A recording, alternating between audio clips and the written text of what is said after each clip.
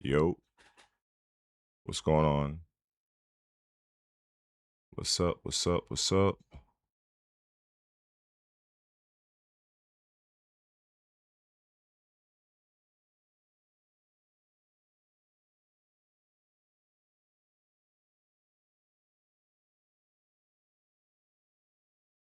Let me make sure everything is straight.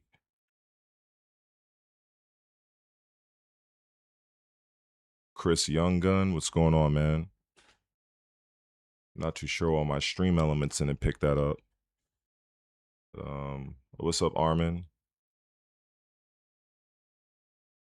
You know damn well I'm not joining no Tekken 8. you can enjoy that. Enjoy it for the both of us. I got a couple other games I wanted to try out, actually. Because a lot of times I've been hearing a lot of controversy around certain games, and I've been having this one on Game Pass for a while because I'm about to lay back in the bed and play, but I just wanted to make sure everything is straight before I get comfortable. You know what I'm saying? Then all of a sudden I gotta like readjust because I plan on talking about things that's been going on with Sony. Uh, man, there's a lot going on with Sony right now. Oh boy, it's actually kind of funny. It's actually kind of funny because for so long it's been mostly Microsoft been like getting roasted by everybody. So it's actually kind of it is interesting that now it's on the other foot now. So that's very interesting to me, to say the least. Let me see. I hope my stream elements gets this. Oh, okay, so my stream elements got Armin's message, but it didn't get the other guy's message. So it's probably because I just activated it. But I did acknowledge the Chris Gunn gentleman. So hopefully now all the messages will go through stream elements, so I can kind of close this. I can close this out, and I can get comfortable and do what I need to do. Bring my stream deck over here. Yeah, let's just do that. And everything should be set up, I would imagine. I gather. Let me. All right. Sometimes you just gotta make sure because you think something is set up the right way, and then all of a sudden you're like, "Oh shit, it ain't working." Oh, okay, so the Xbox is on because right now I just have it on my Stream Elements screen. So I'm assuming my Stream Elements is gonna catch all the messages. So I'm gonna trust that, at least for right now. So yeah, one of the games, so it's this one right here, Echoes of the End. I messed around with it for about an hour, and I heard a lot about it. When the game first came out, a lot of people didn't like it. It had like a lot of issues, a lot of glitches and shit like that. So the developers they decided to enhance the game significantly. So I played it for an hour. I think 2 days ago. It's pretty interesting.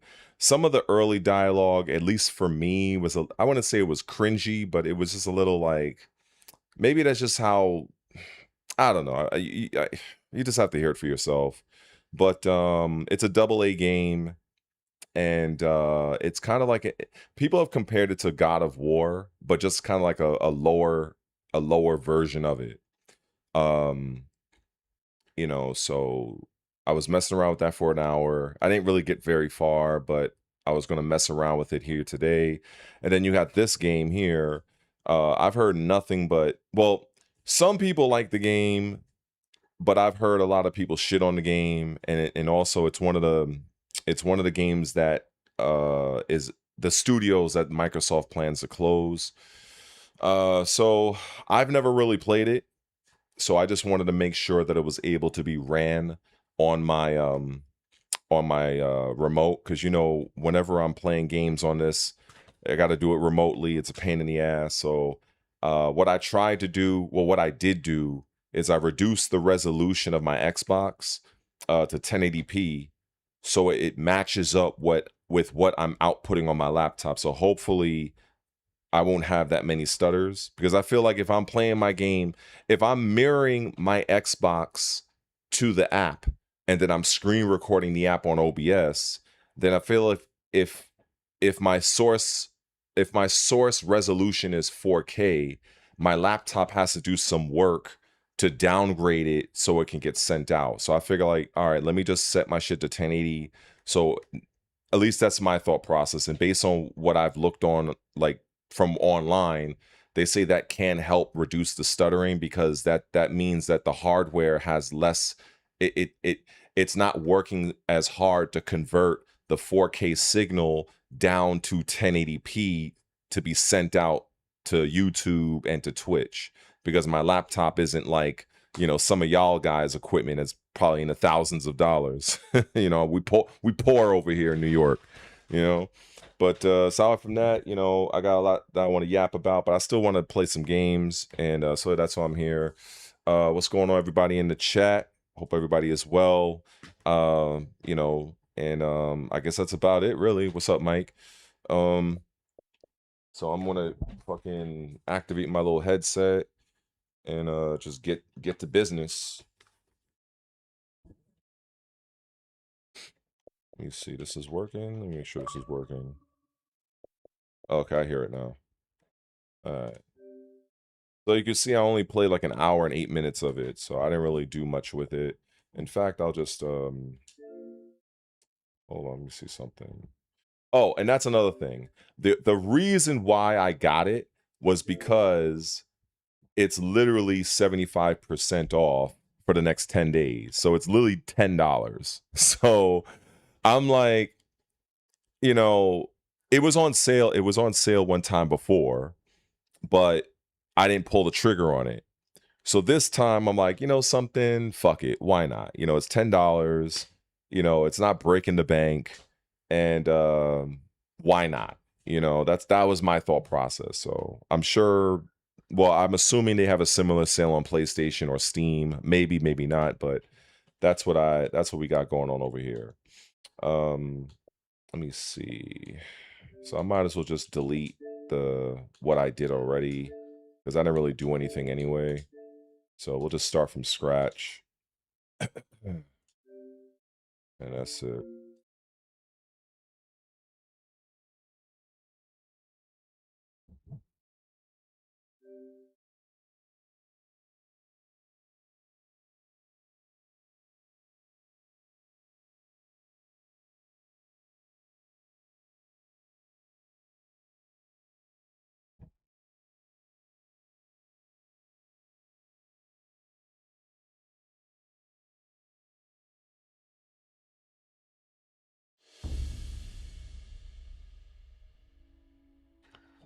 So here we are at the beginning, for those that care.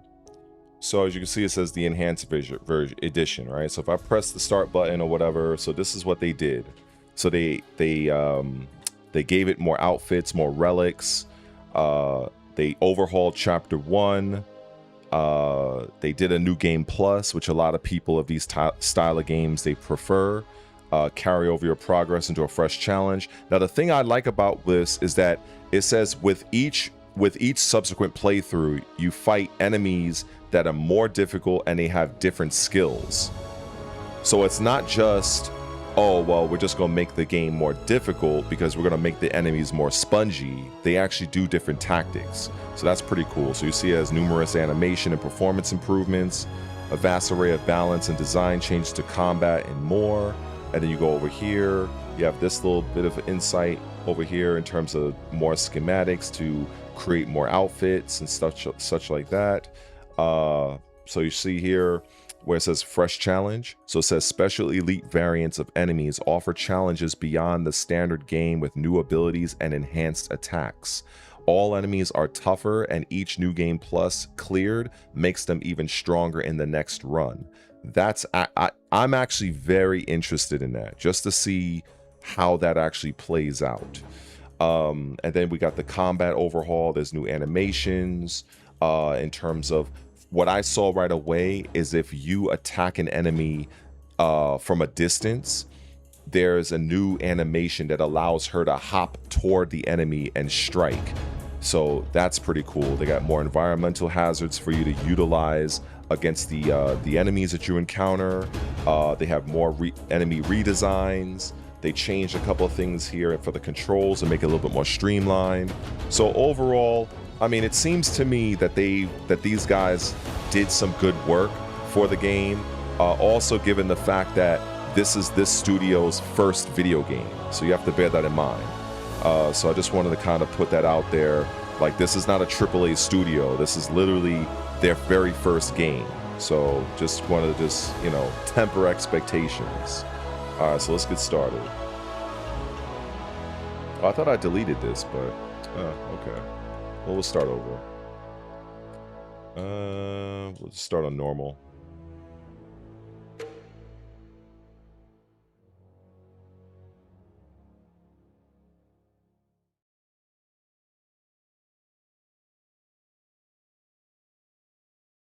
To study our history is to study our failure. I hope the audio levels is fine. To remember, I don't know if it's because I'm hearing it from my headset, so I don't know how you guys are hearing it. We saw the signs.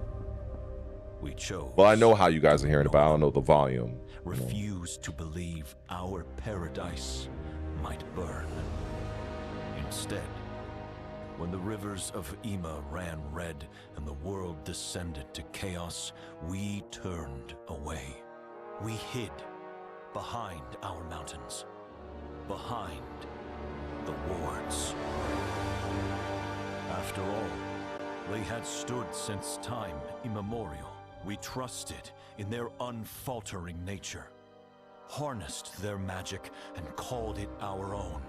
And the wisest men knew they would keep us safe forever. What irony that it should be me who discovered what they were missing. The weakness our old enemy could exploit. A vestige. Oh, cool, cool. Born of that same but bear in mind, this is these guys' very first video game. And armed with a determined will, there is no telling what havoc the vestige could wreak.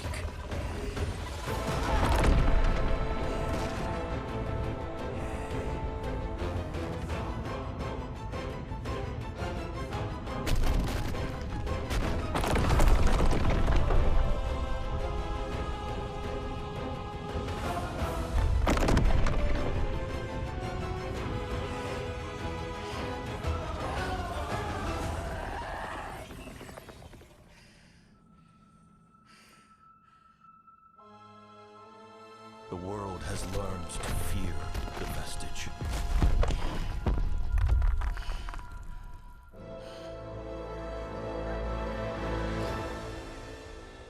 I pray we haven't learned too late.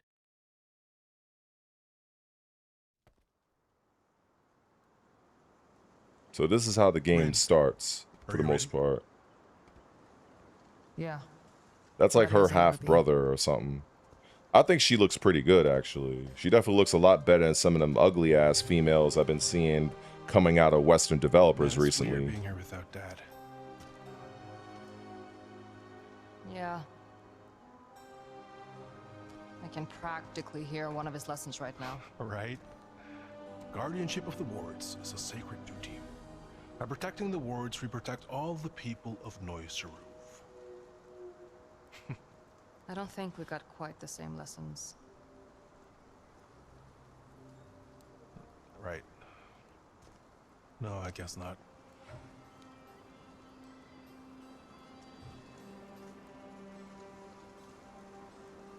So, do you need me to start setting up? No.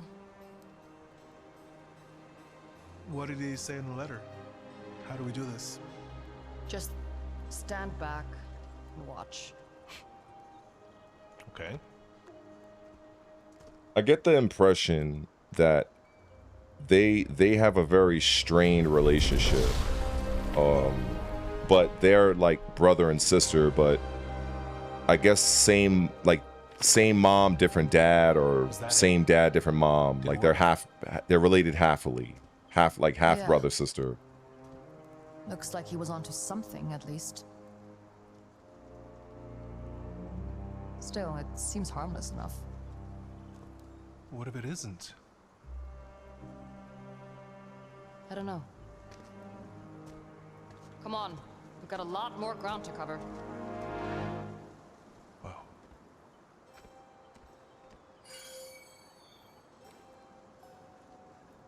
So for me, like the minute I started this game, I really like her outfit. I think in terms of what she's wearing, very warrior-like.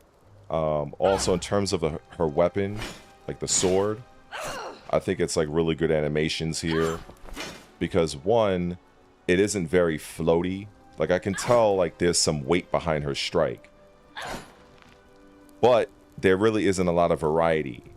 And this is one of the things I talk about with Assassin's Creed Shadows, where you can have your light and heavy. It's just right bumper. But I do appreciate that her final strike is an actual stab.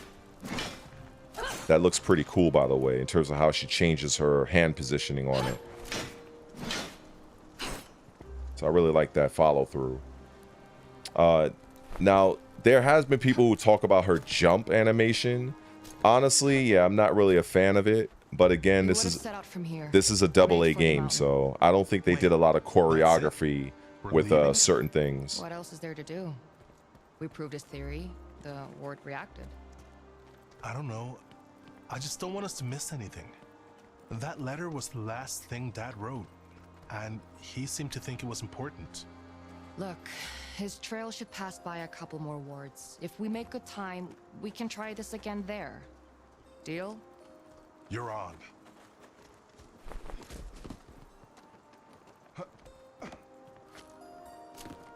Oh, when I did this the first time, I actually didn't make the jump. So the guy talked some shit. Hells. You okay, Rin? I'm fine. Just a bit distracted. So you forgot to jump? It happens, all right? Yeah, sure.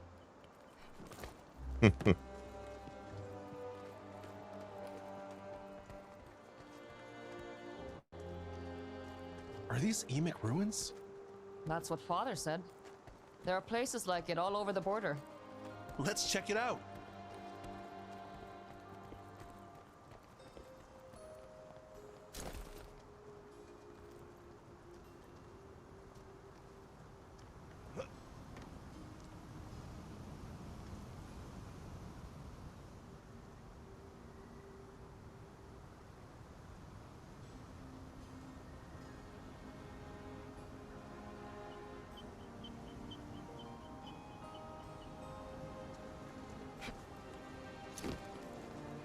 Come on, I want to get to the top. So this whole section is like a glorified tutorial, basically.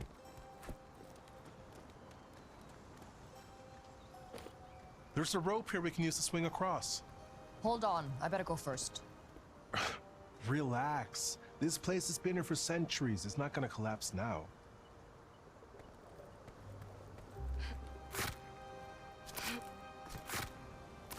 See? I told you it was fine. You were right this time, but you only get to be wrong once.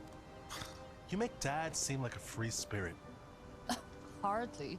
He just went easy on you.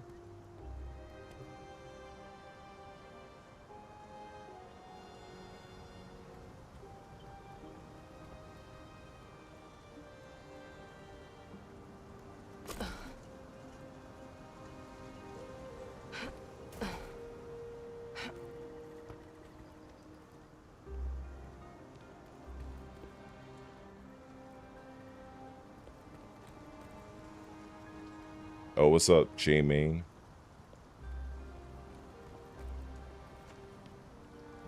Did you and Dad put up these walkways? No? Can you imagine him making anything this shoddy? The man would have been out here for months with a yardstick, making sure it was all symmetrical. Yeah. Guess I thought the aesthetic might have been your contribution.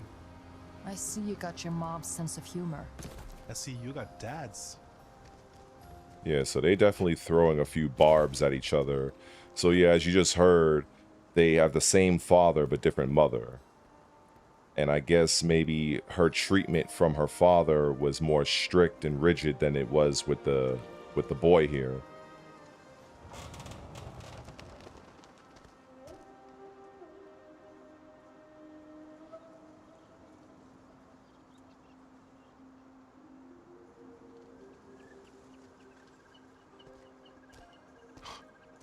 Whoa, There. That's the next ward. what a view. I don't think I'll ever get tired of this. Give it a few years.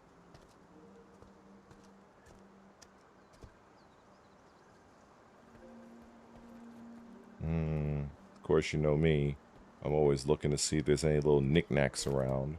But ultimately, you have to So, go through all these of years, this. Dad really never talked to you about his research? No. We were here to keep watch over the wards. Anything else would be taboo, especially for a vestige. This is the first time I've touched one. That's crazy. I always thought that was the reason he made you his apprentice. Let's not kid ourselves, Core. You just wanted me out of the city. Away from you and your mother. I mean, yeah, I guess. But it still could have been part of the reason. Yeah, sure.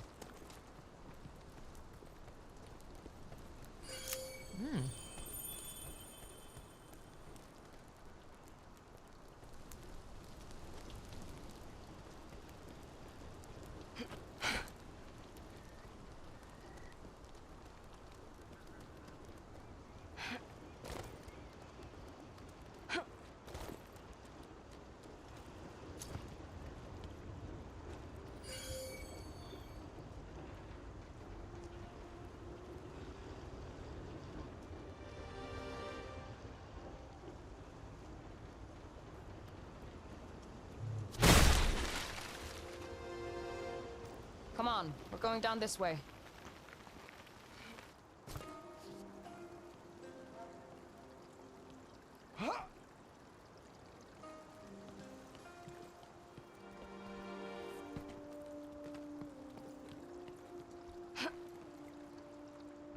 Is that a campfire? That's strange. This doesn't seem like a hunter's camp. It looks recent. What was I doing again? I fucking forgot. I think I gotta go on the wall, right? Oh, okay, that's what it was.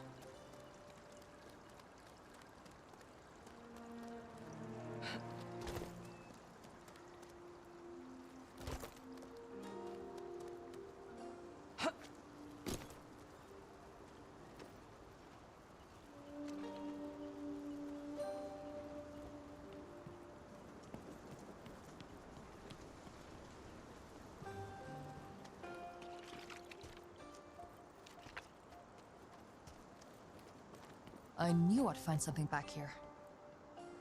So did I. My father wrote this.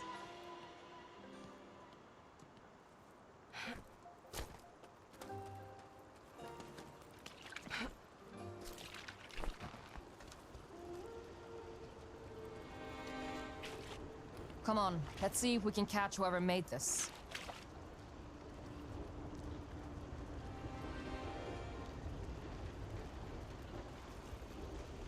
Whoa. What are these things? Emic Waterworks. Follow my lead here, okay?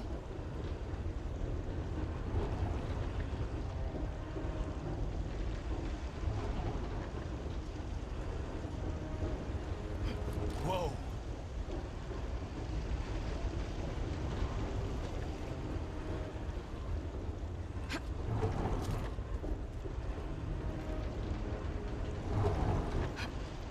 I thought you said we had to be careful. Pretty sure I said you.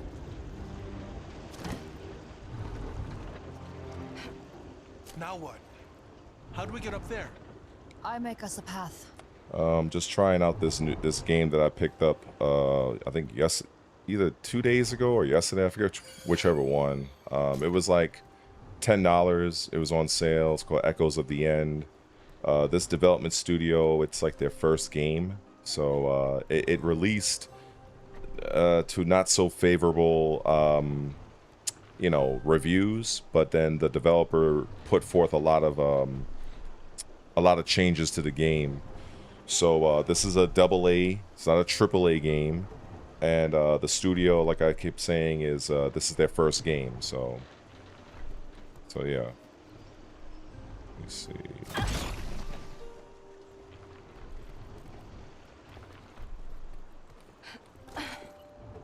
And then also on top of that, there's a lot of news coming out of Sony that I'm probably gonna get to probably later on. You make this stuff look easy. I had a very demanding teacher. I don't think Dad could have done that.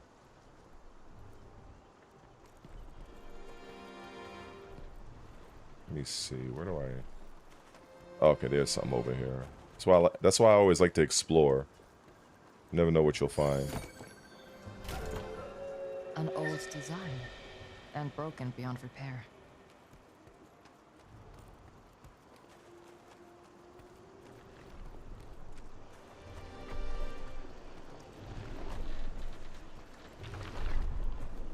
Careful here. We'll have to jump across at the right time. What does this machinery even do? Knock out unruly teenagers, mostly. Oh yeah? Speaking from experience? Call it prescience.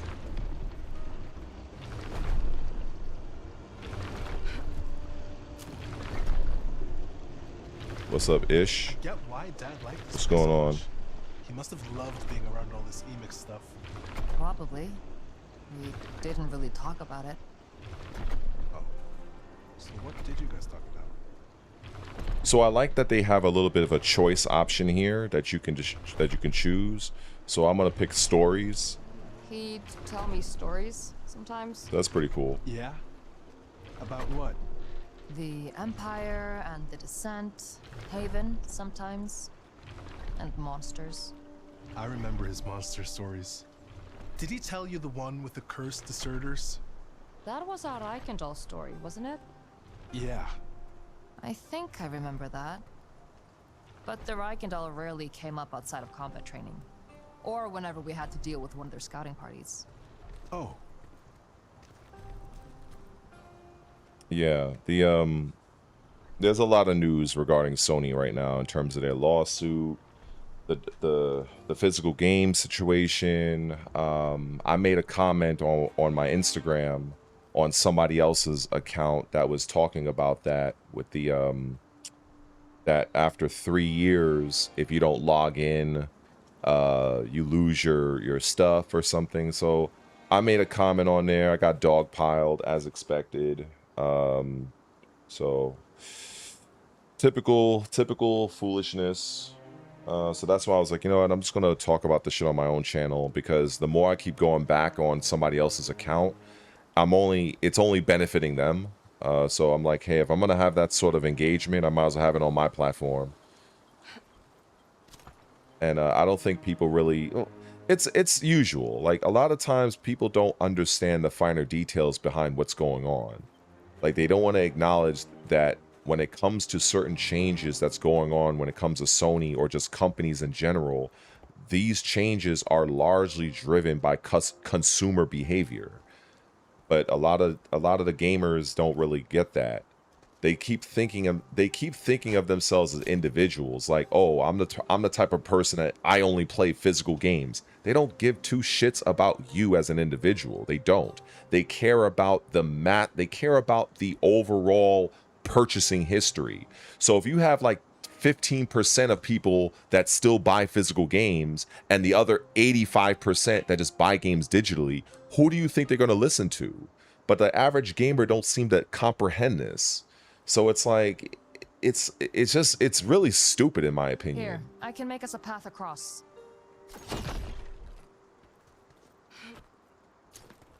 It's like, facts don't care about your feelings. Like, I understand some people like their physical games and they want to act like it's still the 1990s and the 80s, but that shit is over.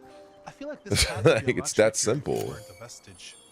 I think most rangers are fine with that trade. Those days are over. That's like wishing Blockbuster was still around. Like, times change. Times change. You ain't gotta like it. You don't have to engage with it. You can quit gaming. But at the end of the day, these things are gonna happen. And now the only way you can stop it is by changing customer behavior.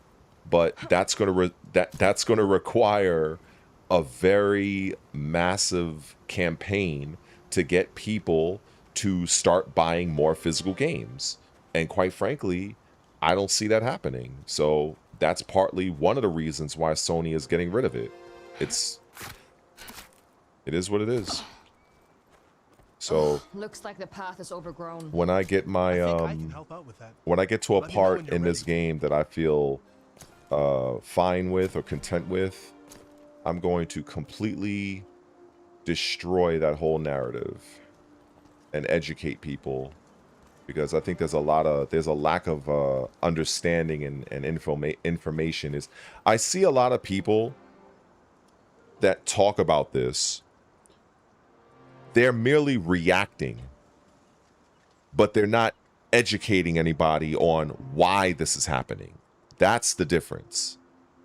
Like, all I've been seeing from other larger YouTubers where they talking about this, they're having this fake outrage about it, but we're not going to look at what the data is showing across the world, let alone the United States, that literally, like, if you're talking about 10 gamers, maybe 2 out of 10 are still buying physical games. But we're not going to talk about that, though. So, but that's, you know, but I'm going to get to it. I'll get to it. Light it up. Got it.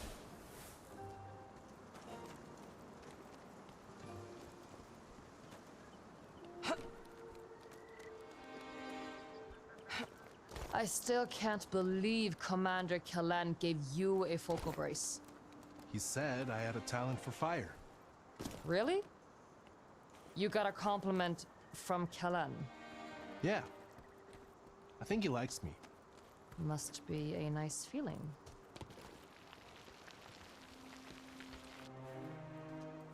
It's getting hard to see the mountain. We'll want to get back up to higher ground.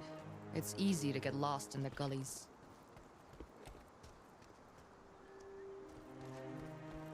Anyway, I would definitely say so far, I like this game so far, but, you know, I haven't really gone anywhere, but so far, so good. Look, we can climb up there. I've definitely gotten past this part. I'm playing the game over again. But I did have a combat experience, and it was pretty cool. I'll just help you out. You know I'm not going to take your hand. Come on. It was one time. You can barely even see the scars anymore.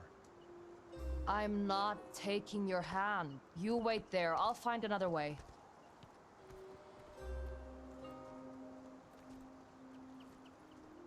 I think if this studio gains a little bit more experience, has more money, more resources, if they stick with this style of game, I think in the future, I think they'll definitely do better.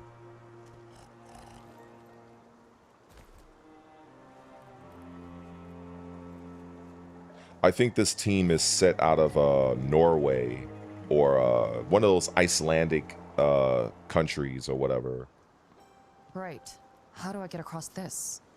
Now, when I got here, this kind of stumped me for a little bit, but I kind of figured it out after a while. See how long it takes me this time. Let's see.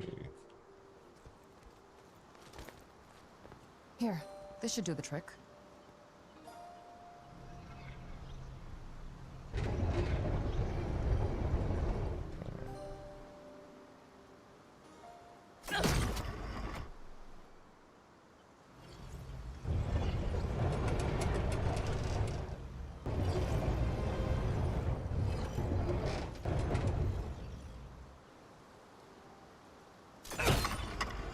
There we go.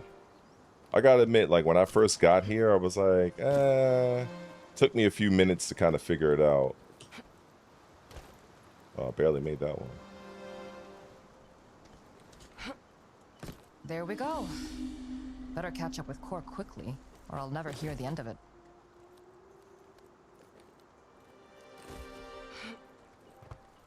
You doing all right down there? I'm fine. Suit yourself. I'll meet you up ahead. Don't go too far! That kid's gonna get himself killed.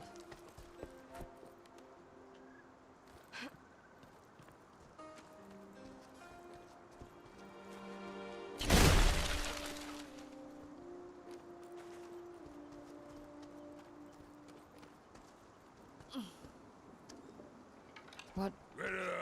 Hells. Rin! Watch out! Get ready.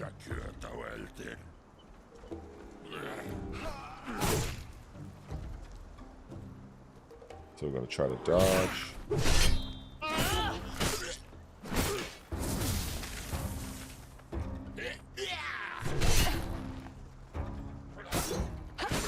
So you see from a distance she attacks. So if I go here, or not. There you go. She has that jumping attack.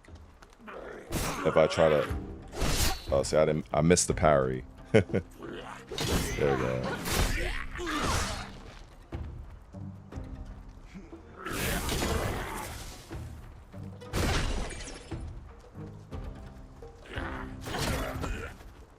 So you can like move these guys into things.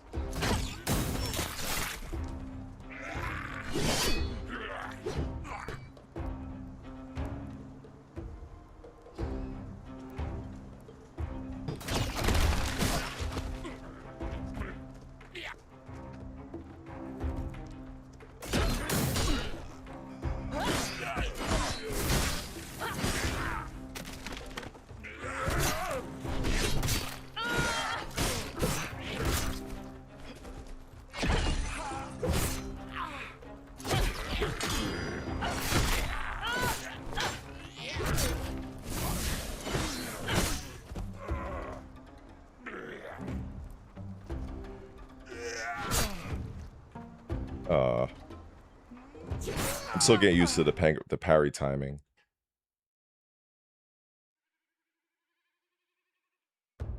So that was like my second encounter from like the first playthrough I just did, like yesterday.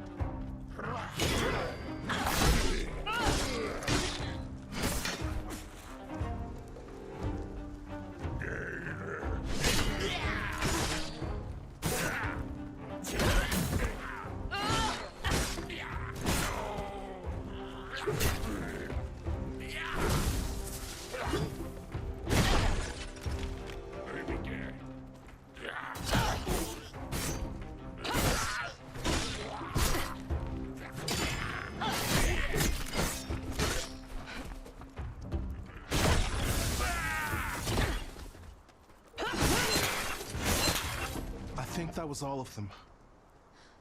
There'll be more. They're moving packs. Reich and all colors. What are the Dulsmen doing out here? I don't know. Another thing to worry about later, I guess. Oh, there's definitely a lot going on when it comes to Sony, that's for sure.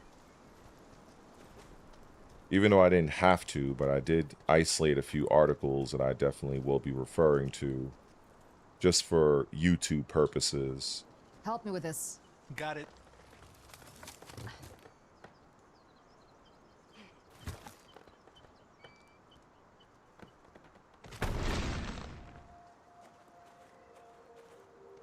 Let me see. Is anything over here? Alright. There's something over here. Okay, that's too far.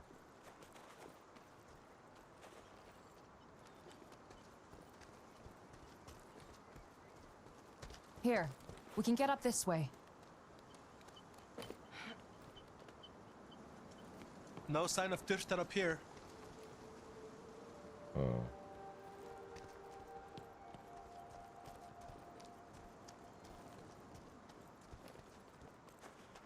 Up ahead. What is that? A cairn. Let's make a quick stop.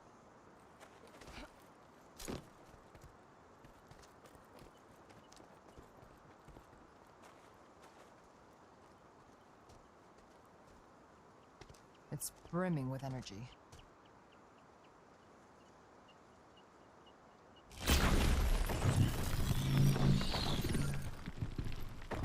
That's better. Look, we're pretty close to the ward. Good. We can rest there if we need it. Now come on. We got Dyrtar to hunt.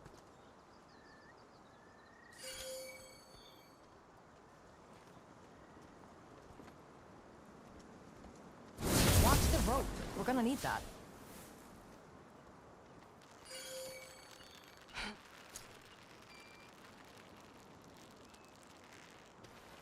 Looks like we found them.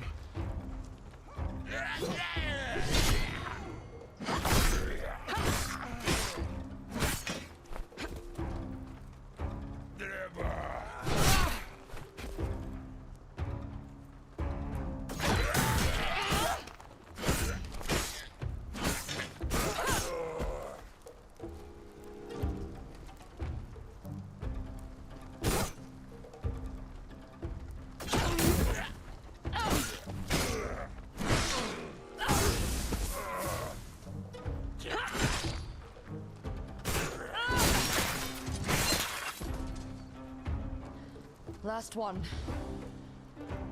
How you holding up? I'm okay. Didn't Dad always say this wasn't an exciting life? It has its moments.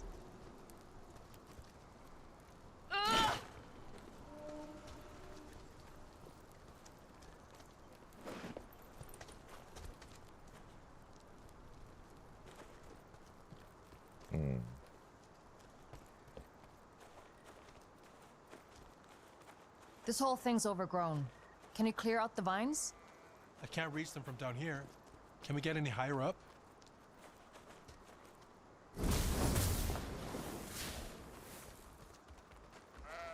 I can light this torch for you. Does that help? Yeah, go on. I've got an idea.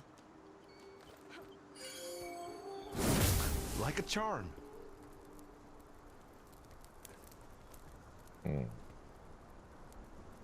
Oh, blasting. Oh, okay. That's interesting. Is that what I had to do? Oh.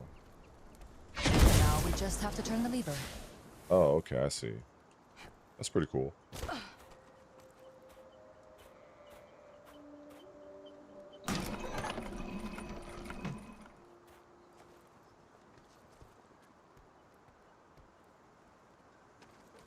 Shouldn't we try to figure out why the Dyrtar are here? I imagine something bigger drove them out of the hills. Anyway, we have other priorities. But they're a threat to the wards, right? Don't be stupid. Those things are impervious to just about anything. Dad didn't seem to think so. Core, they're Dyrtar. I don't think they can even be vestiges. Whatever. I'd still rather be stupid than wrong.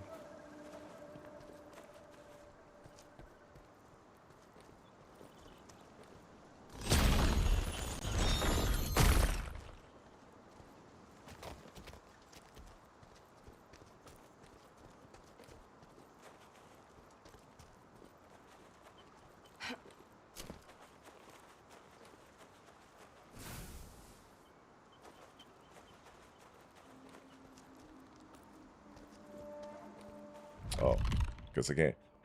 Guess I couldn't go that way. Alright, let's see.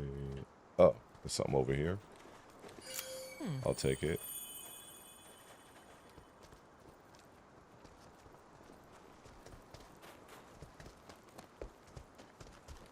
Hells, more vines. It's been too long since I made this patrol. We'll have to burn them down.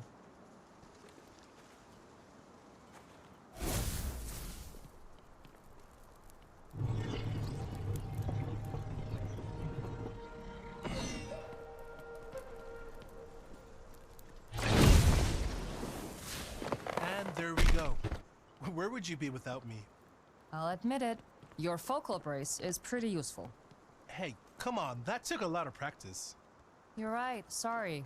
I really appreciate your talent for arson. Thank you. That's all I wanted to hear.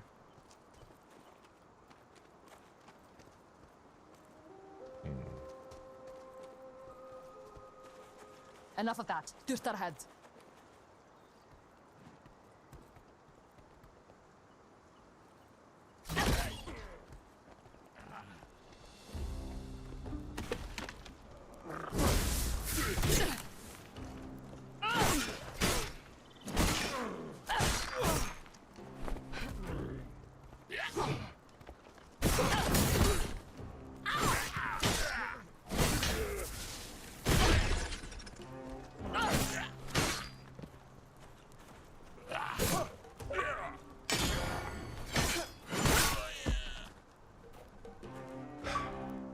Guess we're still on their trail. Let's try and Yeah, keep it buddy. that way. Come on.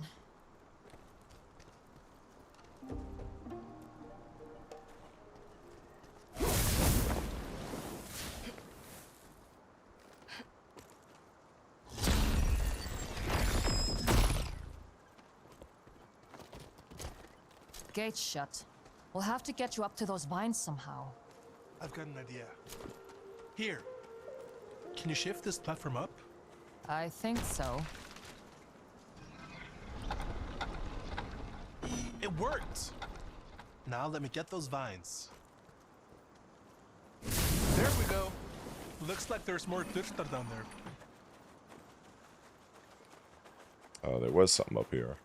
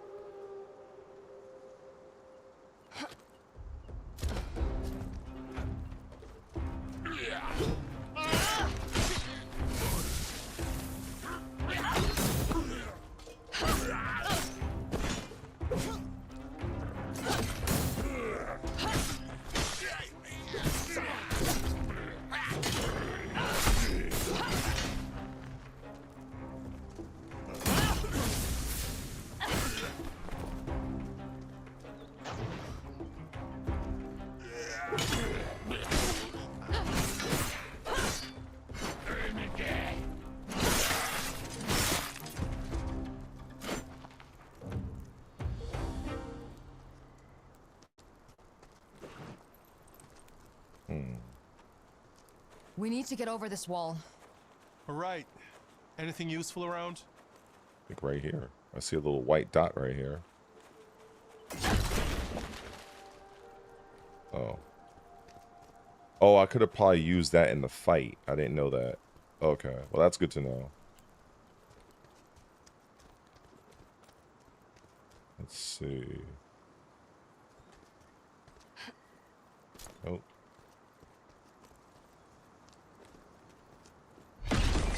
Oh. Oh. Hold up. Oh, there we go.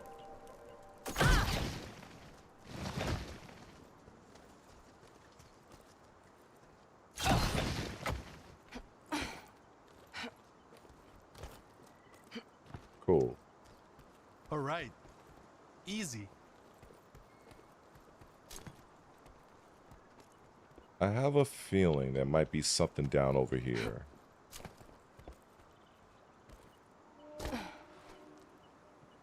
Okay, there is something over there.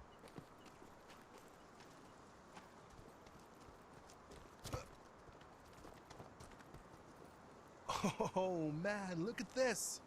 I know I said it, but I really get why you and Dad spend so much time out here. It's beautiful. Yeah. It's hard to match. You really like it then? Being a ranger? I like it fine. Sure. Good. That's good. What's on your mind, Cor? Just... You never came back to visit. With Dad.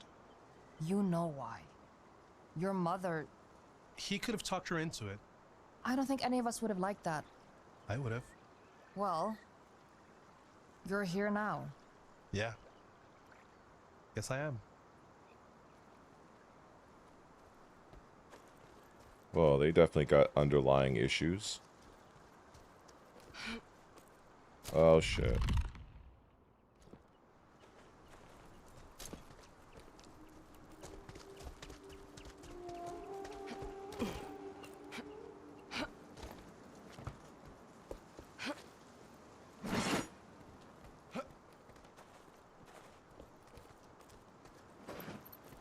another bridge.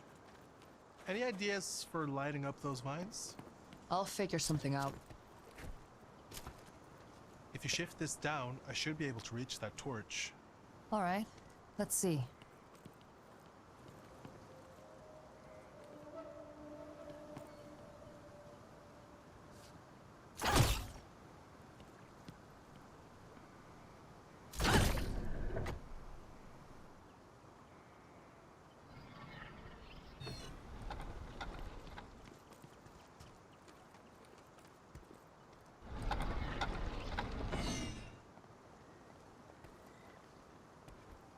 Okay, you ready?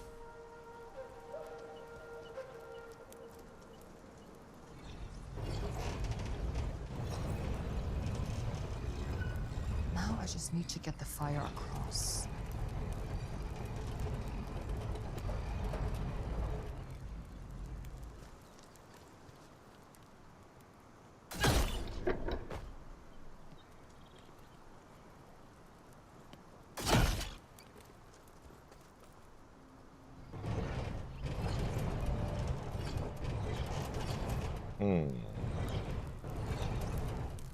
Let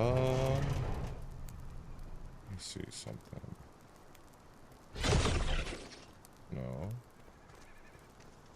I thought this would have done it. Oh wait.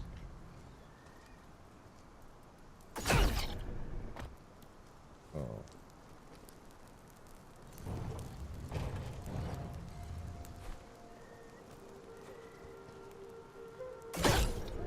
That's it.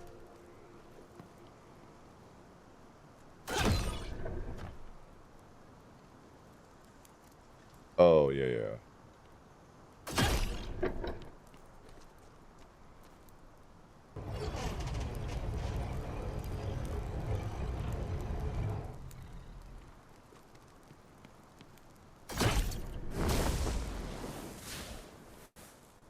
Got it. Nice. That was decent.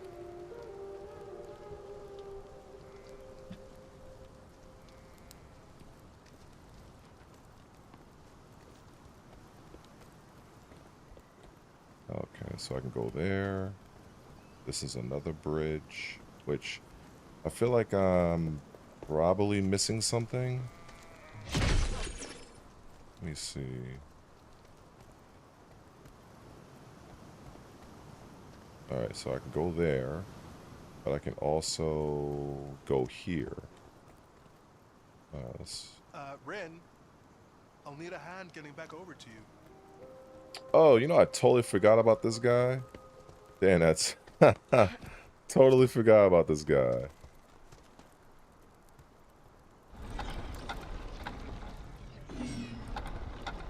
Wait, where is he? I don't even see him. Is he on the platform, or...?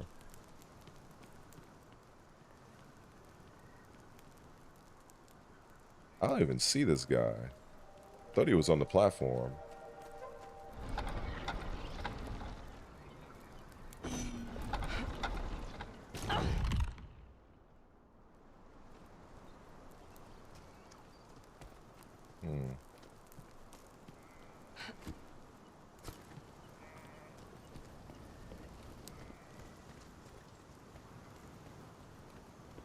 Oh, okay, so I have to do this first, I guess.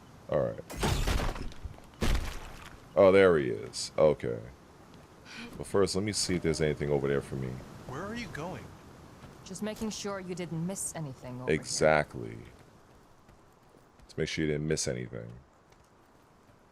Like up there, probably.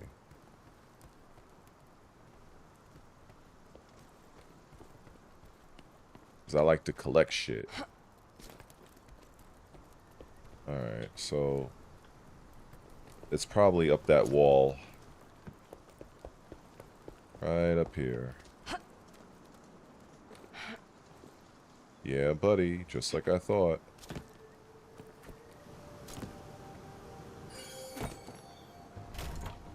here. Gotti. I bet Kor's mom would love this.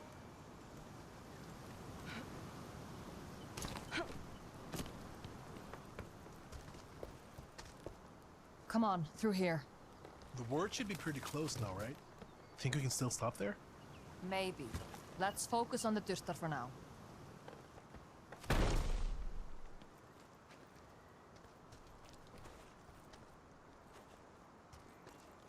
More of them up ahead.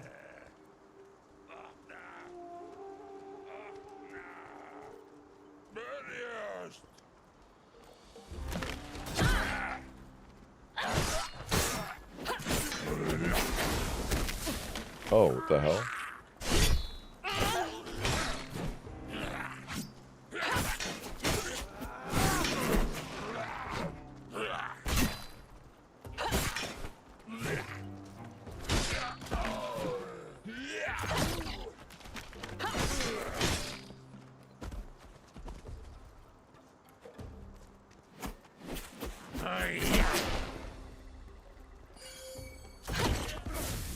I'm gonna try to get this guy on the spikes.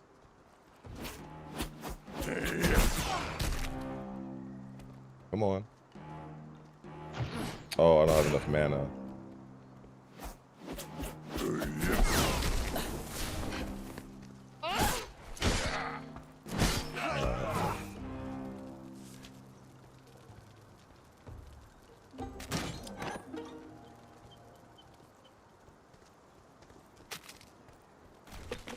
That's the reason why I didn't just go for the health pool right then and there, because I was already at full. So now I can go back and refill my health now after the battle.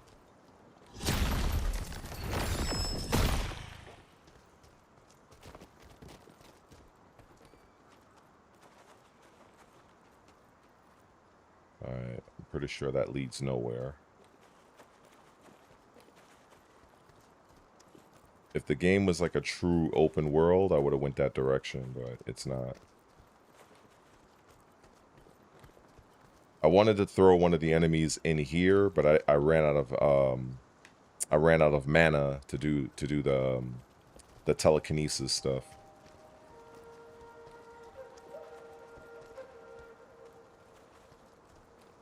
I think the war is just around the corner. Come on, let's go. Oh, okay. See, now I didn't know that they had another health thing here. So, if I knew that, I would have probably just used the one before the fight, but I didn't know.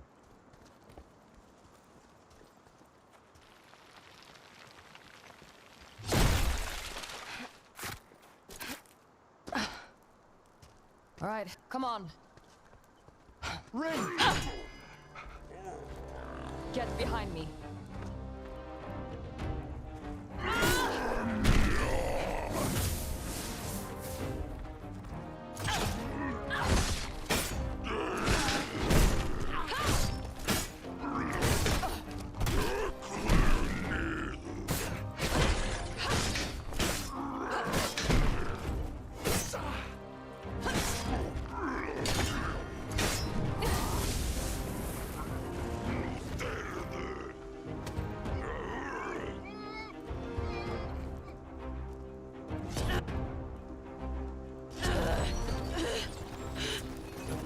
Oh shit.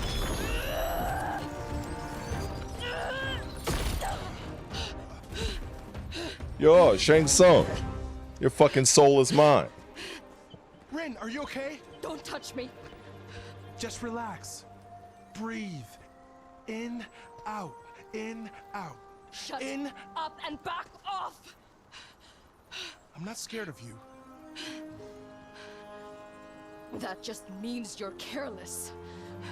Didn't that teach you anything? I'm sorry. Well, hey, look, no scars this time.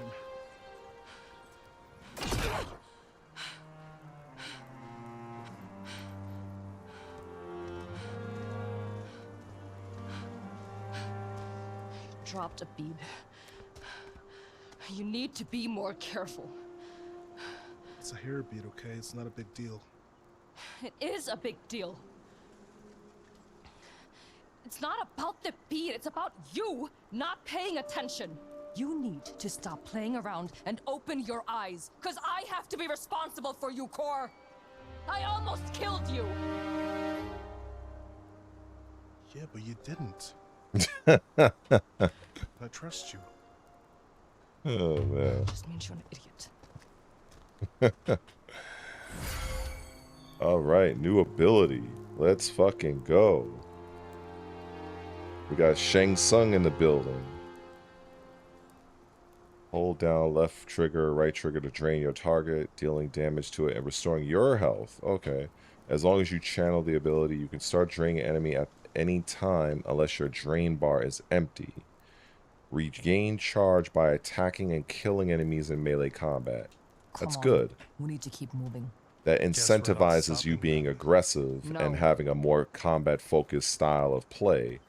Another game did that, which was Rise Son of Rome, the PlayStation fanboys that completely destroyed the game back in 2013, where in Rise Son of Rome, if you wanted to actually heal yourself, you can build up certain meter based on how you take care of the enemies through death, through parrying, and stuff like that. So it wasn't just like, oh, okay, I'm just going to activate a random item or a potion. No, you have to fucking fight, kill, regain resources, and then you can spend that resource on getting your health back. So I actually like that.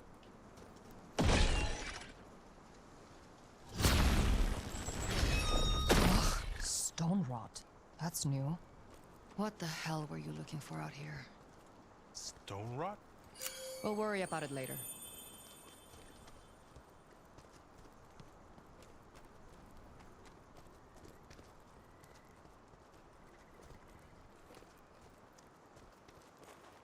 Okay, something else. New puzzle. Yeah, the game has quite a few little environmental puzzles in it. Obviously, I need to bring this over here.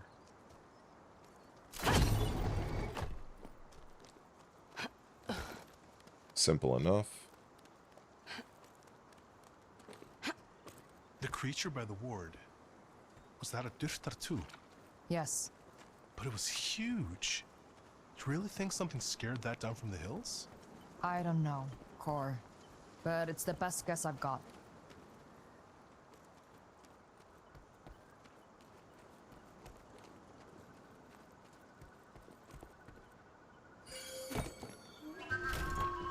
Why did he leave these here? Huh. Okay. This whole section would be a great demo, honestly. It just feels like a demo right here.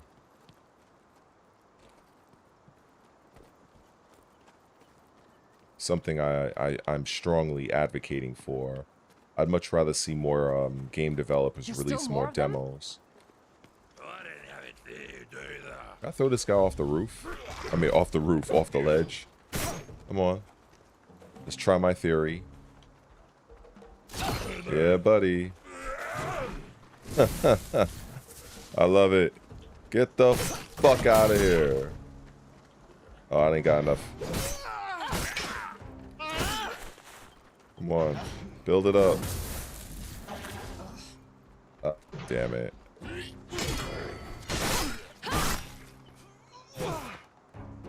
Damn. Well, at least I got one of them off. Alright.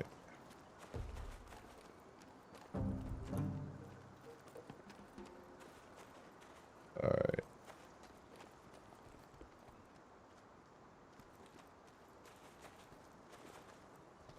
Oh, okay, so I have to go this way then. I'm always on the lookout for, like, items and trinkets.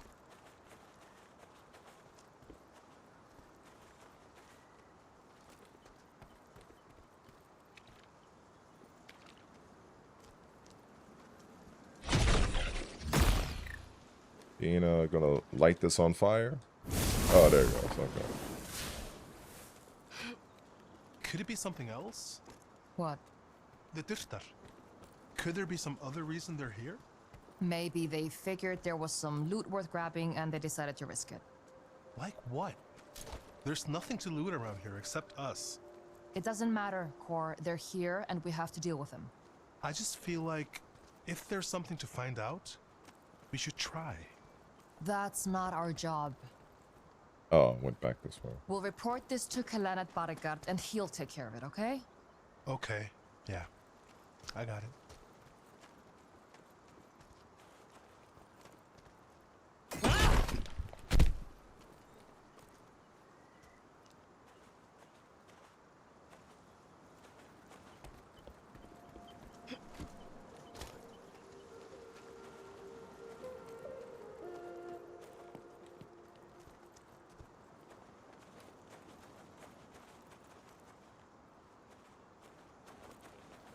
You know, if I was a developer, I would have put something back there.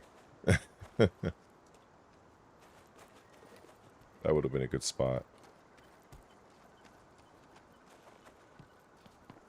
More health. I guess I'm about to fight something since they put a health thing over here. Yep.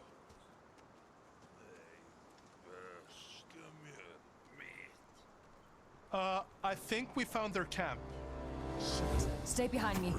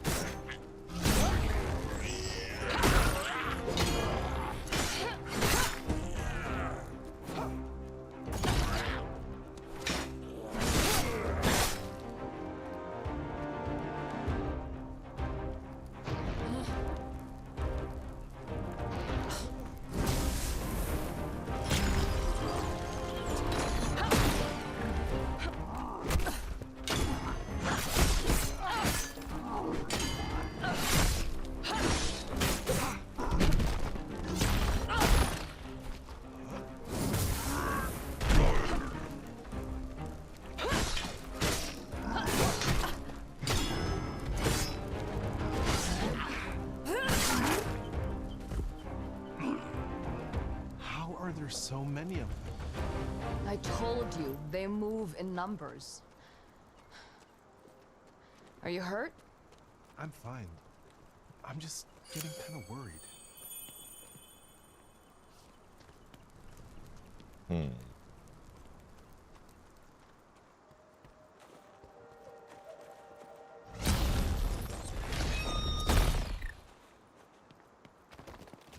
Having second thoughts about the ranger life?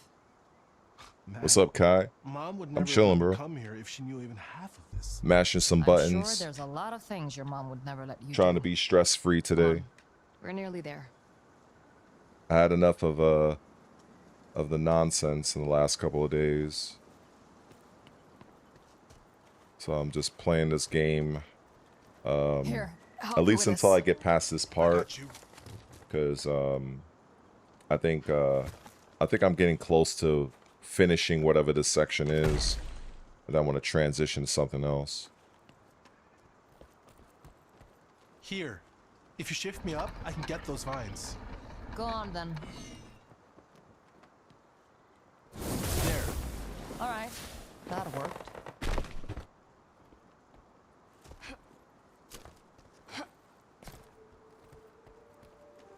You planning to stay up there?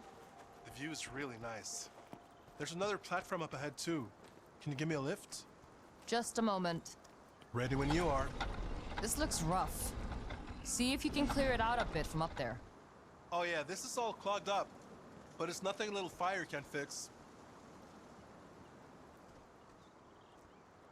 There. Platform's moving. Good. Great job, Core. You really outdid yourself there, Core. All right, it wasn't half bad. For an apprentice, anyway. Huh.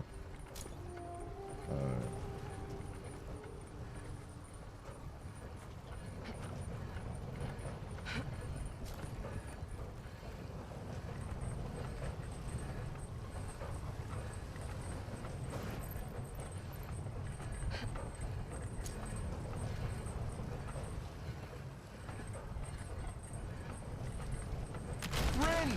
Watch out!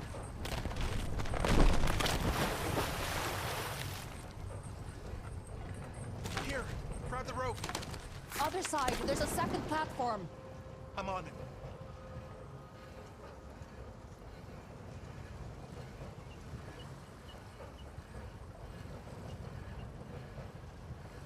Got it.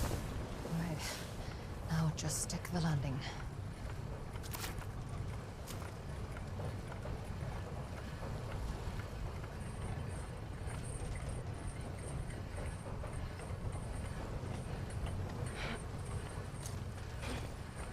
You did it. That was awesome. We got lucky. But thanks for the help. Did you and Dad ever have to do something like that?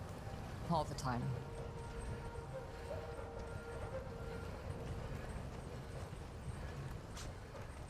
Dad's stories made this life sound so peaceful. Now I'm starting to think he just didn't want to worry my mom. It is pretty quiet. Most of the time. But then you get days like this. And days like when he died. Yeah. How did it happen? I'm not sure, honestly. When I found him, he... You know... I'd rather not talk about it right now. Not out here. But we'll talk when we get there. Yeah. Okay. I'm sorry, by the way. About what happened at the ward. I won't screw up like that again. You're fine. Let's just finish up the last of this track. Yeah. Oh, I think I got him this. glitched up. Oh no. Let me see. Oh, okay. Because he was like stuck up there.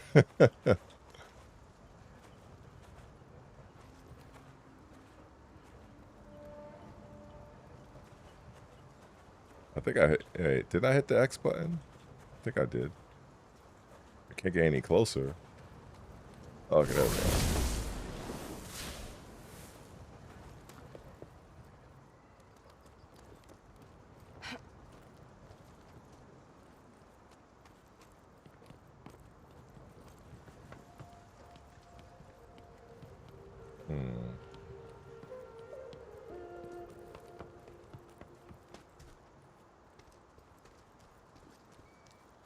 Let's climb up over there. It should get us a good view of the area. Sure. You go ahead. I'll be right behind you. Ren? Is that the way we should be going? It's a way we could be going. It'll just take a minute. Oh, okay. So this is yep, I see. Another treasure chest. I love finding shit. Yeah, buddy. I wonder how many people missed out on this. This is fascinating. Never seen anything like it. Anything else? Probably not. Alright. On the way back. Wait, can I get back from here? Oh, okay. Oh, I see. I have to go a different route, I think. Yeah. I need elevation. Alright, I'm good now. And to go back where I should have been.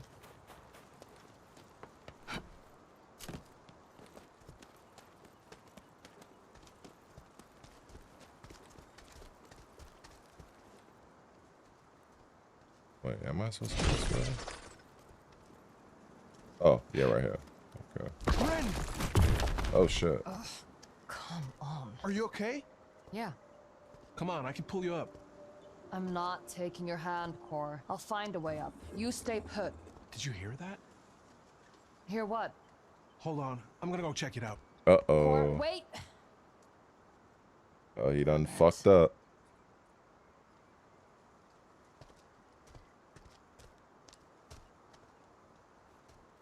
Guess I'm going the long way around.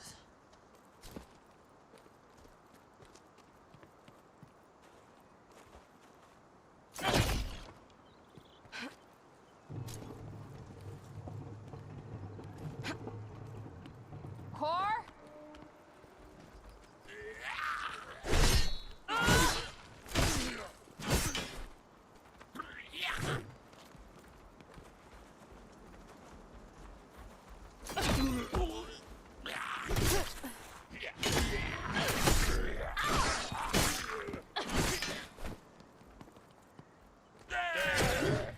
Oh shit, I fucked up.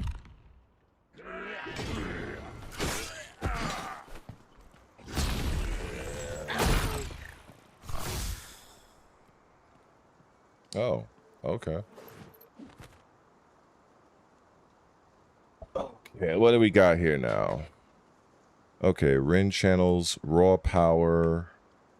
Wait a second, let me check this out. Raw power through her body, expelling it in a powerful heavy attack. Heavy attacks can also be used to clear certain objects, obstacles, I mean, such as vines. Okay, so, oh, so, because I was wondering, like, am I going to get, like, some other attack? Oh, okay, that shit looks badass. A rending arc. Oh, okay. All right. Rin shapes the energy she channels into her heavy attacks, creating an arc of force that travels a short distance forward, damaging all enemies it hits. And you have what is this? Kinetic Rin regains mana when she. Oh, no, I definitely would need that. Definitely will need that. Okay. All right. What about this? Rin regains mana whenever she perfectly dodges an attack. Oh, that's good. Oh, okay, that's cool. Ooh, that looks nice. Roll and Rage. Rin performs a series of strikes culminating in a spinning attack that hits all enemies around her twice. Oh. So, right bumper, hold it down. Oh, wow. Okay, I like that. Sundering Strike. Rin performs a series of attacks that culminate in her sundering the ground in front of her and sending out a powerful shockwave towards the enemies. Wow. Shatterpoint. Rin performs a series of strikes culminating in a powerful thrust that explodes on contact. Oh, I like that. Oh, she could throw her sword? Oh, that's godlike. Okay. Interesting. Okay. So right now I can get this one, though. Alright. Oh, so she has different things here. Okay, okay. Technique. Her powers. Interesting. I know, so we got endurance. Wow. Oh, I could do companion stuff. Okay, this is pretty cool. Alright, alright. Got different powers. Projectile redirection. Ah, that looks cool. Alright, alright. Brutal impact. Successfully shifting an enemy into objects on other enemies now deals significantly more damage. That's funny. Focus blast. Okay, so we improved the... So I already have that. It just makes it better. Ground slam. Oh, we got some Ermac shit from fucking Mortal Kombat. Yo, look at Ermac. Yo, shout outs to Ermac. I can't wait to unlock that one. Forceful repulse. Oh, fuck yes. Wait, when Rin shifts a target toward her or successfully parries an incoming attack, she can immediately follow it up with a blast that consumes no mana. Oh, hell yeah. Vortex? Get the fuck out of here. Oh, wow. Nah. Ha! Oh, that shit looks godlike. That's some fucking Star Wars Force Unleashed type shit. Ah. Damn, that looks good. Okay, okay. That looks pretty good. That looks pretty good. Yo, you see that? You see that Ermac shit right there, yo? Yo, that shit look godlike. Bro, look at that. Oh wait, it was this one, I think. So I'm wondering, like, you could probably do that if, like, maybe like you could probably send them out of the fucking out of the out of the stage, but off the like out of the fucking world and shit. That's pretty good. Yeah, so I'm doing real good trying out this new game. Well, it's not a new game, but it's new for me. So let me try out. Okay, this is the heavy attack I just unlocked. I would say the sound effect is not that great. Yeah, I think they're missing some sound from this. It's almost like it mutes, so I'm not too sure what's up with that. Yeah, I don't know. I think they messed up on that one. There. Who needs fire anyway? All right. Like I've been saying, this is a AA game. And this is the studio's first game actually. So Core! I think Where the hell is that kid? all in all, I think it's pretty good. I think they did a decent job. I mean, especially now since this is the enhanced version. So the version of the game, when they first released it, it had a lot of issues with it. A lot of people were bitching and complaining, and so the developers, instead of giving up on the game, they actually went in and addressed a lot of the issues and fixed several things. But of course, nothing they were going to do at their level is going to make it perfect or make it like a AAA experience, or should I say a good AAA experience. But I think given the fact that, you know, this is their first game and all, you know, I'm letting a few things slide.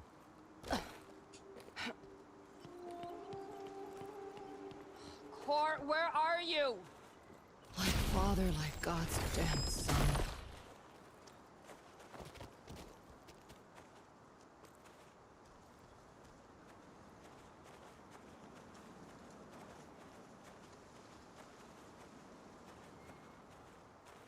But I can definitely tell you, like, I really like how she looks. I like what she's wearing. She doesn't look like... I like the fact that she doesn't look like she's about to go on the Vegas Strip at like 4 in the morning trying to make a few dollars. Like, she actually looks and dress like she's like here to fucking go to war. You know what I'm saying? Like, I'm not a fan of... Like, if she was running around in a bra and panties, I would have like... I'd be like, it's kind of stupid. You know what I'm saying? Like, this ain't volleyball. But like the fact that, you know, this is kind of set more in a Norse mythology, or not mythology, but a more of a Norse era. You know, I feel like this makes sense. And also the character model, I mean, I feel she looks pretty. You know what I'm saying? She definitely doesn't look like that ugly ass bitch from Star Wars Outlaws, you know, so I'm glad of that. And so yeah. No, it's not, you know, it's not a curiosity. I think that a lot of the AA games, I just think, well, scratch that. I think that the AAA games, I think they're falling short. I think they're AAA in terms of the company that makes them. Like if Capcom makes a game, Namco makes a game, you're gonna assume it's gonna be a AAA experience, but that's not always all the time the case. Sometimes you can have a smaller studio that puts together like a really passionate effort and a really quality game, and they may not have the polish of a AAA experience, but the game itself is you know, it actually can be better than the quote-unquote AAA game. Sometimes you can have yourself enjoy these AA games more than the so-called AAA. Son of a... Oh shit! Get mauled. Oh boy, wish me luck. Come on, so let me see what you got to do. All right, so we know that's an unblockable. All right. Unblockable.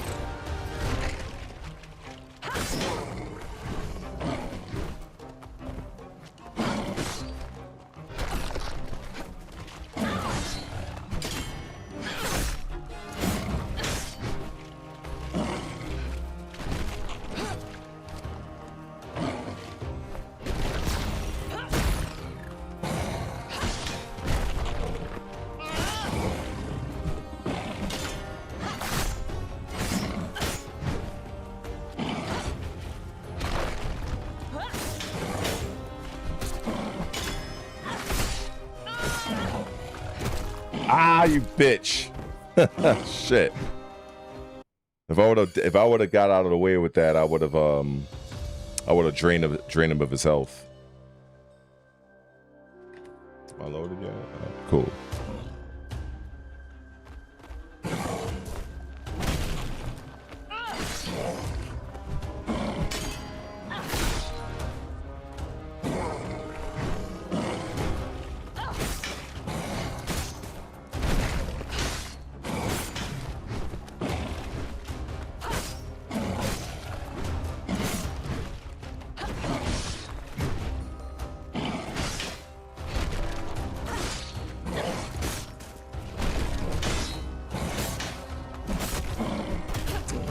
Oh my god, that's awful.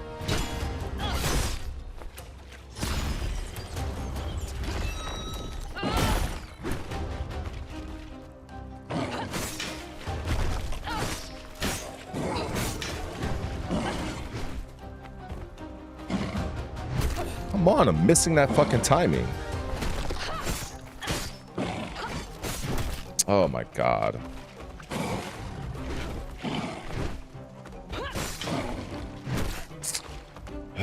That's such a weird strike.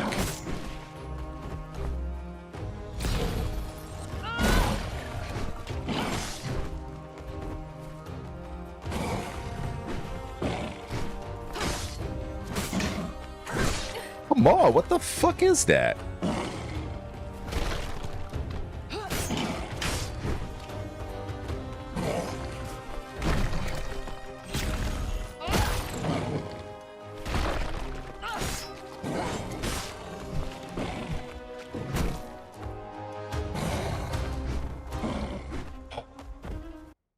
Oh my god, this is embarrassing.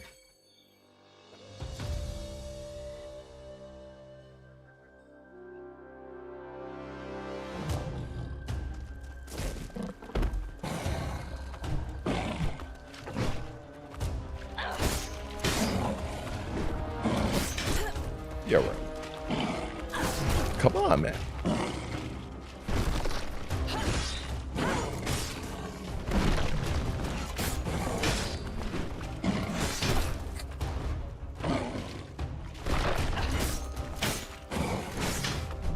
Yo, why am I not fucking parrying that? Oh my god.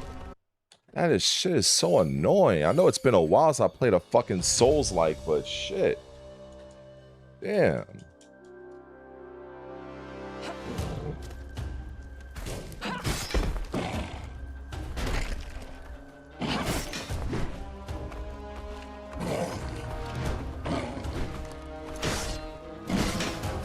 Thank you. The fuck?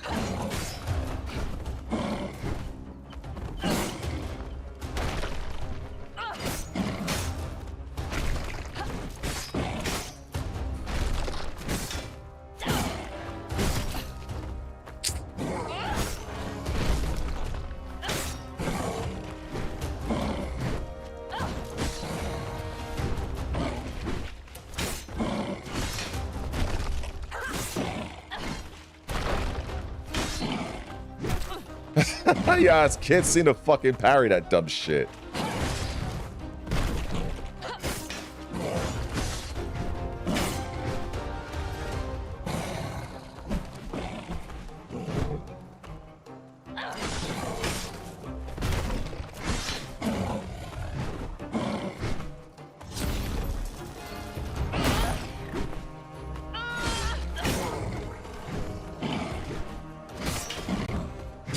Thank you, man.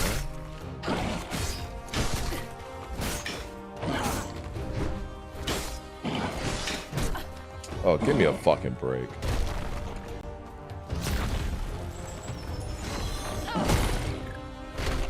We're gonna try to make sure I parry this dumb shit. Thank you. Fuck out of here. All that shit. No sign of core. Oh, you could bet your ass I am completely editing that shit. Didn't go. I am editing that shit like a motherfucker. You can bet your ass on that one. Fuck that. Because that little attack was annoying the hell out of me. I'm like, I know I'm hitting the fucking button, but it's like I keep getting hit by the shit. Oh man. All right, what the hell is this? Oh, I could have. Oh, see, first, and again, this is my first time fighting the goddamn thing, so I didn't know I could have used this to like throw. I could have like thrown things at him. See, I didn't know about that. All right, that would have probably made the fight a lot easier. There's another one right here. There's another rock. Yeah, so I could have just done that. All right, well, shit. Yeah, I shouldn't feel too bad now. That's probably what people do. They probably just ran around the ring and just chuck boulders at it and took like massive life. So that's probably what people really did. There's another one right here. Oh yeah, I'm pretty sure they hoard that out. All right, well, you live and learn.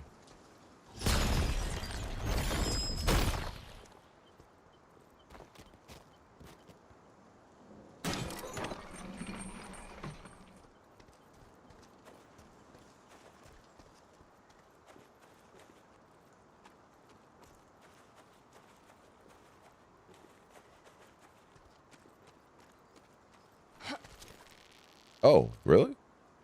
Oh, okay, that's different. That's cool. I just hope Core found some other way around. I don't think I ever recall having to do that in a game before. I think the closest thing I remember is maybe being on those things where you're gliding down, but you're standing on them. I remember doing that in Ninja Gaiden 4, but not like sliding down like with your arms. I don't remember that. It's pretty cool.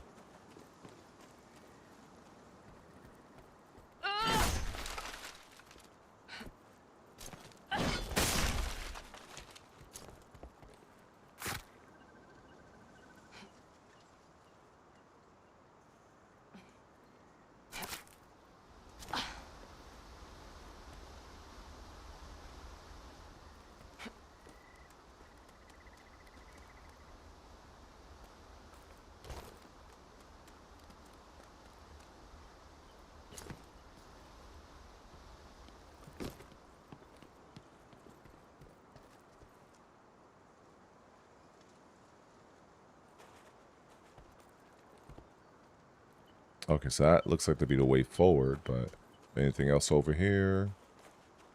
Nothing, nothing, nothing, nothing. Maybe over this way. Nope.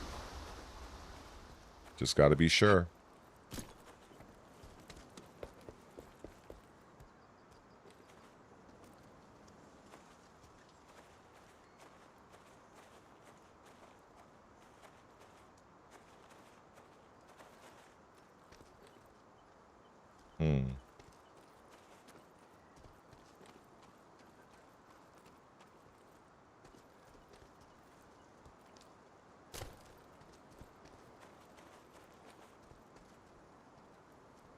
Okay, well, she's getting close to this giant blue spire. Core?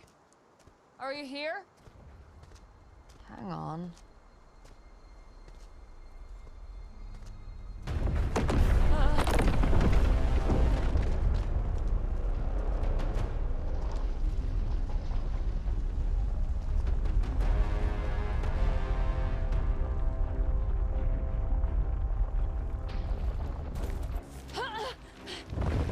What the hell is happening?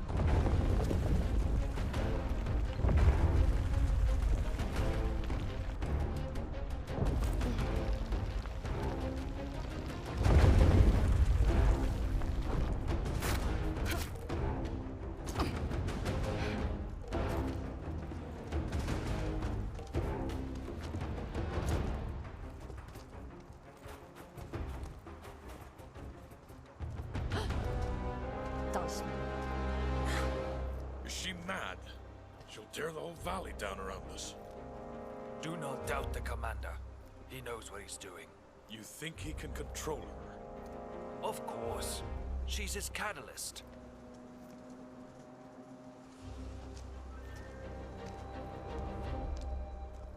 Ceruvian! Killer! You're on the wrong side of the border. Oh, shit.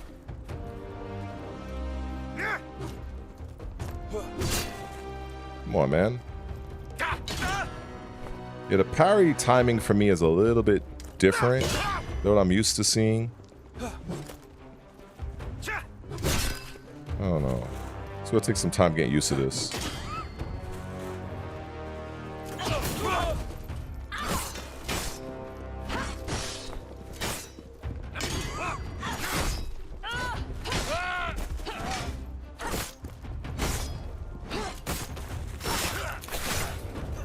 Definitely dulls me. What did they do to Mori?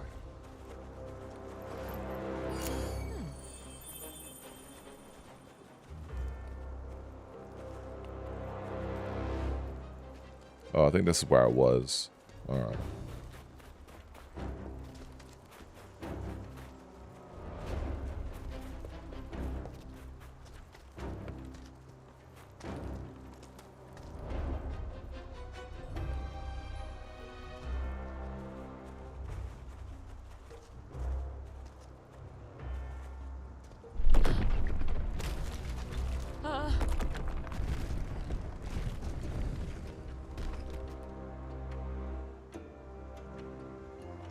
I swear I heard something. It was just another landslide, I'm sure. The commander said not to underestimate any threat. Relax. The nearest settlement is miles away. We'll be gone before anyone comes to see what has happened. And it will be too late for them anyway.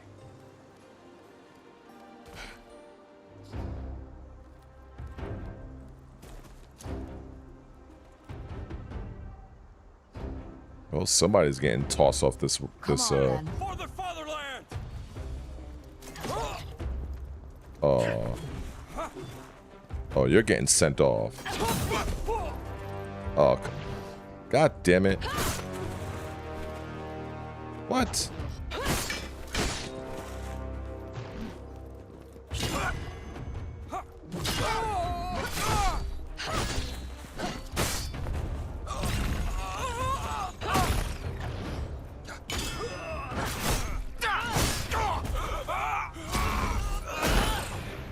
Your soul is mine.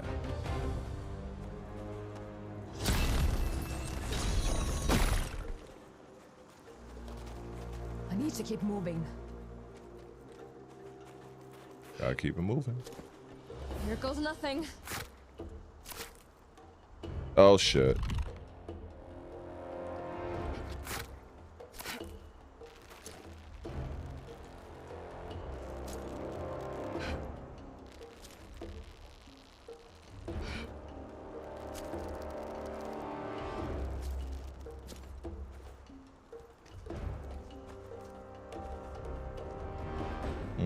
Let's see what's up here.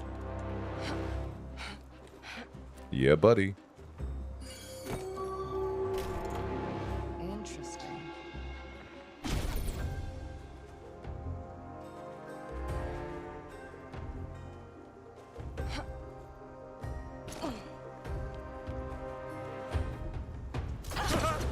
Goodbye. Goodbye. You'll regret ever coming here.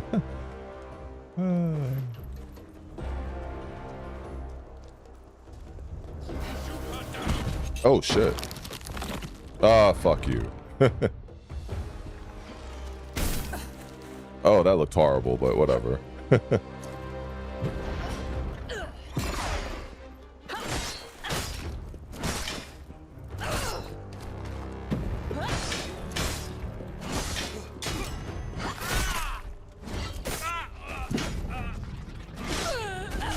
Vocal brace.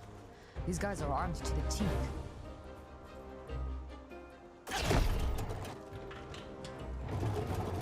Oh, okay, I get it.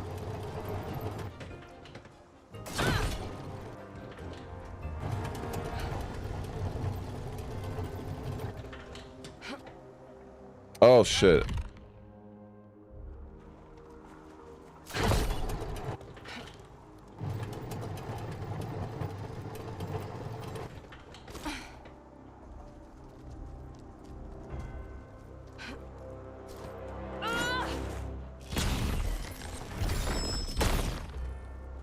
Still no sign of Core.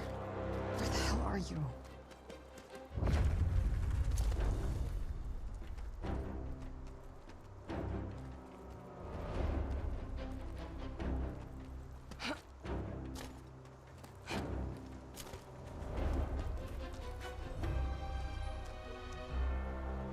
Core!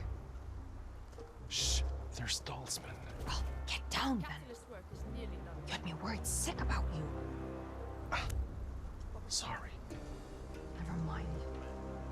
We have to stop whatever the Reichendahl is up to. There's so many of them.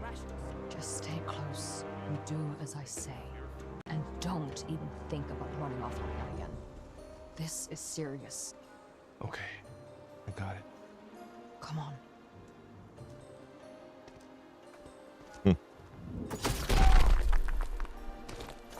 Kill them!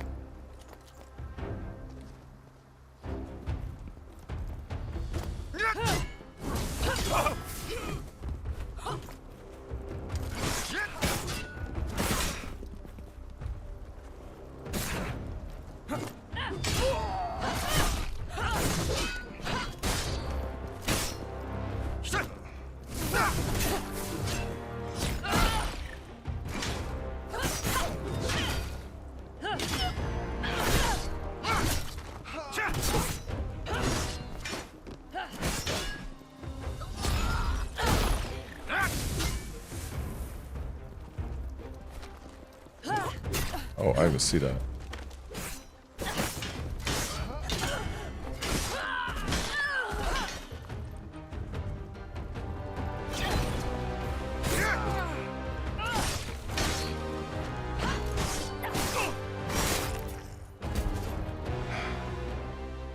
I think that was all of them. Come on, through here. Oh, I could have used that. All right.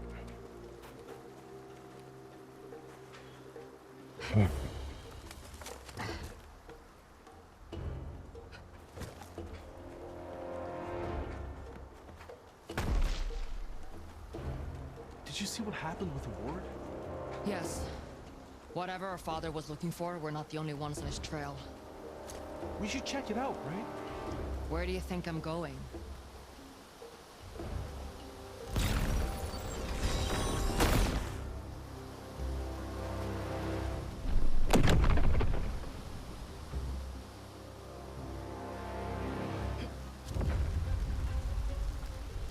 The weak will be drawn like moths to the flame. Just get Sitting ready. in the catalyst spot for the Reichendahl! Yeah, they're super hyped right now. All right.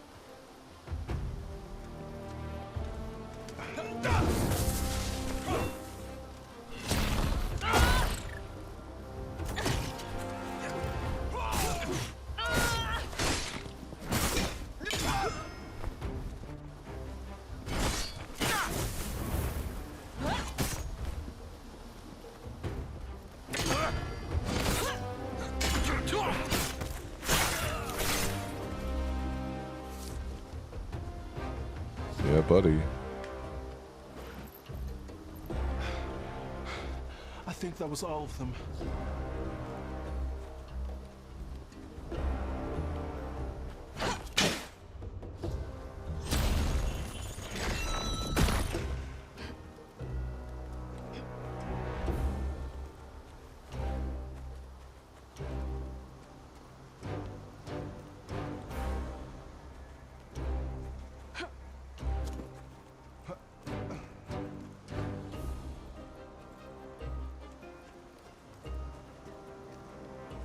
They must not reach the catalyst! I've got your back, Randy.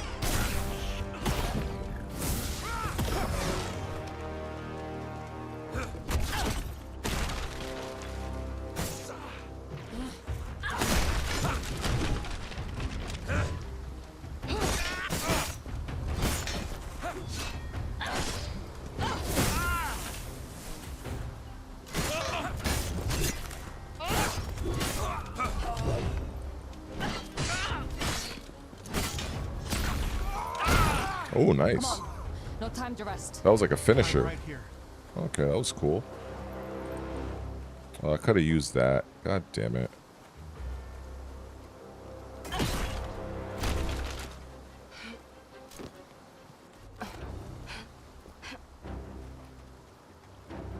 Hold your ground, brothers and sisters. Bring it on!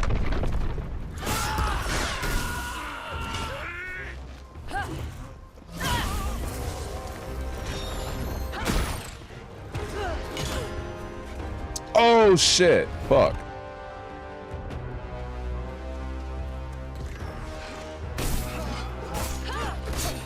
Oh, this is...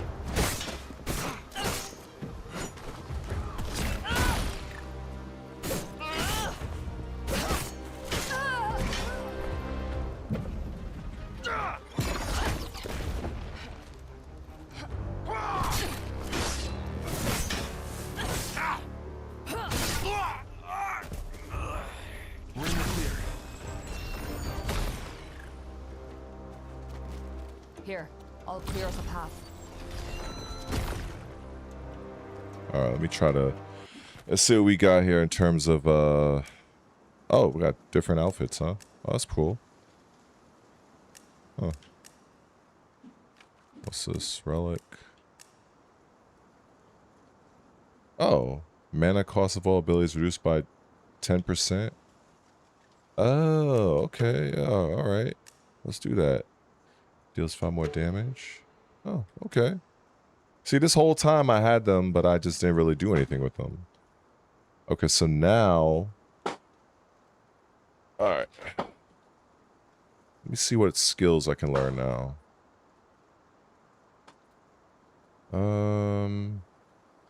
Permanently increases Rin's base health by a moderate amount, making her move more durable. Permanently increases Rin's base health. Okay. Because... Alright, so increase the amount of mana regained when hitting an enemy with a normal attack. But the thing is, I only have 2 skill points. So in order for me to even get here, I need to spend this, which Rin performs an empowered blast, knocking back and significantly damaging enemies. But I have access to get this. Rin shapes energy, creating an arc or force that travels a short distance, damaging all enemies it hits. Interesting. I mean, it looks interesting. Let me see. What's up, Dominique? And what's up, y'all? Getting into this game here. All right. Oh, okay. So while draining an enemy, if Rin's health is full, she regains mana instead. Ah, that's cool.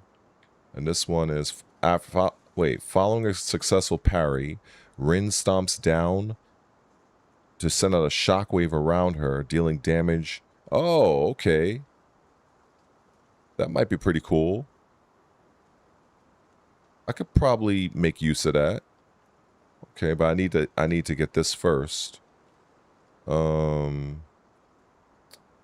me see. Yeah, so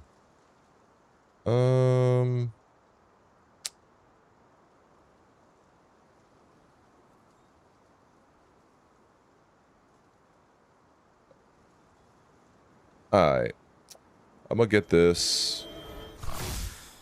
And I'm gonna get the I'm gonna get this thing right here. What I really want, I want this so that I can gain something from parrying, because right now when I parry, I don't get nothing for it. So definitely want that. So we'll just get this out of the way. Let me see.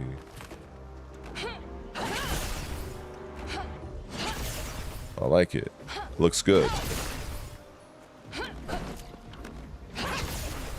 Alright.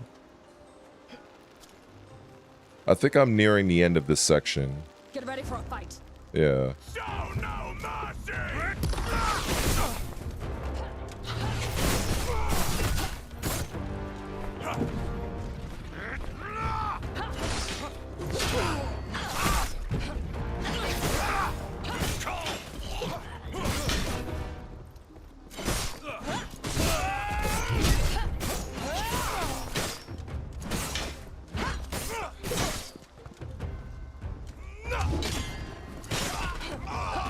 That's it.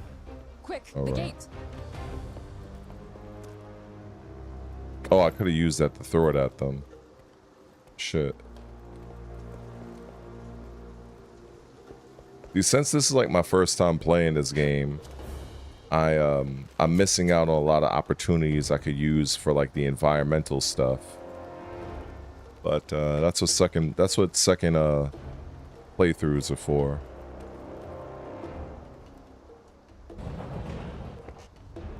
Look at the ward. What happened to it? I don't know. Or whatever we find here, stay behind me. No heroics, okay? Yeah. Okay. All right, this is likely going to be like the final thing. I'm assuming so. So it's just maximum focus right now.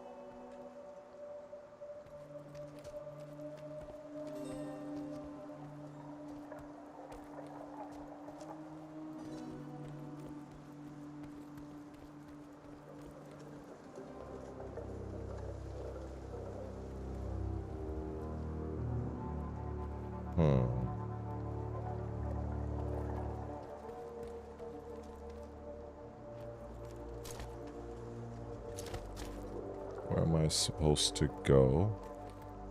Oh, okay. It's been ripped open. That's impossible. What could have done something like this? A vestige. I've always hated that word. A belittling term for such an incredible gift. You should know better. Cord, get behind me.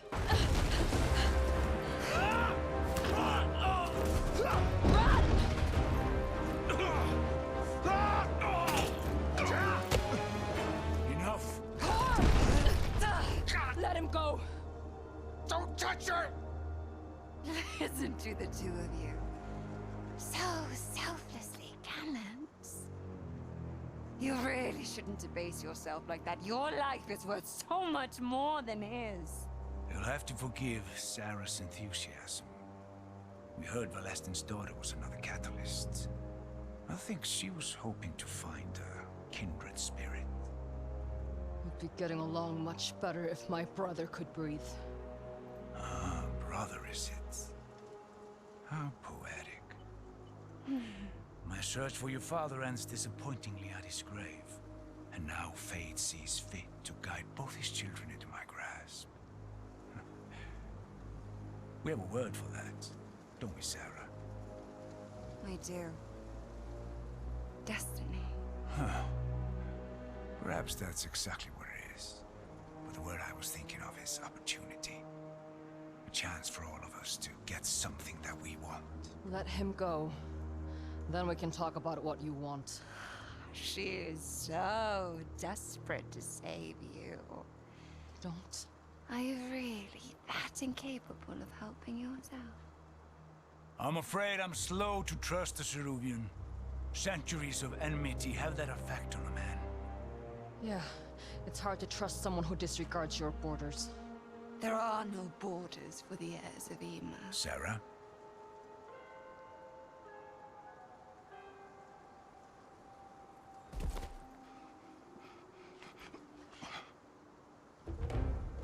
All I'm looking for is a guide.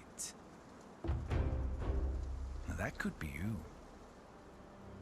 Think your answer through. You see the proof of our power, your ward and ruins. You know which way the tide flows, and when the time comes, wouldn't you rather have friends among your conquerors? Dead men make poor conquerors. Watch how you speak to him, Mustache. I suppose I shouldn't be surprised. You Ceruvians have never appreciated what you have. Your father seemed to me a man of vision, a man who understood the true potential of your power. What a disappointment you must have been. You truly are a vestige. A slave to the shackles of a stagnant world. We'll find our own way. Kill them. Wait, I'll be your guide. Just please don't hurt her. Cor, be quiet. Molestin was my father too. I know this area. I can help you. Fine. Kill the vestige. Yes, sir. No! Cor! Come on, vestige. Dance with me.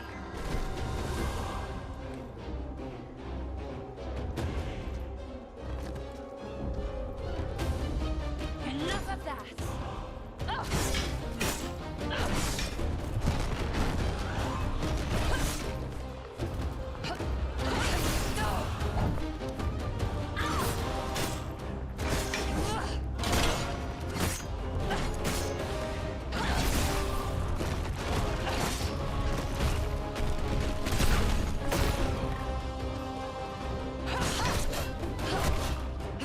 Ah, you fucking bitch.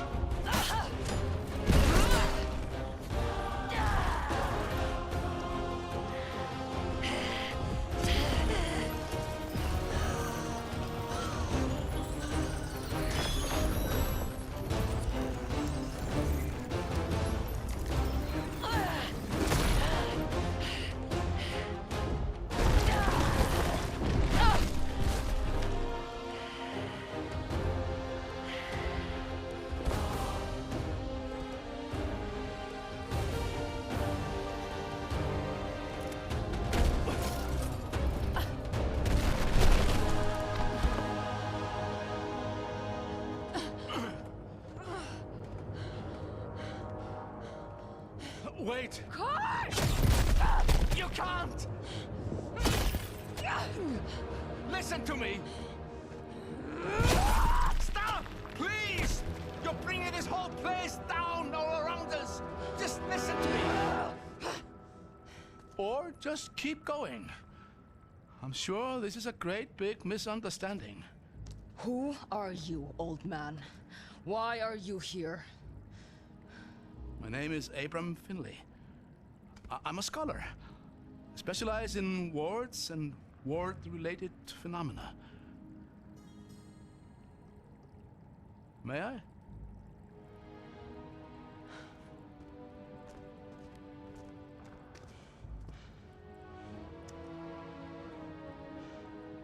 Been exchanging letters with this region's ward guardian for a while now. A few weeks ago, the letters stopped coming. I came here to find them. But, well... This is my father's handwriting. Your father? Molestin Ser is your father? Is he all right? No. He's dead. A month ago. I was afraid of that. I'm sorry to open fresh wounds. I just worried that if the Reichendal had caught wind of our theories... What the hell is going on? First the Dalsman and that vestige, and now this? Tell me exactly what you know. Why are the Dalsmen here? And what does any of this have to do with Molestin's research? Your father had a lot of ideas about wards and vestiges. Now, I know why. This was one of his theories. Given time and the right training, a vestige might be able to pierce the ward's very core and shatter it from within.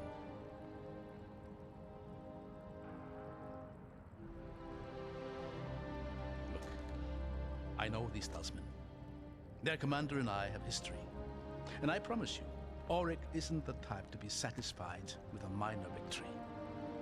He'll be lucky if he gets that much. I need to raise the alarm and get my brother. If you need help reaching safety, you can follow me, but I won't. That's kind of wild.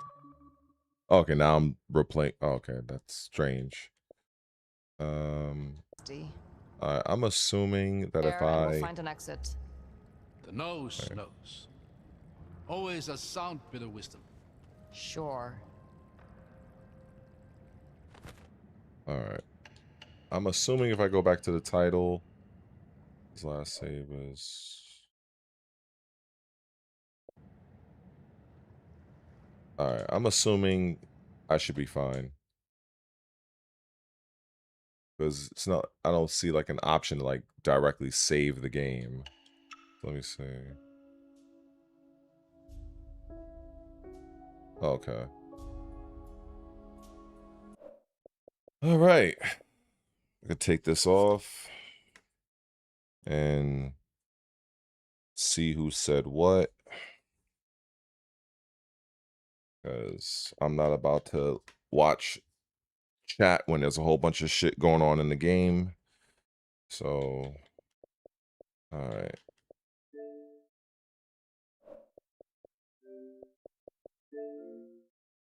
All right. Let's see here. Okay. Let me maneuver on out of here.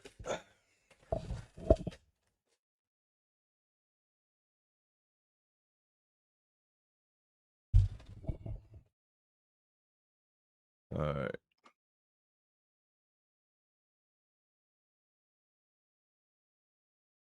All right. So whoever is left, which, you know, since I'm not talking about a particular subject, you know, there's only 5 of you here. Surprises that many. But yeah, pretty much enjoying the game. It was something that I only picked up because it was, you know, it was on sale. That was really the only main reason. The game is like $40-something. So I figured, you know, why not? You know, doesn't hurt. And yeah, so I had intention on playing this one called South of Midnight because I heard nothing but crazy shit about it. I heard it's like DEI and woke. I believe I've heard everything about it. Honestly, I've never played it. It's on Game Pass. I might fuck with it. I might not. The intention was I was gonna play it. But I got the date. I got good footage from this game that I'll probably do something with in the next day or so. But yeah, there's a lot of other things I wanted to talk about, and that's the beauty of being a streamer, I guess. Even though you don't have a whole bunch of people watching you or tuning in or whatever, it really doesn't matter. You just do shit with intent. And besides, you know, the thing that is just funny to me with this whole business of content creation and social media is that you can be right, you can be as detailed, as, you know, informative, but hardly nobody's gonna watch you any fucking way. So it's like it doesn't matter. It's like damned if you do, damned if you don't. And then thousands and thousands and thousands of people are gonna be watching those other people, and all they're gonna be doing is, oh my god, do you see? Sony is taking away our physical games. Wah. I'm like, so it's just, you know, when I'm on the internet and I'm going from article to article to article, and I'm seeing so many news articles coming up for Sony, and I'm like, wow, it's not every day that I see Sony under a microscope like this. It's not every day. Most of the time, everybody's throwing Microsoft under the bus. And so it's actually entertaining to see Sony get tossed through the ringer like this. It's actually entertaining.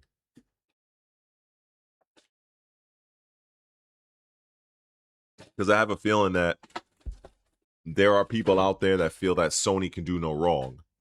So, because Sony is not usually held to the same standard as Microsoft. If Microsoft does something, it's like fucking the end of the world. But usually if Sony or Nintendo does something, it's like, it's not that big of a deal. They'll probably stop talking about it in like a day or two and then move on. But this time I've seen a lot. I've definitely seen a lot. And to be perfectly honest, I'm like, I don't know, man. Let me see. So Mr. Isabi says, was there any Diablo streams? Nope. If there was, you would have likely seen them. They would have been on the channel already. And in fact, I don't even have Diablo installed. And because I had Diablo installed on my other Xbox. Back in April, my old Xbox got fried from a power surge. So this new Xbox, I haven't downloaded the Diablo yet. And originally I wanted to buy the expansion that I was very high on, but I just haven't gotten around to it. And then with other things, other interests, so I just haven't gotten a chance. And then but Diablo isn't going nowhere. I'll mess with Diablo soon enough. And then I'm still also playing Assassin's Creed Shadows. There's Crimson Desert to play. So there's like a whole slew of things, so I don't know. I'll get to it. But yeah, so I really enjoyed the Echoes of the End so far. It looks pretty cool. I was actually messing with Invincible Versus earlier this morning, but I just kind of went into practice mode. I'm glad that the developers over at Quarter Up allows you to use the characters in training mode.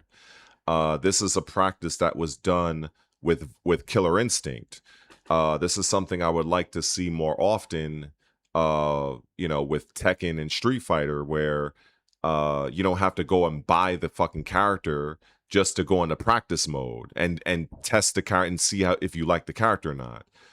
So since the developers of Invincible Versus, a few of them worked on Killer Instinct, it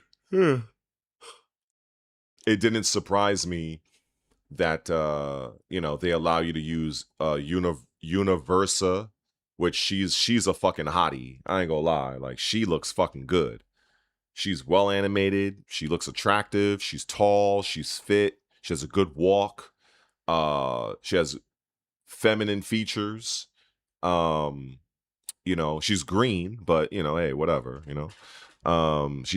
they're just certain companies that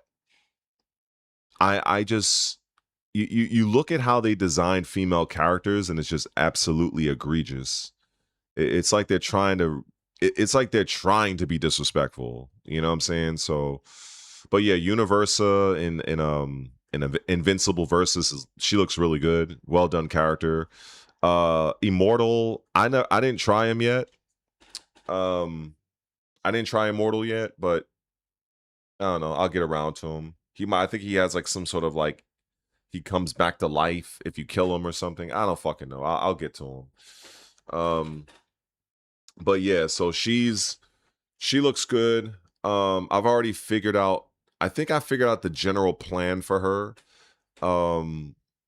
Because if you do like light and charge her medium attack, the enemy can't interrupt it. Unless maybe they do an armor move, and then if they get hit by it, the charge medium, it knocks the opponent back, and then you can chain her projectile move.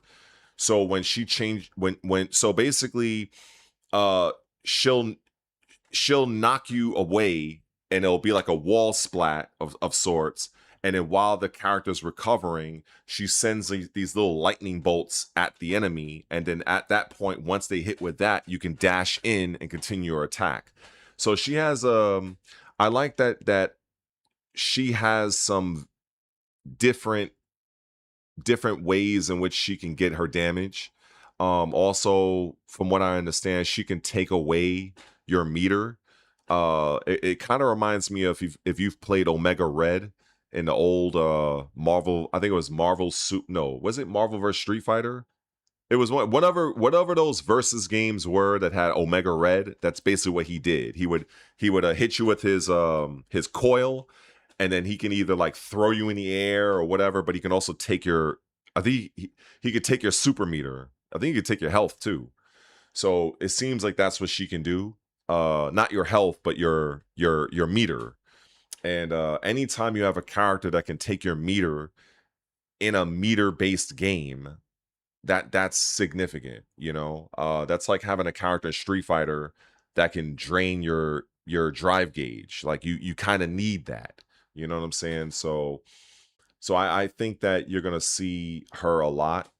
And I know Invincible Versus hasn't really like had a lot of high numbers. It's unfortunate because there's a content creator, I think his name is Tweety, MK Tweety or something like that. And I think maybe about a month or so ago, I think he made a video.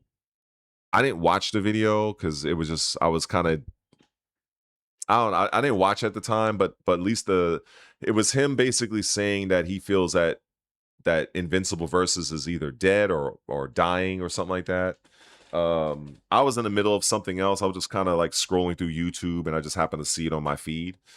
But when I went to Steam and saw like there was only like maybe like a little bit over 100 people playing it, I was like, maybe, yeah, I guess, by those standards, people would consider, it to be pretty much a dead game or a dying game, especially when you compare it to, Tekken or Street Fighter 6. Street Fighter 6 is like, there's always like 20,000 plus playing that game. So, but that didn't matter to me because, I was just really having fun with Invincible Versus. And to me, that's really all that matters. It's like playing Virtua Fighter. You're going to see these games that doesn't have this massive like following, and sometimes just comes down to people just they like what they like. They've been invested in Street Fighter. They're not looking to go anywhere else. They're invested in Tekken. All they know is Tekken. That's all they eat, sleep, shit, play Tekken. They eat, sleep, shit, play Street Fighter. They're just certain games that people, that's all they do. So they might try a new fighting game here and there, like if it's a new release, like you got the Avatar game. I think the Avatar game came out or it's coming out, whatever, in fact, let me see. Did this shit come out yet? Let me look at this. Maybe it came out. Let me see. Avatar Legends.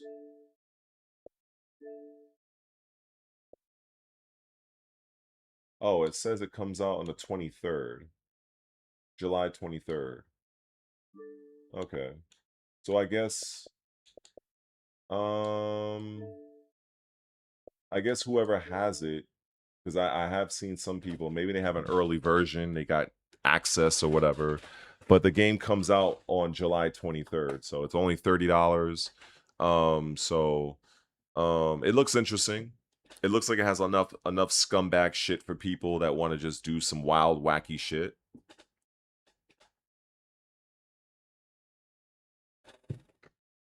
But I have a feeling it's probably going to suffer a similar fate to Invincible. I think the next real big game is going to be that Marvel token game, and that's only and I just said it. It's Marvel. Like it just what it is. Like people they much rather just play if it has Marvel characters in it, they're going to whore it out. That's just what it is. That's just what it is. at the end of the day, they're gonna whore that shit out. They're gonna fucking whore that shit out, boy. So for me, I'm like, I enjoy, like I said, I enjoy Invincible, but I feel like I wanted the game to succeed because Invincible has like a big universe. You know, there's a lot of characters. I could definitely see them doing something like what they did with Dragon Ball Kakarot. You know, if you ever heard of that game, you know, you're like in this big open world and you're like flying around with Goku and other characters and you're meeting different people from the show and doing little like open RPG type things. So I definitely could see that for Invincible, but that I feel they needed this game to be a financial success before they go and commit for something like that. And I just don't know. I hope, but I just don't know if they're having the success that I feel that they probably need. I don't know. I don't know. I know Steam numbers isn't everything, but I mean, I can't imagine if there's only like 130 people playing the game on Steam. It I can't really imagine those numbers being dramatically different on console. I just can't. Like, even if it's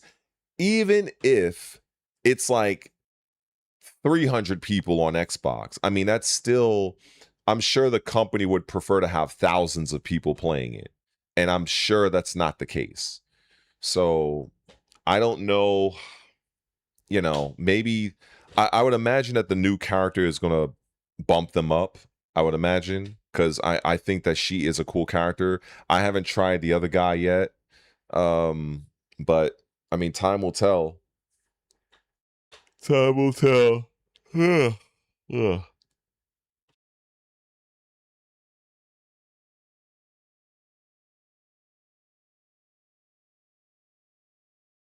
That's well, the thing is, I think Marvel Token is going to be a real X factor, because that game, it has a lot of possibility of having the hype factor. And you know, I've already seen my boy Yipes. I mean, he's getting busy with, you know, using Magneto, and a couple other people that I know that's playing it and played it, I would say. So yeah, I gotta admit, initially I didn't care about it. I really didn't care about it because I was not really a fan of tag-based fighters. Like, I wasn't really a fan of it. But playing Invincible versus, you know, altered my perception, only because it's made by the developers of Killer Instinct, and I love that game. But seeing some of the recent matches of Token, I don't know why they fucking call it that, Marvel Token. But anyway, it's a shit name. I don't know if they could have done it. I feel they could have done better with the name, but whatever. Maybe it means something I'm not aware of. But anyway, so the Marvel game, I was watching a match. I think it was what's his name? Star-Lord and Spider-Man. Now, I don't really care about the character Star-Lord. I've never really cared about him. But Spider-Man is one of my favorite characters. And I really liked what I seen from him. They really dialed into his webbing, like bringing you to the enemy, bringing the enemy to you. Like, I really liked what I saw. I really liked the design that they have for Magneto. I definitely feel that even the early matches I was watching people use him, I could already see Magneto is designed to be a projectile keep away character. Like, I think I was watching Yipes use him, and I feel like he was trying to use him like to rush down, and I don't think that's really I don't think that's the strong suit of the character right now, from what I saw. The minute I saw that super lightning fast fucking projectile he has, I was like, okay, yeah, you're supposed to whore that out. Like that shit was like that shit went across the screen in like a blink of an eye. Like there's no way anybody can tell me that the design of Magneto in that game is not meant to be a zoner. Like that shit was crazy. So that's what I see there. So yeah. But I don't know. I think that game is going to do pretty good. It's a shame it's not on Xbox because Sony partly funded the development. So because of that, you know, Sony doesn't like to play with anybody. So Sony made sure it's an exclusive, of course. And that's just what it is. That's just what it is.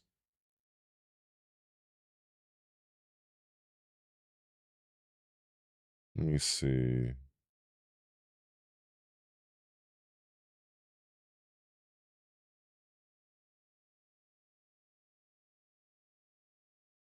I'm like checking something on my Instagram.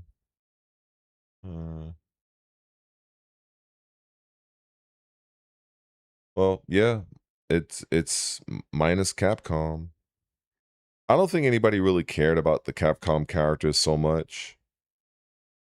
I think everybody just wanted to play a Marvel character. That's just really what it comes down to.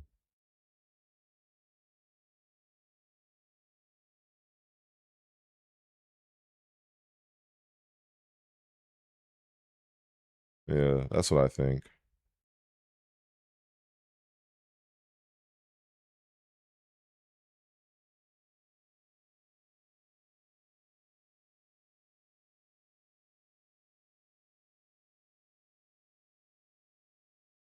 Yeah, let me get rid of this.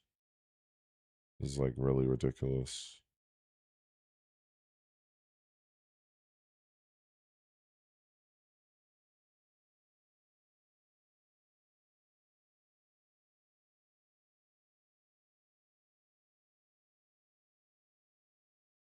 I was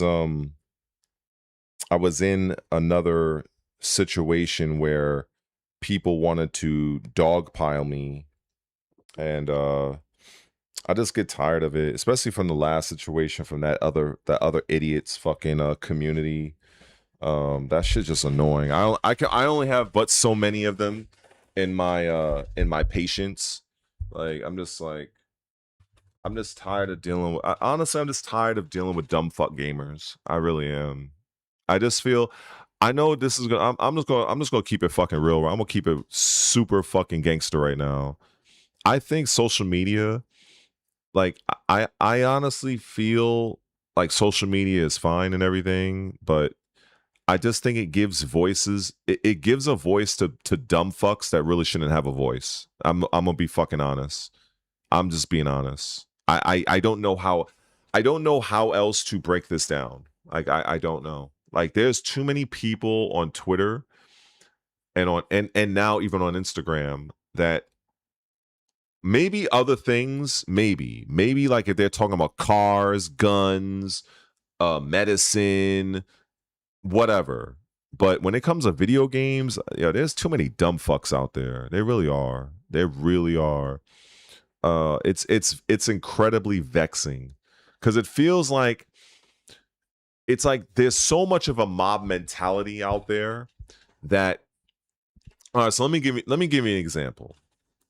So on Instagram, I literally just deleted the shit just now because I'm like I literally left the post like almost 4 hours ago, and like almost every fucking 6 to 10 minutes, I'm getting a notification of some other dumb fuck calling me a retard, calling me this some shit again from like that other guy's community on here, you know, just being mad disrespectful. Motherfuckers don't know me. Motherfuckers would not say this shit to my face, but because they don't like my particular take on something, it's like now we're gonna get personal. Oh, okay. I believe me. So dealing with that other idiot's community, and now dealing with this, I'm just over it. It's not what I wanted to do today, but yeah. So suffice to say, it is regarding Sony, of course, and so yeah, like after 3 years, apparently Sony deletes your data or whatever. You don't have access to digital games or some shit like that. I have the article if I, but it's whatever, man. But the key thing that people don't like is that, oh well, if we don't play our games for 3 years, they don't have access to their digital stuff or something like that. These people still doing fireworks, This shit's mad fucking stupid. So yeah, that's gonna be distracting. All right. I can't, like, I try to fathom this. Let me get this straight. If you have a PlayStation 5 and you don't play any fucking games for 3 fucking years, 3, not 1, not 2, 3 years, you don't log into your PlayStation at all. Not all. Like, I just think this is the dumbest shit. Like, if you are not playing your console for fucking 3 years and you have abandoned gaming, I'm fuck it. I don't give a fuck. You have just you've moved on to something else. Unless your ass is in a fucking coma for 4, 5, or 6 years, bro, like, I don't care how busy you are. I don't care if you're working 2 fucking jobs. You're going to have a day off. You're going to have a moment. You can log in for like 60 seconds to fucking like, okay, I'm going to turn on my fucking PlayStation for like 2 minutes. Boom, you're done. Like, these people with their fucking outrage, it's insane. Now, there was one person out of the dogpiling that made one good, decent point. And that was, well, what if the person is overseas and in the military? Well, the funny thing about the military is I've been seeing more and more troops actually playing video games. And so I don't really know if that really sticks. To be perfectly honest, especially over the course of 3 years. And then this one guy says, well, some of us have 10 different emails. So now this is the thing that just bugs me out. This is the thing that bugs me out. Sony says that after 3 years, they're going to email your account that I guess is associated with the PlayStation. With whatever email you use to set up your shit, they're going to email you there. So this dumb fuck arguing with me after he calls me a retard, of course. Of course, he has to fucking be fucking personal. Then after that, he says, well, some of us has more than, like I have 10 emails. I could have responded to this guy, but I've realized it's a waste of my fucking time. It's a waste of my time to talk to dumb fucks. It truly is. It truly is. Especially if it's not on my own platform. If it's on my platform, if it's on my YouTube or whatever, at least their asses can benefit me with the algorithm and engagement. But if I'm on somebody else's shit on Instagram, me wasting my time getting annoyed, that does nothing for me. Nothing. So I was tempted to respond to this idiot, but I was like, you know what? I'm gonna really grit my teeth, and I'm just gonna walk away and just delete the whole thread. Because it was already upwards of like 30 something comments, like of just people just losing their fucking mind over this dumb shit. It's just, this is why I say I think social media really gives people a voice that have no business having a voice on things. You know, I miss like being in the 90s where like you wouldn't have so much noise. Like now it's like everybody has a fucking can make a video, and it's like they don't know what the fuck they're talking about. They really don't. They're just yapping about just for yapping's sake. For yapping's sake. Like if you are not playing your games for fucking 3 years and then Sony emails your ass and gives you another 6 months. So you basically have 3.5 years to turn your fucking PlayStation on for less than 60 fucking seconds. But people want to lose their fucking mind over this shit. Like it's this, like I said, unless your ass is fucking dead, unless you are in a coma, this makes no sense. If you choose to not turn your fucking PlayStation on for 3.5 years, then you, sir, you have forfeited. You have it. I'm making this term up. You have video game abandonment. You have abandoned video games, as far as I'm concerned. Now, these people, you have those people out there that they're hoarders. They just like to like collectors. I really call them hoarders, to be honest, but you call them collectors to make it sound better. So they want to hoard all these games, and this shit that I grew up in the 80s and 90s. This is what these people did, and it's like, okay, fine. But what they don't want to accept is that gaming has changed. Gaming has changed, ladies and gentlemen. Gaming has changed. No matter what people want to say, no matter what you think, it has changed. And that's just it. So it is what it is. It is what it is. So since I have like hardly nobody in here, I think I'm just gonna let me do my YouTube thing. Let me just get this over with so I can just say I was productive for this stream. Let me see.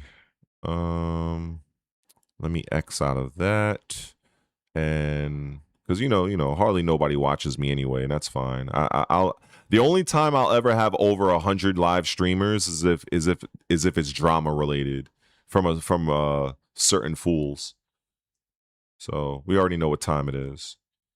All right, so let me let's go here. Let's go back to OBS. Let's make sure that's okay. That's sharing. Good. All right. So let's get on. Let's get to the data. Let's get to the facts here, so I can kick this off. I think I'll show this article first. Let me see.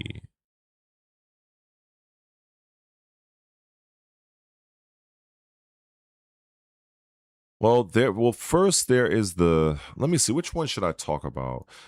The one, okay, I don't think I saved that one. It was the one with the, let me see, PlayStation. Let's just type this shit in, see what pops up. PlayStation games, lost after 3 years. Let's see what that pops up after 3 years. I'm pretty sure somebody, okay, here we go. Let's see what we got. Okay. All right.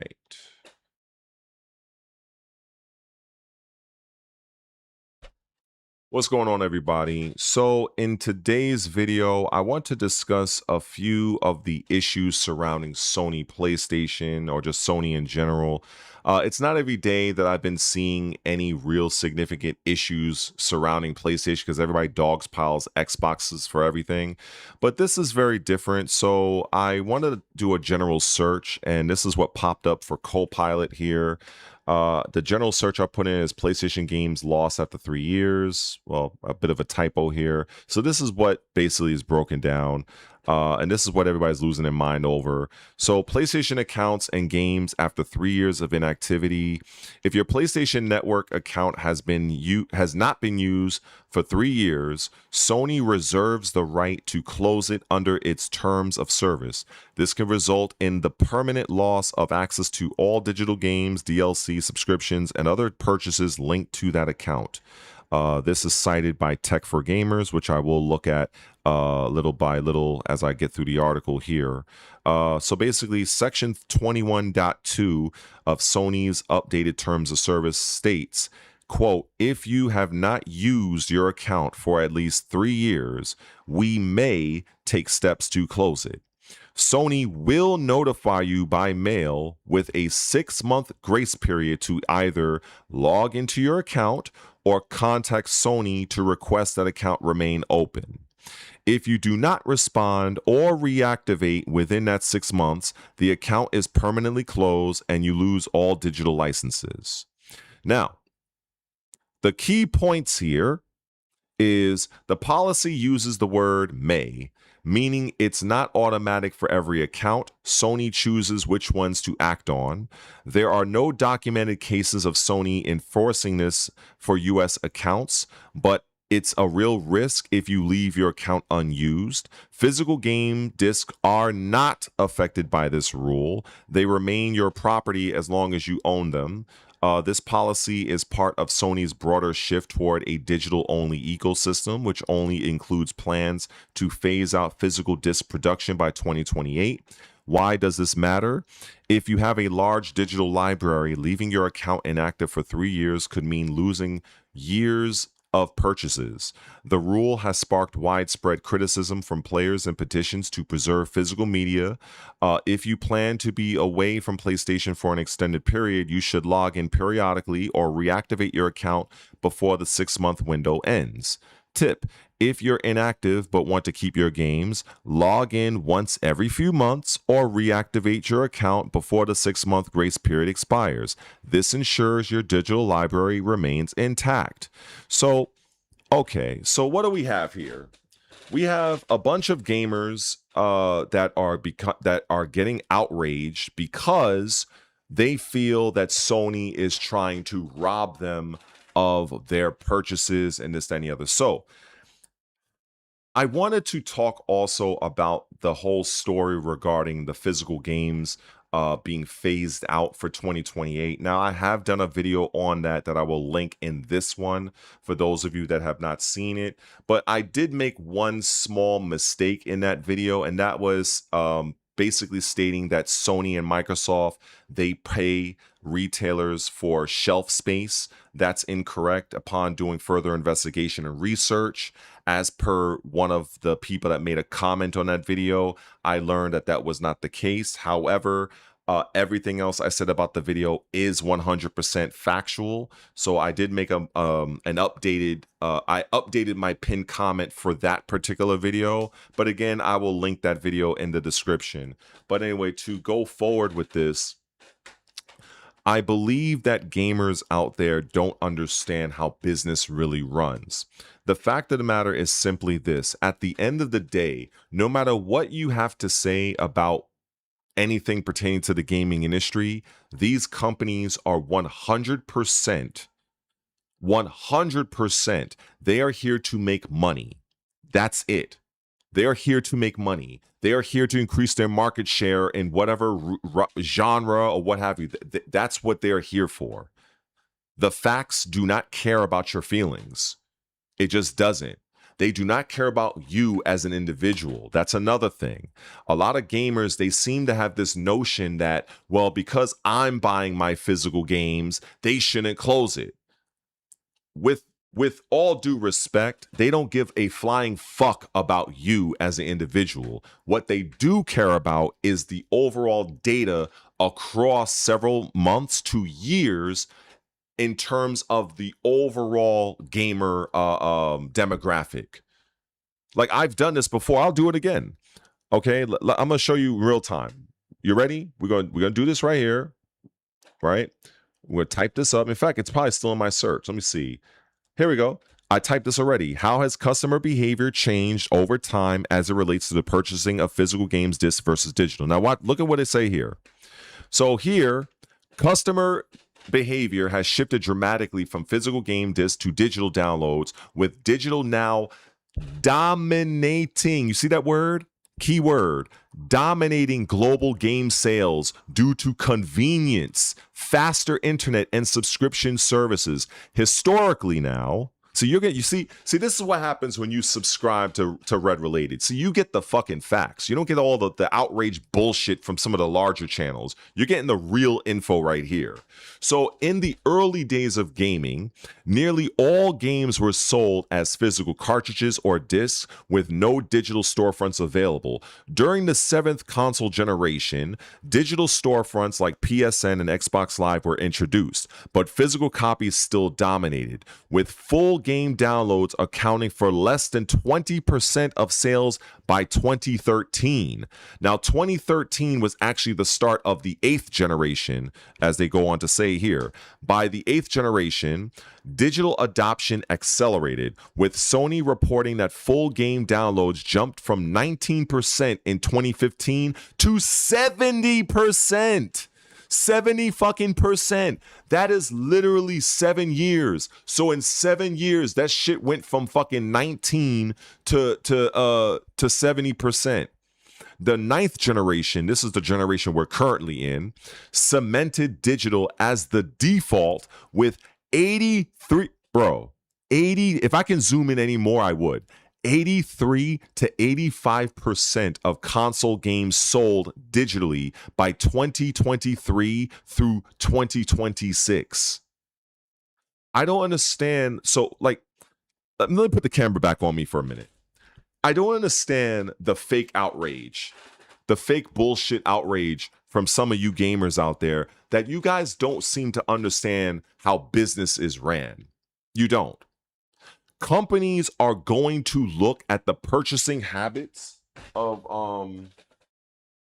they're going to look at the purchasing habits of the player base. That's what they're going to do. That's what every company does. If you look at a television manufacturer, if you look at a company like Samsung, right? Let's throw Samsung out there. Let me just give you an example. A lot of people back in the day, and when I say back in the day, I mean like a couple of years back, maybe like 10, 15 years, a lot of people were buying Sony televisions and Samsung televisions. And what television manufacturers started to realize is that a lot of people were playing video games on TVs. So what did they do? Well, some of them started to include something called a game mode. Why? Because people were complaining in droves, stating that I would rather go and buy a PC monitor to play my video games, because that's the only reason why I want to buy a screen. I'm not an avid movie watcher. So television manufacturers were trying to find a way to make it so that while they're not going to overtake PC monitors, but they can at least close the gap. And most of them, they have done so. If you still don't understand, because I know some people it just goes over people, what that basically means is if there is a problem in a particular company's product, they are going to find ways to mitigate that problem, to lessen the problem. Now, if they realize that, hey, if I own 3 items and the vast majority of my customer base are only buying 2 out of the 3, but I still have to go out and buy that 3rd item, but I'm not selling it as much, then why am I still stocking it? I'm just going to discontinue it. And that, ladies and gentlemen, is why Sony, well, partly why Sony is getting rid of physical media in 2028. Now, there was a larger creator that did some dumb shit to me when I appeared on his thing, misquoting me, saying it's your fault. It's your fault. Well, for this situation, I don't want to say directly it's your fault, but It kind of is. The fact that the vast majority of gamers have now been purchasing games digitally, you guys have to kind of look in the mirror and say, you kind of brought this, like, you brought this on yourselves. You kind of did. I mean, the fact that it's between 83 and 85% of all video game sales is done digitally, that's insane. So why the fuck would a company continue to put shit out on disc when they see the data? It's like 85% of people are buying it digitally. Like, use your brain. Like this is why I don't understand how some people can still have this fake outrage, but they choose not to do any kind of easy data searching. I literally just did it in real time. It's not hard. It's literally posing a question. Let the fucking internet search do the rest for you. Like, literally, it's not that hard. It's like, okay, let's ask this question, right? Here we go. Let's ask this question. Here we go. What is the total revenue of I don't know, subscription services? Let's look at that. Subscription game services, right? Let's look at that. All right, let's look at this. Let's look at that, right? What is the total revenue? Okay, so if we look at this, now this is off topic, but this is still all very relevant. So the global gaming subscription market, which includes services like PlayStation Plus, Xbox Game Pass, Nintendo Switch Online, yada yada, generated about $14.3 billion in 2025, up from, wow. So yeah, so you go from 11.53 billion in 2024 and you skyrocket upward to 14.3 billion the following year. And I'm pretty sure for 2026 it went up again. This figure represents the combined revenue from all paid subscription-based gaming services worldwide. 2025, 14.3 billion. 2026 projection, 13.1 billion to 16.5 billion, depending on segmentation. 2031 projection, 19.18 billion to 20.38 billion, with a compound annual growth rate, that's what CAGR means, by the way, of 9.25%. Like I said, man, look, gamers literally don't understand what is really going on. They really don't. And all of this outrage, all of these larger channels that be posting all this nonsense, and they're like fanning the flames of outrage, but yet and still what they're not telling you, they're not informing you as to why this shit is happening. It's literally just we're inciting the mob mentality. Why is Sony ending physical games? Oh, I don't know. Maybe it's because between 83 to 85% of fucking gamers worldwide are buying shit digitally. Maybe that's why. And then the rest of the fucking 15 to 13% that still buy physical games, well, I'm sorry, you guys don't matter. So you guys can literally bitch, piss, moan, whine, rage out, fucking dogpile people like me all you want. It doesn't change anything. The data is clear. It's clear. I'm not coddling nobody. I'm not trying to tear the Band-Aid off. I'm ripping that shit off fast. People need to understand that this is a business, and large companies like Nintendo, Sony, Microsoft, they are going to make decisions based off of accrued data.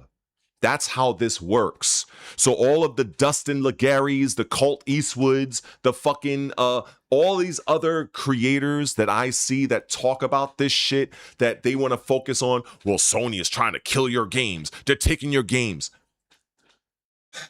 Oh my God. It's like, I have a feeling this is good for rage content, and I guess it gets people to like, I guess it's just for clicks and views, because there's no information that's being given as to why this is happening. Because, for instance, if you are against the notion that by 2028 there is going to be nothing physical coming out of the Sony camp, then maybe, just maybe, all of you gamers that are on social media, why don't you guys coordinate amongst each other through social media, the same shit that you fucking use to dogpile motherfuckers like me? Why don't you guys organize a massive fucking campaign, okay, and fucking dogpile Sony to where there might be the possibility that they might reverse course? They might. And if enough of you do that, then maybe, just maybe, something might happen. But dogpiling on somebody that is literally using sheer logic and data is just it's a waste of time. It's going to do nothing. So between the issues of Sony not going by way of physically come 2028, the whole thing with them closing your account because you decided to not log in for at least 60 fucking seconds onto your PlayStation Network over the course of damn near 4 years.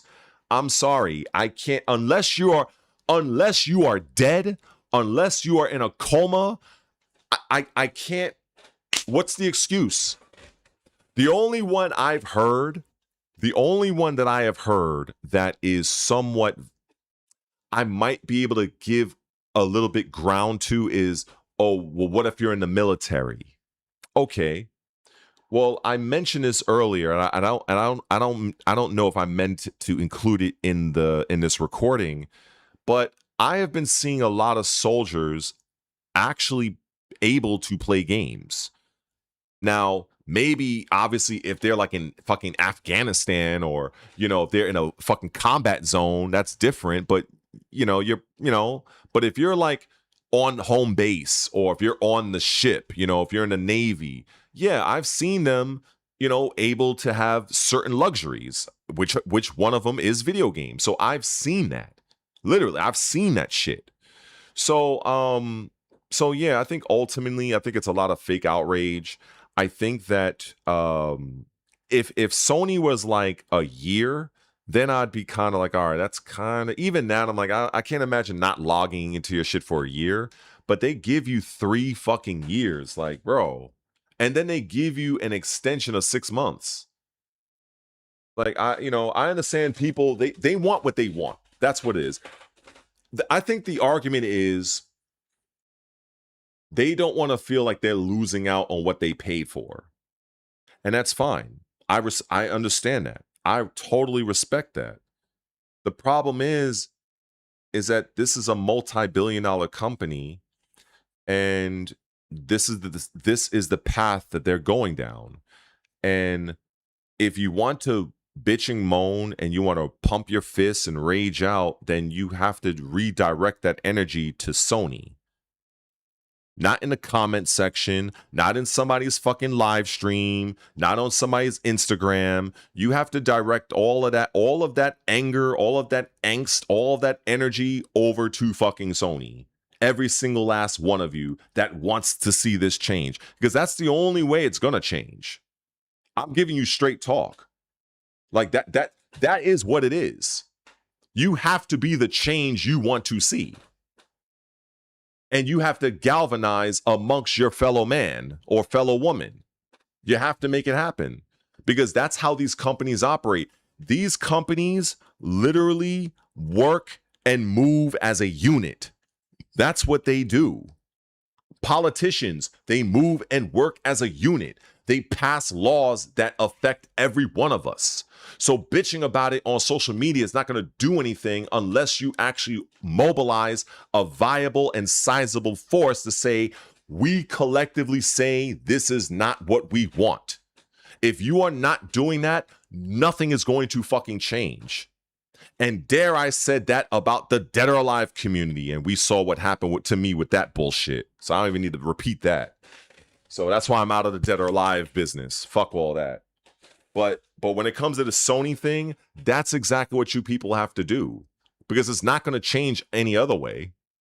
It's not. You guys want physical games? You guys got to fucking, again, mobilize. You guys got to start fucking buying games. All of you. Now, I don't have a PlayStation, so this don't affect me. I got an Xbox. But you guys have to fucking do something. You guys have to be a fucking change that you want to see. It's just that simple.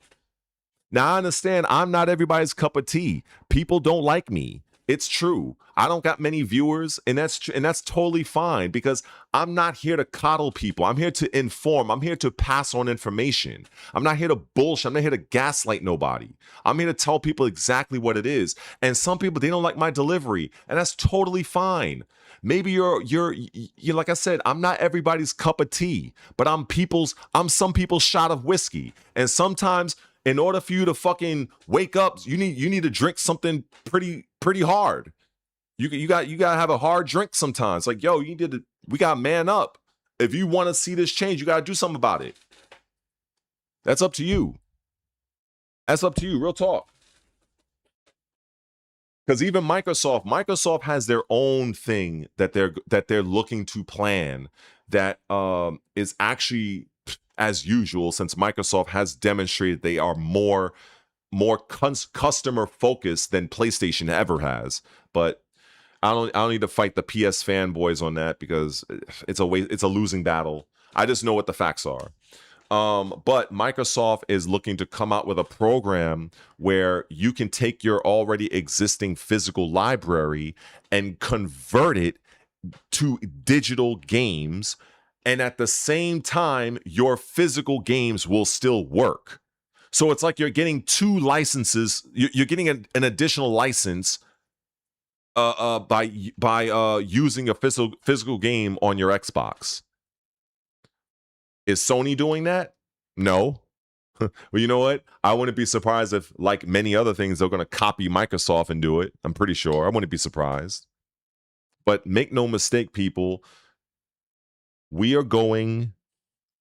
I don't even know if what I want to call this segment, but maybe I should call this the future of gaming, because I don't think people really understand what's happening.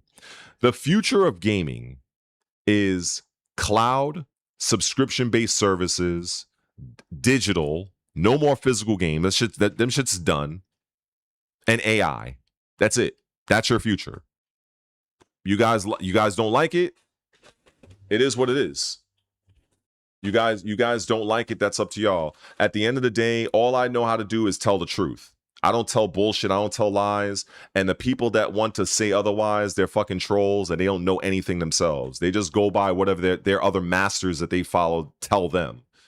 That is the future of gaming. AI, cloud, subscription services, and digital media. That is your future. Period. That is the four tenets of gaming as it moves into the 2030s. That's what's gonna happen. You ain't gotta like it. If you don't like it, tough. Don't play video games. That's it. Stay with if you have an old Super Nintendo in your closet, stay with that. But if you're trying to go with gaming as it moves forward into the future, that's what's going to happen. That is what's happening. That is what's happening. That's where these companies want to go. Like, people want to keep thinking I'm bullshitting. Here we go. We're doing this raw. We're doing this live. Check this out. We're gonna do it again. What do you want me? What do you want me to type in? Let's type in. Let's see. Let's look at total AI revenue. Total AI revenue. Let's see. So, if you look here, ladies and gentlemen, and I understand this might be difficult for the typical gamer to understand, so I'm going to try to break this down. As it says here, as of mid-2026, global AI revenue is estimated at about $769 billion, according to industry tracking of major AI companies through Is AI Profitable Yet? This right here. This figure includes both AI-directed related revenue and indirect gains from AI-enabled services, but excludes infrastructure capital expenditures, like basically things like AI data centers and stuff like that, and government spending. Now, if you look, oh, look what we have. Isn't that Microsoft? Isn't that Microsoft? Look at that. $31 billion from AI-enabled cloud. Oh, wait, where have I heard this word before? Where have I heard the word cloud? Oh, that's right. Isn't that service that allows Microsoft players to play their game while not having it installed on the hard drive and playing it right off of the servers? Oh, yeah, it's that sort of cloud. Yeah, and look at Google, look at Amazon. Yep, Amazon's there. Meta, right? Meta is basically Instagram, Facebook. I think even WhatsApp as well. OpenAI, Anthropic, Mistral. Oh yeah. See, the thing is, what people need to understand is simply this. When you see numbers like this, the fact of the matter is, companies are going to go where the money is going. That's just what it is. That's just what it is. Like I said, you don't need to like me. I don't care if you like me, because I'm sure there's probably a one or two of you in the stream that don't like me, and that's totally fine. But the fact it is that there is nothing, like, I'm literally showing this on the screen in real time. So it's like, what can you say? If you're gonna curse me out, you might as well curse out the data too. Like, if people are gonna call me a bootlicker, then what does that make the data then? What does that make the data? I believe we understand alphanumeric, right? We understand numbers, and we learned that in kindergarten. So $700+ billion in AI, and you don't think that these companies are not trying to be number one or at least top three in this? People keep talking about these console wars. I understand some of you gamers want to go back to that time. Really, the thing that exists now is the AI wars. That's what exists now. That's what is in currently.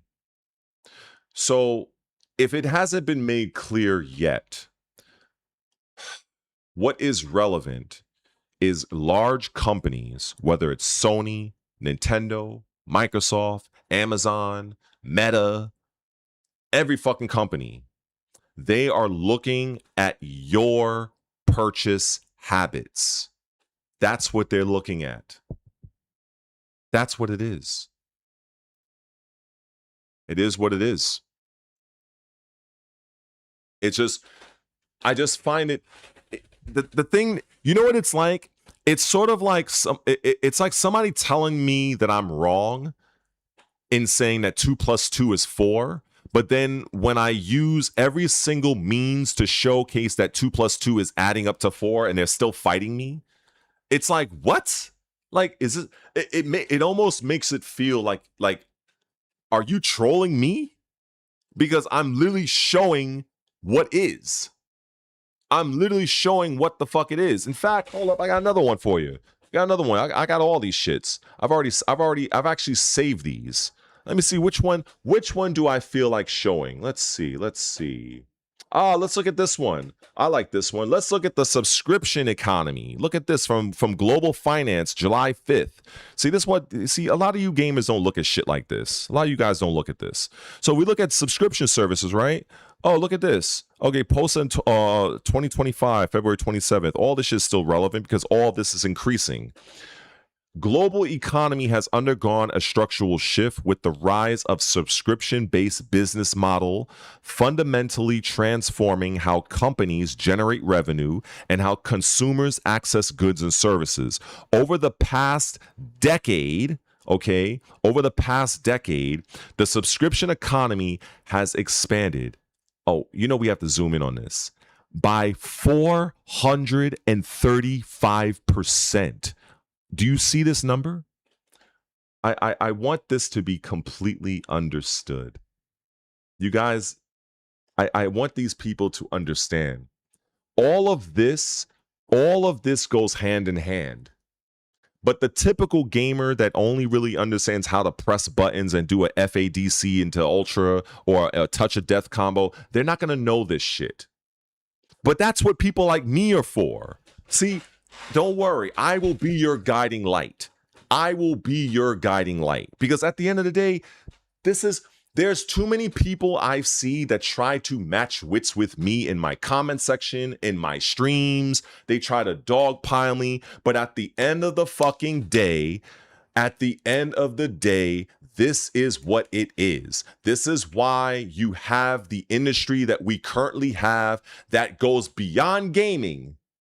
It's not just gaming. It's every fucking thing. Everybody has a subscription service. I wonder why. And you know why it's so profitable? Because so many of you who may bitch and complain about the gaming side, best believe one of you has an ongoing subscription service right the fuck now. So anyway, to continue, reshaping industries and customer expectations. This growth trajectory is set to continue, with market projections estimating that the subscription economy will reach a valuation of $3 trillion this year. And what year they said this was? 2025, February 27. So wait a second. So shouldn't that... Hey, let's continue, shall we? This is the boring stuff. I know this is the stuff nobody really wants to watch. See, this is what you call grown folk shit right here. So once limited to newspapers and magazines, subscription-based revenue models now permeate nearly every sector. Didn't I just say that? This goes beyond gaming. Every fucking thing uses a subscription model. Spanning entertainment, technology, e-commerce, financial services. At the heart of this transformation is a shift in consumer preferences from ownership to access. I'm going to repeat that for those in the fucking back. At the heart of this transformation is a shift in consumer preferences from ownership to access. Hot fucking damn. That's going to be a fucking YouTube short. Fuck that. That's going to be a YouTube short right there. That is what it is. That is what it is, folks. Tell me why I'm telling fucking lies. Ain't nobody seeing me in this shit. I know what the fuck I'm talking about. I do shit motherfuckers choose not to do. They want to yap. They don't know what the fuck they're talking about. This is exactly what is going on in the gaming space right now that people are bitching about. Oh, well, we don't want to lose digital access. If it's not, what did it say? If it's not ownership or whatever, it's piracy. Look, people are literally buying these. They are buying, like, oh my God, this is so annoying. People are choosing to buy digitally. That's what's going on. That's what's going on. See, the problem is people don't want to accept the truth of things. They want somebody to hold them by the hand and be like, okay, sir, madam, see this? No, I don't care about that. I think people really feel insulted because they feel deep down that they've overestimated what they knew or thought they knew. And when they come across somebody that's actually showing in real time what it really is, they don't like me. Well, that's fine. Facts don't care about your feelings. If you're one of those guys, one of those antiquated gamers that all you want to do is play your fucking Sega Genesis all day, that's fine. Go forth. Continue on that path. But don't come here bitching and complaining about where the gaming industry is going. You don't have a seat at this table. I'm sorry. Go back, play your ColecoVision, continue playing your Intellivision, continue playing your Atari 2600 while we move into the future without you. That's cool. Bye. That's it. Real talk. There is nothing here that I am not expressing that is not 100% factual and indicative of what is currently going on in the gaming space right now. That is such a godlike. I love whoever wrote that. At the heart of this transformation is a shift in consumer preferences. Do people even understand the significance of that sentence? Because that's what it is. When you buy something, you are buying, it is a choice you are making. It is not somebody forcing you to swipe your debit card. Nobody is forcing you to go to Walmart, to order on Amazon Prime. They're not forcing you to do anything. You are choosing to buy whatever you are buying, and you're choosing where to buy it, what method of payment you're going to use, and in what capacity, if it's a disc or if it's a download code. And you know what the data shows? 83 to 85% of the global gaming market has purchased shit digitally. So what do you think companies like Sony and Microsoft are going to do with that data? Tell me why I'm telling fucking lies. Go ahead. In fact, I think I've earned some fucking super chat. So if you really want me to engage with you, fuck, right now, you send me a nice little $2 super chat, and I'll take it as like good, you know, it'll help a brother out. Fuck that. Because I'm telling the gospel truth right here. I'm telling the God's honest truth right here. Anyway, let me go back to this article right quick because we learning some shit. I'm trying to school some of you guys here. So going down, companies leveraging subscription models provide ongoing value while securing predictable revenue streams, a particularly attractive proposition in an increasingly volatile economic landscape. According to recent industry data, 89% of businesses report optimism about the long-term growth of their recurring revenue strategies despite inflationary pressures and macroeconomic uncertainty. This confidence stems from the model's inherent stability, which fosters stronger customer relationships and enables data-driven personalization, ultimately enhancing customer retention and lifetime value. Meaning I can keep you around as a customer longer beyond the point of sale if I have you subscribe to one of my services. That is another way of looking at this. Changing here we go. Oh, this right here. I'm gonna have to put a fucking stream marker for this one. Oh, this is the checkmate right here. This is the checkmate. From ownership to access. The preference, let me zoom in on this for some of you. The preference for access over ownership is particularly pronounced among younger demographics who prioritize flexibility and what's that word, ladies and gentlemen? Convenience over long-term commitments, streaming services, software subscriptions, and even product-based subscriptions ranging from fashion rental. I never even heard of that. Fashion rental? That's new to me. Automotive leasing have gained traction as consumers seek more adaptable consumption models. Number 2, growing demand for personalization. The rise of data-driven decision-making has significantly raised the bar for consumer expectations. Subscription businesses now leverage consumer insights to not just refine offerings, but to optimize pricing strategies and deliver highly personalized recommendations. This level of personalization is not just a feature, but a necessity for enhancing engagement and brand loyalty in the subscription economy. Otherwise, offering you different tier subscription models where we have the essential tier, the premium tier, and the ultimate tier. I continue because this is godlike right here. Subscription fatigue and budget constraints. While customers have embraced recurring payment models, an increasing number reporting experiencing subscription fatigue, a growing reluctance to manage multiple ongoing payments.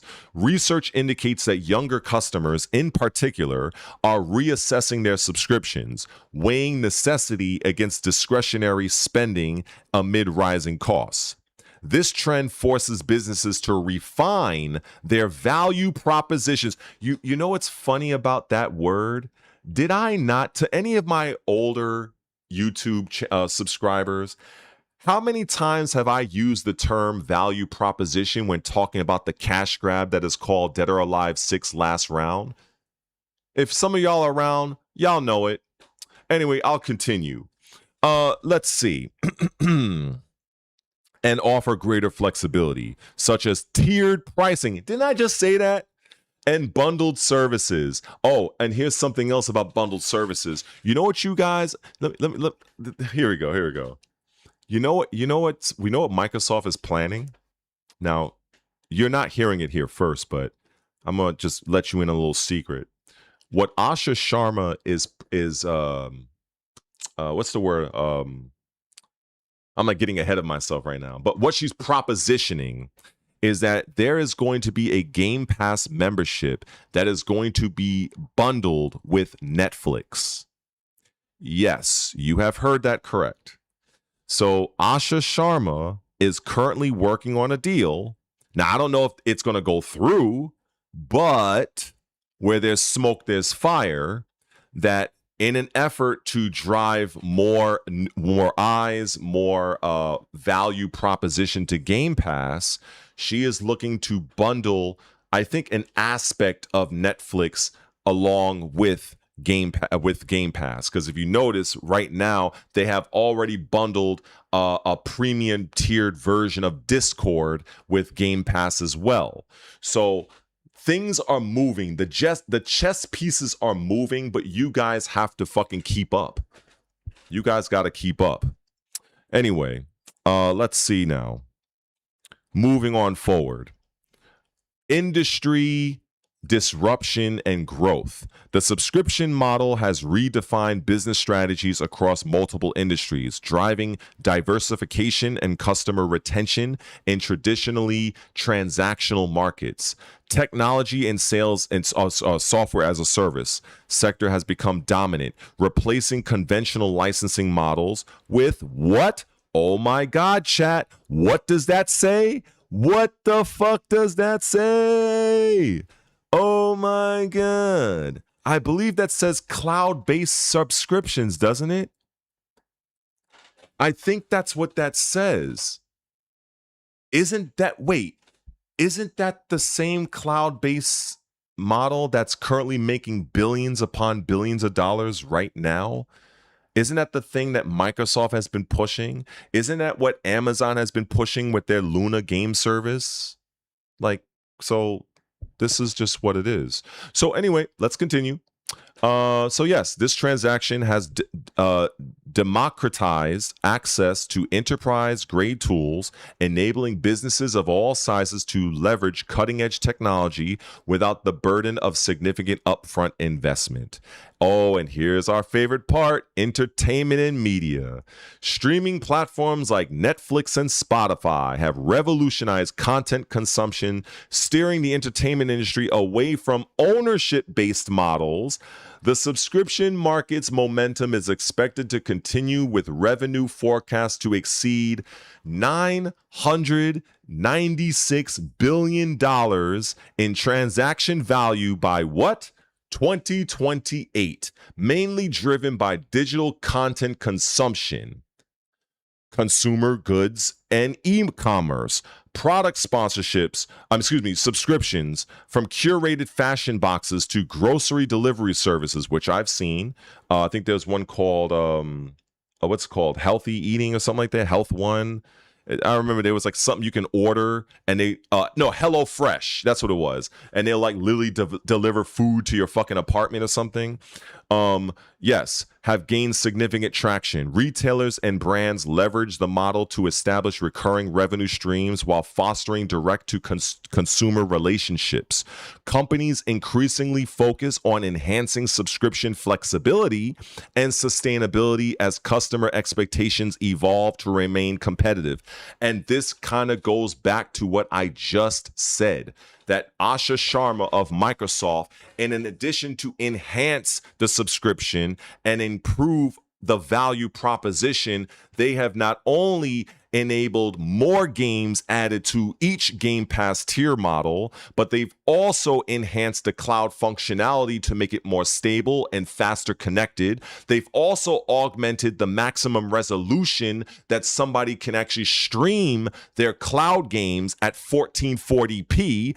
In addition, they've also bundled in a premium aspect of Discord, and now it is highly rumored that they are going to soon have a tiered Game Pass that will be bundled to include an aspect of Netflix.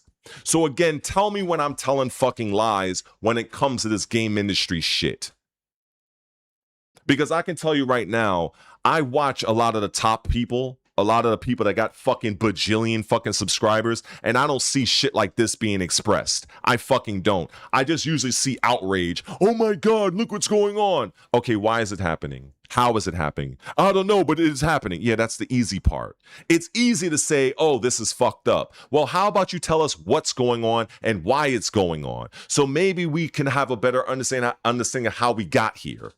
But you know what? People like me, we get flamed and disrespected. So it is what it is. So let's go on. In fact, this shit is it's a massive fucking article. This shit is a massive article. I don't even know if it's even worth me even reading all of this. I'll probably just add this in the stream or make it a separate video because yeah, this is crazy. This is crazy. And at the end of the day, you know, in fact, I'm actually gonna wait. No, I did save this already, right? Yep, I did. So let me put that there. Yeah, let's put that there.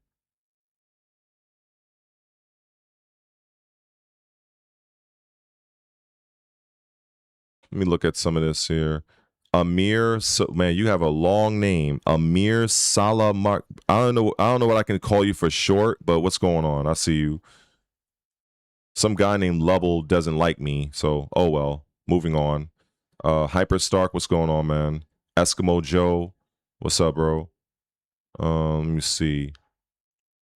Thank you, Lubble. Get the fuck out. Thank you. You're tired of listening. You're getting a headache listening to this doormat. Thank you. You know what's funny, chat? I want to ask. I want to ask people that's actually in this chat that might be like maybe what like 5 of you, if that. How am I a doormat if I'm actually reading articles that are proving what's going on? I see you when you have people like this guy. What's his name? Lubble. What a stupid name. This guy right here. This guy obviously hates me. So he doesn't like me. He's probably one of the minions from another content creator that I was dealing with before. People like this guy Lubble. I'm gonna tell you what the problem is with this guy. This is the problem with people like Lubble specifically. What I've come to find is whenever I choose to go in depth like this, it's not every day I do this. I was just feeling myself. I was like, you know what? Let me flex a little bit. Because I can tell you a lot of the content creators I watch, I'm not saying everybody. I can't say there's like a fucking bajillion YouTubers out there. But I'm on YouTube every fucking day. This is what I do. I do this every day. I'm constantly combing through fucking channels for news. I rarely ever see anybody go this deep. Rarely. You know what I see? I'll see a bunch of videos with a lot of curated B-roll of them playing a fucking video game, or mostly that. They're talking about like very surface level shit, probably like from a website what's called The Gamer or Inside Gaming, like, but they're not going deep. They're not going analytical. They're not going down by the numbers. This is what is driving these changes. And I liked how that article framed it. It is a preference. At the end of the day, no matter what, you as the consumer, you dictate what you buy. You dictate when, how, and from whom you buy your shit. It is that simple. So if you have 83 to 85% of people that's buying things digitally, well, don't be shocked if gaming companies are like, you know something? Why are we still coming out with physical discs when only 15% of the global gaming market is buying them? Why are we bothering with this? Now, on the flip side, you can also argue that there's another article that's going on, or another situation that's going on with Sony regarding the $2-something billion, or I forgot what billion, $1 million, a lawsuit, which basically is citing Sony as being more of a monopoly, where they have been caught selling certain digital things, games, across different markets around the world at differing prices. I have heard of that, honestly, but at the time I heard of it, I didn't really look that much in its direction. I was looking at something else, but now apparently people have banded together and filed a lawsuit against Sony. So good for them. You know, I respect that because it shows what you should be doing if you do not like the stance that a company has. Because those people who filed the lawsuit, they're not bitching and complaining on fucking TikTok and Twitter or people like me. They actually went out and did something about it. So shout out to whoever orchestrated that lawsuit and put it together. Kudos to them. You know, a lot of these other gamers can learn a lesson there. But anyway, I digress because I don't want to rub more. I want another person like Lubble to. I don't want to set off another person. So one of the benefits of having digital things to where you no longer need places like Best Buy or Target or anything is that you are able to kind of set your own price. So it's kind of like a double-edged sword, and it's almost, if I had to kind of take a guess, it's like Sony is playing chess and they're like 2 to 3 moves ahead of the typical gamer. They're using the fact, F-A-C-T, the fact that the vast majority of the gaming populace are buying games digitally, to use that data with justification to end physical games. That's phase 1. Phase 2, they are now utilizing this as a means to now no longer be tethered or be bounded by other retailers on what prices they might have or sales they might run. If everything is digital and you have to now buy everything from the Sony shop, it does become a monopoly of sorts, and your pricing is it's solely based on what Sony wants to price it as. That's it. And these are what people are partly suing for, honestly. In fact, I actually have this up here. Let's go here for a minute. Let's go bring that up right quick. You know what's funny is if I was Maximilian Dude or somebody else, I'd have like 400 people in this live stream, like actually learning shit. But unfortunately, I'm Red related, so nobody cares. Let me see. Where is that article? Here we go. Found it. So, oh no, not this one. Not this one. I wanted the other one. I wanted the search. I think it's this one. Yes, I'll keep it on the screen though. So I want a compilation of all the information. So this is a lot. So this is what's going on with Sony's lawsuit. So everything in a nutshell. So number 1, all digital PlayStation phase out lawsuits. In early 2026, Sony announced it would phase out, well, we know that part. Okay. So reduce competition in the game market, allow Sony to maintain a dominant position in the PlayStation Store, lead to higher prices and fewer consumer choices. Sony defends the decision by citing low physical demand, which is true. Well, I've already spent like 20 minutes talking about it. So they're right. This is phase 1 of their plan. And that's a phase that the customers have helped. And the fact that digital sales have already taken over most. Yes, 100%. That is exactly true. That is not a lie. That is not a lie. That is 100% true. So, it says customers will still be able to buy games in stores, but only as downloadable codes.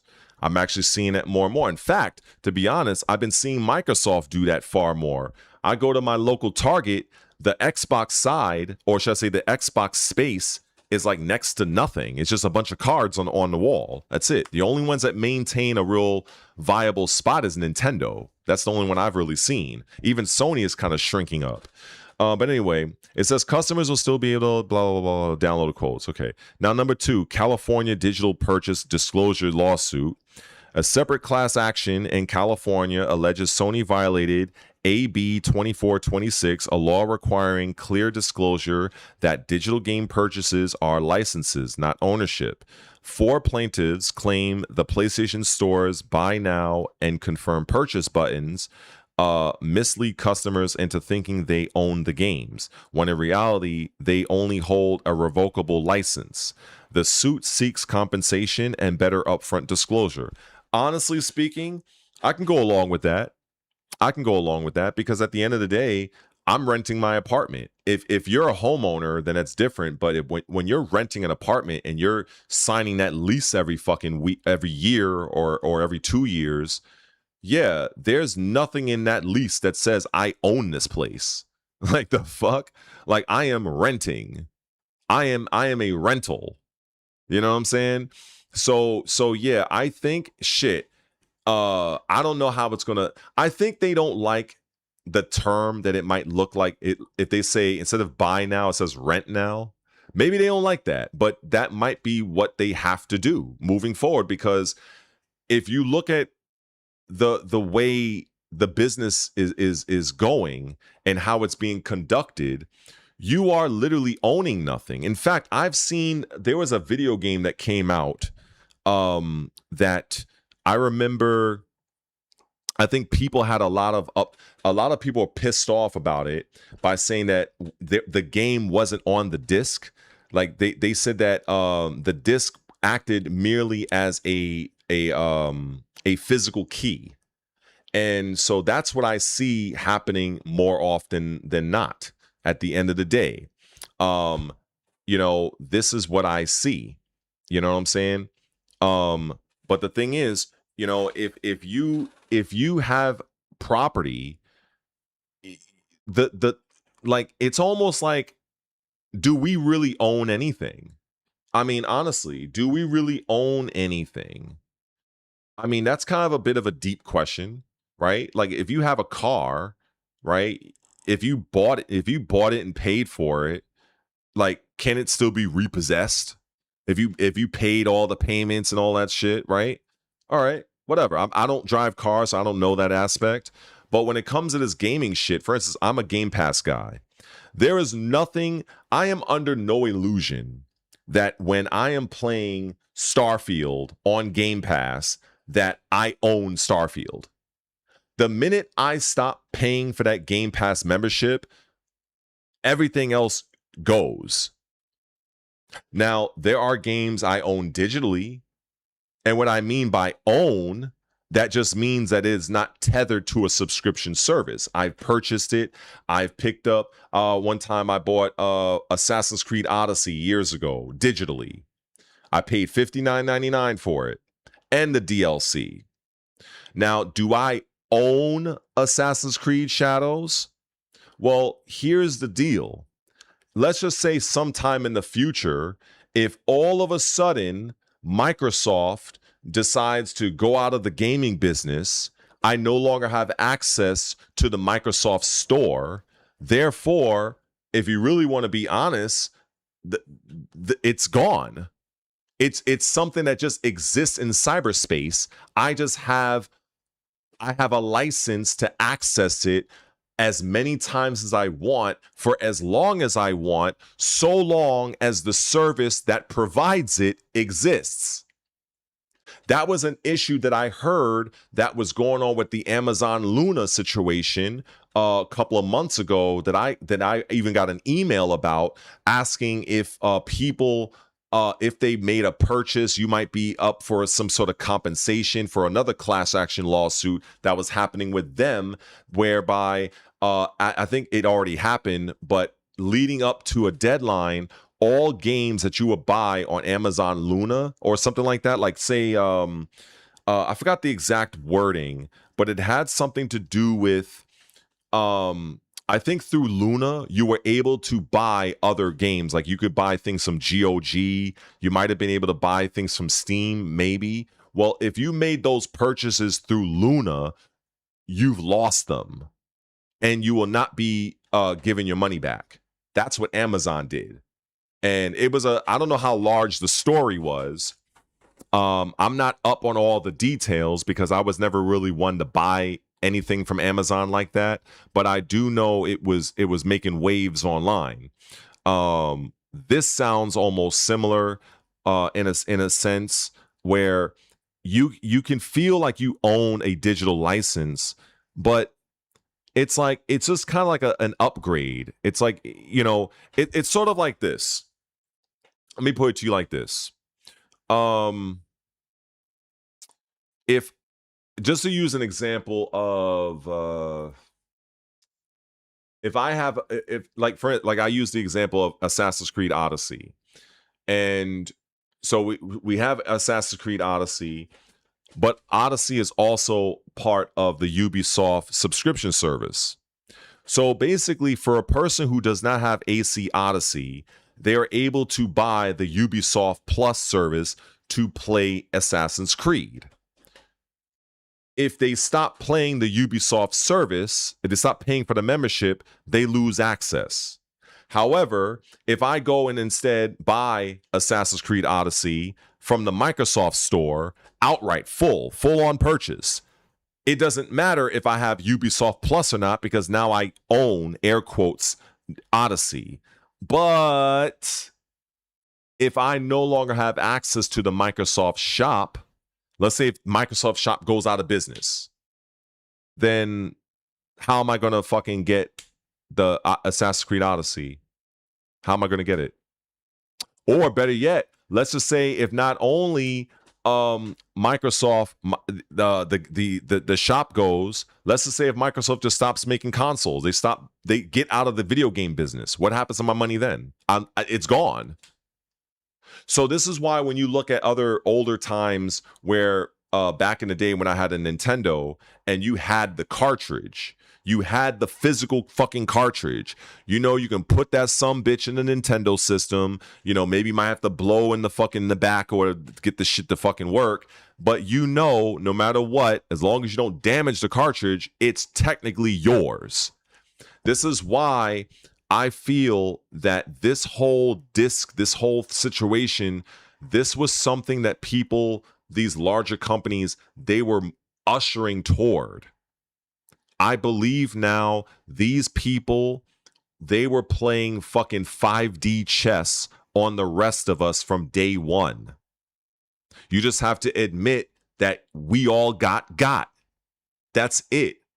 The convenience. Anytime. This is why in one of the streams I said one time, hold on, let me turn on my light because it's mad dark in here. Hold up.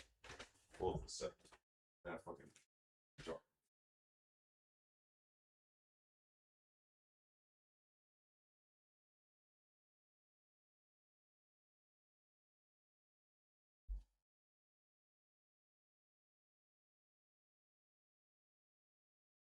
Give me something to drink too. Shit. Yeah. Need something to drink. Yeah.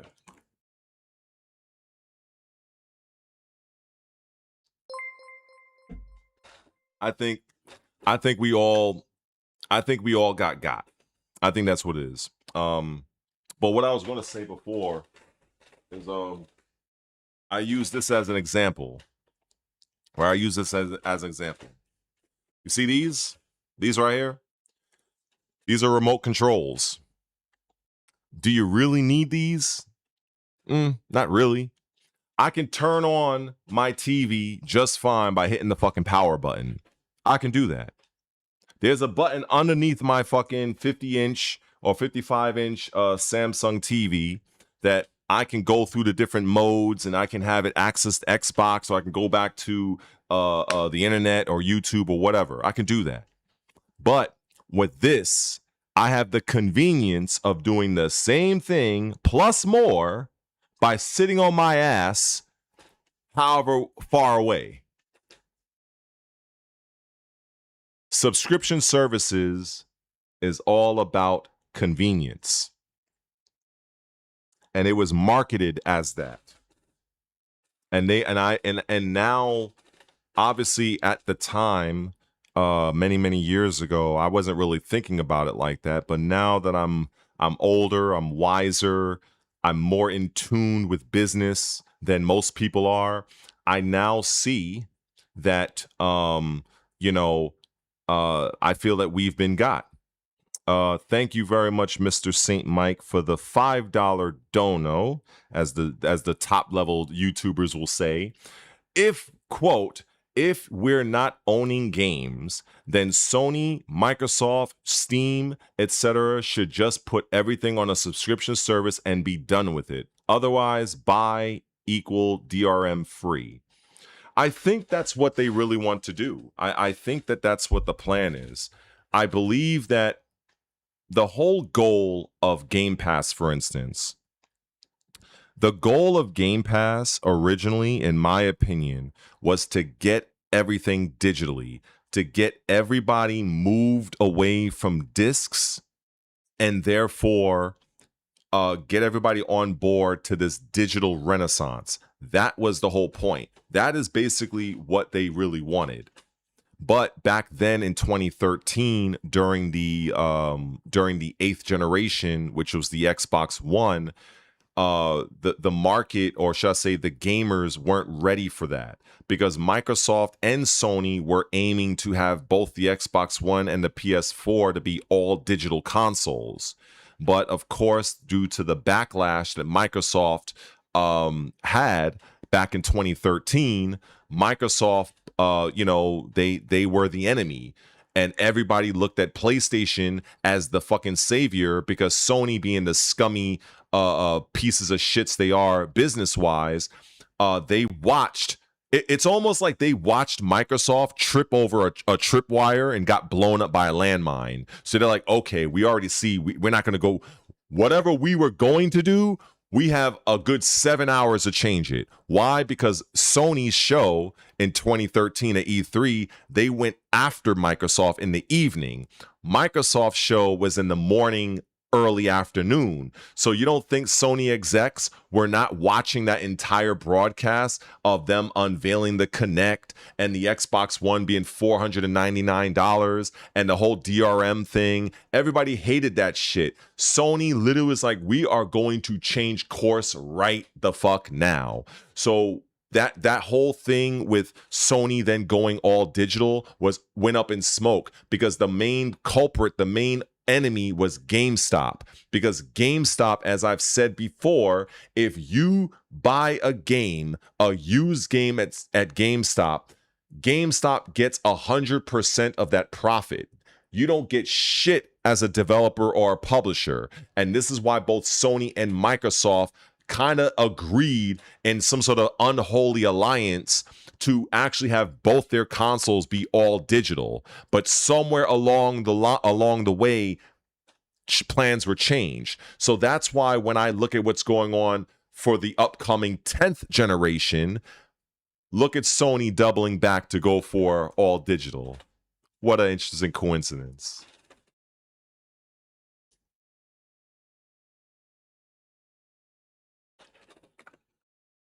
What an interesting coinky-dink. Very interesting. Yeah, they came out with an all digital Xbox. That was something I believe they really wanted to try. And I think Microsoft was in a much better position to do that, because they already had two SKUs, right? You had the Xbox Series X and you had the Series S. So for them to create an all digital console, that was them testing the waters. They knew it likely was not going to do high numbers, but they wanted to see what type of conversion rate they would get. And I do believe that data that they were able to gather from people that bought the digital version of the console, I think that we're going to see the results of that in the future. These companies, they do things, they plan things years in advance. That's why I say, like, it's like they're playing 5D chess. They're always like 4 to 5 moves ahead of us. Like, that's just how it goes.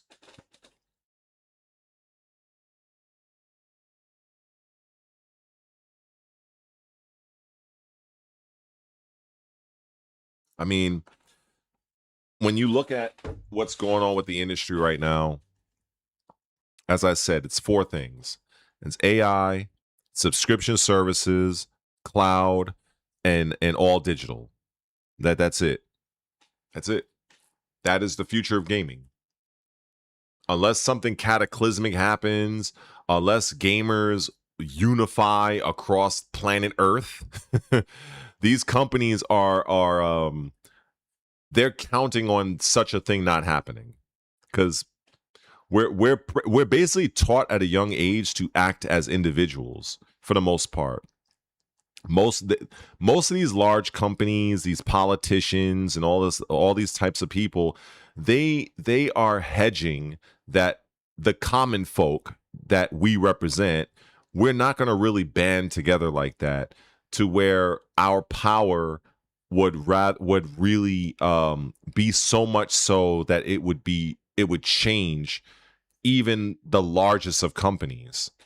But when you only have a handful of people, that's like shooting a BB gun against a mountain. Like, it's not going to work.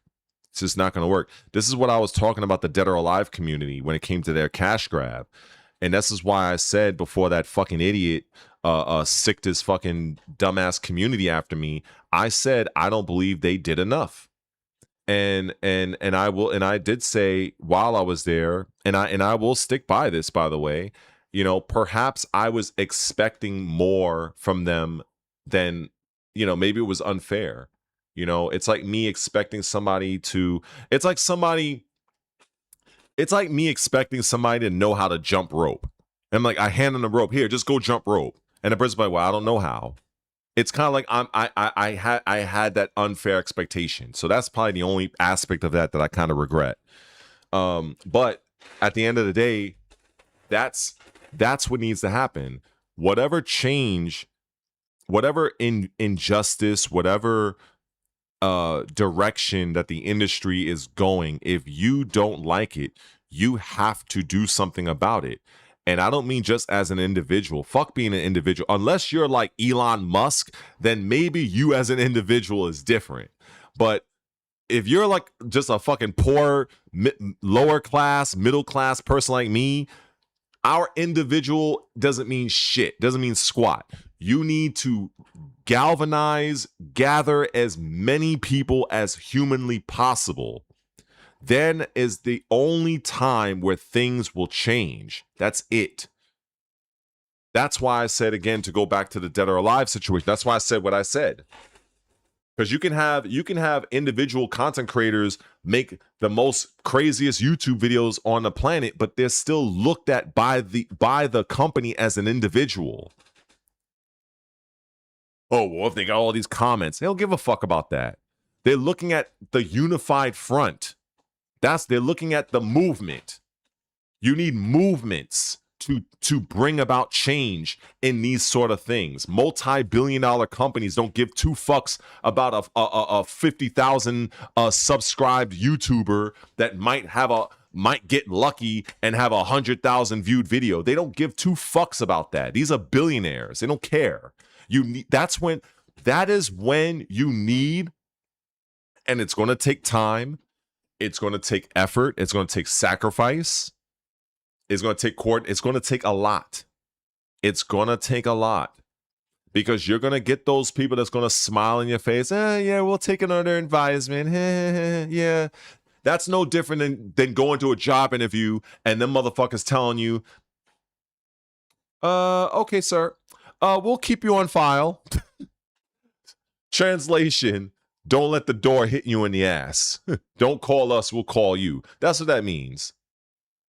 Like, this is the thing that just people don't understand. And it's like, I'm not saying I'm the best one to deliver it. I'm probably not. I do feel that in some cases I would work very well. But it becomes very frustrating for the people that want to talk so much shit about me, but yet and still, they probably don't even know a fraction of what I know or do even half of the searching that I do. But yet and still, they want to argue me and they want to argue the fucking data. And I'm like, okay, you got to be a troll. You got to be you have to be a Super Saiyan level troll to even go against that. Like, it's insane. This is why I love bringing this shit up while I'm live. I don't need to rehearse this shit. I ain't got no fucking dummy cards in front of me. I ain't got no fucking teleprompter in my shit like some of these other people. They fucking read from the fucking script. Fuck out of here. Like, that shit is corny to me. That shit is corny. I mean, sure, it's good if you want to eliminate all the ums and ahs, I guess. I suppose. You know, because ain't nobody going to be talking for like hours and hours and not fumble or fidget or and ah every now and then. It's impossible. So to me, that's more real than just having somebody speak in like this perfect, so yes, as I have said, based upon my grandiloquent research, as I go on to expatiate upon the point from my lips to your, get the fuck out of here. Like, that's bullshit. That's rehearsed bullshit. There's a time and place for that. Sure, I guess. Maybe when you're dealing with sponsorships, sponsored stuff, and they want you to read something word for word, and even those advertisements, I'm like, them shits is cringy as fuck. I fast forward through them. Like, when I see something that's more natural, more off the cuff, I'm like, all right, I'll stick around. It's pretty cool. If it's something I could use, I might invest. But it really comes down to just being authentic. And too many times I see people, they're just full of shit. They're just full of shit to me. It is what it is. But at the end of the day, let me see. I mean, this is just what is. This is just what is. Like, I try not to this is the truth. I mean, what's the other let me look at the other thing here. Let me look at this. Let me go back. Oh, okay, here we go. So let me make sure this is good, right? Yep. All right. Okay. All right. Antitrust settlement over digital game pricing. Sony is also subject of a $7.85 million antitrust class action lawsuit. The case is alleged that in April 2019, Sony cut off third-party retailers from selling PlayStation digital download codes, making the PlayStation Store the only place to buy digital games. Plaintiffs argued that this eliminated price competition, allowing Sony to charge inflated prices up to 175% higher than physical copies in some cases. The settlement pending final court approval, October 15th, that's a couple of months away, will automatically issue PlayStation Network credits to qualifying U.S. customers who bought digital games between April 2019 and December 2023, with at least 200 game-specific voucher redemptions before 2019 April. Summary: all digital phase out lawsuits, consumer groups challenging reduced physical game availability, California disclosure case claiming misleading language about digital ownership, antitrust settlement, resolving a long-running case over monopoly pricing in digital PlayStation game sales. These legal actions reflect both Sony's strategic shift toward digital distribution and ongoing regulatory scrutiny of its market dominance. There you go. That is the lawsuit in a nutshell. That is what is going on with what you call it. I'm not a fan of any of those people that choose to be like, oh, I'm just going to unsubscribe from you. Like, it's like, I feel as if these people, I think, hold on.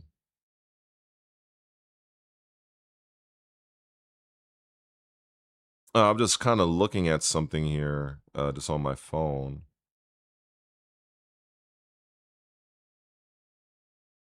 That's strange.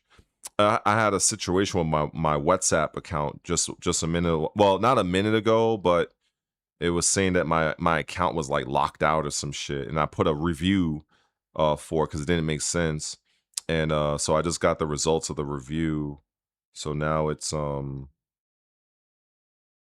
I'm just like re-logging back in to see if this is straight now. What in the world? Oh, I gotta do a code. Okay, I'll do this later. Fuck it. Anyway, but yeah, I'm just not a fan of people doing that. But then, like, I'll be honest. Like, I did lose a lot of subscribers. I lost a fuck ton of. In fact, want to see? Let's look at how many subscribers Blood Red has. I mean, Bloody. I'm about to say Blood Red. Bloody. Oh, it's all the same. It's all the same shit. Let's look at how many subscribers I fucking lost, shall we? Let's have a field day. Let's go deep into the analytics, right? Let's see what the minions did to me. Let's see. So we're gonna go here. YouTube Studio. Let's see. Where is it? Where is it? Analytics. Advanced mode. And let me see. We're gonna add in we're gonna add in a metric to the table, and that is where is it? It should be subscribers lost. Let me see. Come on, where is it? Oh, interactions. I think that's what it is, right? Yeah, subscribers lost, right? Let's look at this. So we apply this. Now, mind you, I had about 2330. I had 2,330 something subscribers. So if we look at this right here, yes. And look at that top. We see that person. Oh, yes, this fucking fraud right here. So basically, a lot of his minions decided to fucking leave. So that's basically what it was. That's what it was. So as I get more and more of these people off my channel, that's fine. That's totally fine. Totally fine. It is what it is. I mean, but it is kind of weird to see some people, like, for instance, like when I look at this one, right? This has nothing to do with any of the bullshit drama. Like, for instance, I put up this, right? This video where I'm talking about happy 4th of July of my country, the United States 250th birthday, and I have 2 people unsubscribed because of that. Okay, that makes no sense. I talk about how this game, Dead or Alive, is a fucking cash grab through and through, which is proven. 2 people unsubscribed from me for that. Let me see. I'm just kind of like blown away from that. Like, that shit's, it's a mind fuck. I had 1 person unsubscribe from me because I was playing Assassin's Creed Shadows. Like, are you serious? So because I'm playing a fucking video game in a stream where, and here's the stupid thing about, like, I want you to understand the stupidity of this, okay? Why is it showing this? Okay, wait a second. It's this one, right? Yeah. Anyway, so the stupidity about it is, if you come to my channel or you're subscribed or whatever, and you see my thumbnail literally showing a fucking a female ninja, I'm holding the fucking game box. I'm literally holding Assassin's Creed Shadows in my hand. I even say on the bottom, becoming a shinobi in red letters. So if you don't want to watch that stream, then don't fucking click the fucking stream. But no, we're gonna fucking unsubscribe from you just because. So it's just kind of those sort of videos that just doesn't make sense. Like, it's like, what was the fucking point then? Like, if I'm doing something and I'm live, or if I make a video about something that it's just not your thing, then okay, well, I guess you'll just let that one pass. Like, what the fuck, and go about your day. Like, but it's these fucking dumb fucks that honestly it's like I think they just I don't know if it's just an entitlement.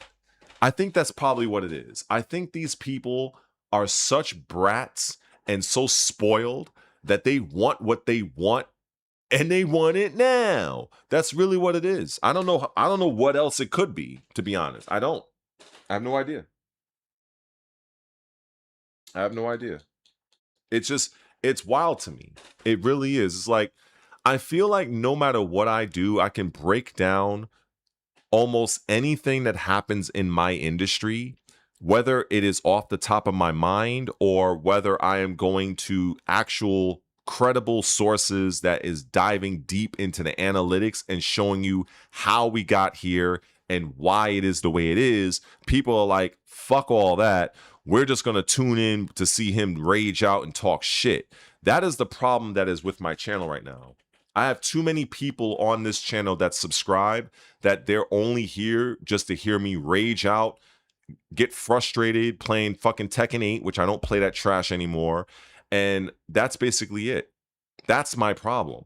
Like, I want to be a channel like Luke Stevens. I want to be a channel like a Fighting Cowboy where I can play my games, talk about the news. That's what I want. And the audience is out there. It's just that I'm not connecting with them because I have far too many people on my current channel that either they're dead accounts, they don't engage with my fucking shit, they don't comment, they don't like, they don't share, they don't do shit. They don't do anything. So when YouTube sees a new video from me, they test it against these dead motherfuckers. The video goes nowhere, and my video is dead on arrival. That's how the algorithm works. That's how it works. It's fucked up, but when you're a larger channel, when you have like 50,000 people, 30,000 people, you have enough people that are going to do something with your video just by default that it's going to enable the video to have a bit of a snowball effect to where it can gain a little momentum. But when you only have a little over 2,000 subscribers and the vast majority of them don't do anything and only a very small percentage do, then it's like, it's kind of like I have to get lucky. I literally have to get lucky. And I can't tell you how fucking frustrating that is. It's incredibly frustrating because I know damn well that there are many videos that I do far better. I definitely punch above my weight with some of the videos I put out, but it doesn't get any notice because of the way the algorithm works on YouTube. It just doesn't, because they're going to constantly test your videos. It's a testing phase. So they take a certain focus group of your already existing subscriber base. And if they're not watching it, YouTube is like, well, if they didn't watch it, then why should we push it? That's how they operate. So that's why it's like, I feel like this shit, I realized this whenever I would talk shit about Tekken. And I would notice I'd get like 3,000 views, 4,000 views. And then I'd talk about the Dead or Alive situation. And that's like same thing. And I'm like, hold up, wait a second here. I was like, so you mean to tell me I can fucking rage out, talk copious levels of shit, completely destroy trolls in my chat, but that gets traction. But me talking about what is actually going on in the fucking gaming industry as a whole, that dictates what's going to happen in the fucking future, that gets no attention? How in the, like, wait, that 2 + 2 is like 50. It just makes no sense. Until I learned, did a little research, a little digging, and I was like, oh, that's why. That's why. Because it was happening too often, and it was becoming to be a pattern. And now, of course, you have other X factors. You know, you have certain people that some people may not watch because, maybe the title and thumbnail wasn't enticing enough. That's very possible. It could be Maybe some people just don't like the sound of my voice. It could be any pet, like I call that petty shit. Like if they don't like the sound of my voice, they don't like that maybe I didn't jump straight into the article, but those are real things. But that's not everything. But they are a factor, 100%. Some people may not watch you just because of how you sound. You know, like in fact, there's a YouTuber that I don't really watch because his voice sounds too nasally for me. It just sounds just. I'm like, I can't do it. So there's probably people out there that just don't like me. I mean, it's possible, but when I look at the overarching aspect of it, I have to come to the conclusion that it is definitely a very big possibility that when YouTube tests the initial couple of like 24 hours and they're testing it against some of my already existing subscriber base and they're just non-existent, then it really cripples the video. So it goes nowhere. So that's just how it goes. It is what it is. You know, drama is life on this shit. You know what I'm saying? But unfortunately, you know, I'm not trying to go that route. I don't want to go that route because I know at the end of the day, I'm just not interested in that. I'm just not. But I do know that there are a lot of people who are interested in the news that I literally just broke down. I know they are. It's just a matter of tapping into that, and it's unfortunate. So sometimes I just feel like that's why I feel like what's the point? You know, when I have you know, for instance, I had that situation with the other YouTuber, you know, and I said what I said, which is the truth. This guy basically lied on my fucking name. This guy typed up some bullshit in his description that put me behind the 8 ball. And now 8,000 fucking plus people seen that fucking train wreck of a video. And it's like, you know, a large chunk of his audience invaded my channel and basically would just ripping me a new one. Didn't matter about the facts, didn't matter about the truth. All that matters is what he told them. They're fucking fanatical. And this is just what I've noticed. This is how it seems to operate on here. And it's tough to get out of the spiral. It's not impossible, but it's definitely a grind. It's definitely a grind. Like everything regarding that Sony lawsuit, the PlayStation, the digital situation, the account of, you know, if you don't play a game for like 3 years, all of that, I break down, I elaborate on it, and it just, you know, people care about it, but it is what it is. People just, it's whatever. It's raining right now.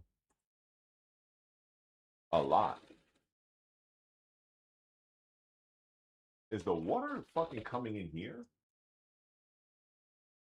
Like I'm hearing water like drip, and I'm like, yo, I don't want this shit to fucking be a soggy mess in my room. Hold up for a second.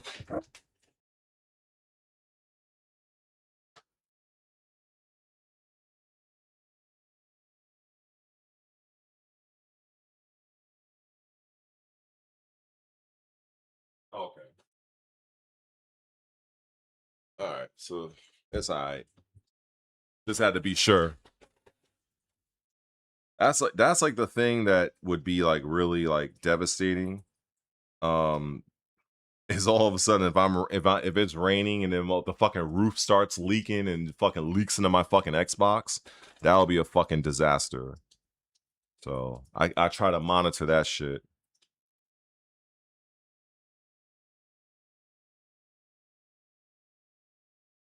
But if nothing else, out of that whole situation with that fool's community, I will say this.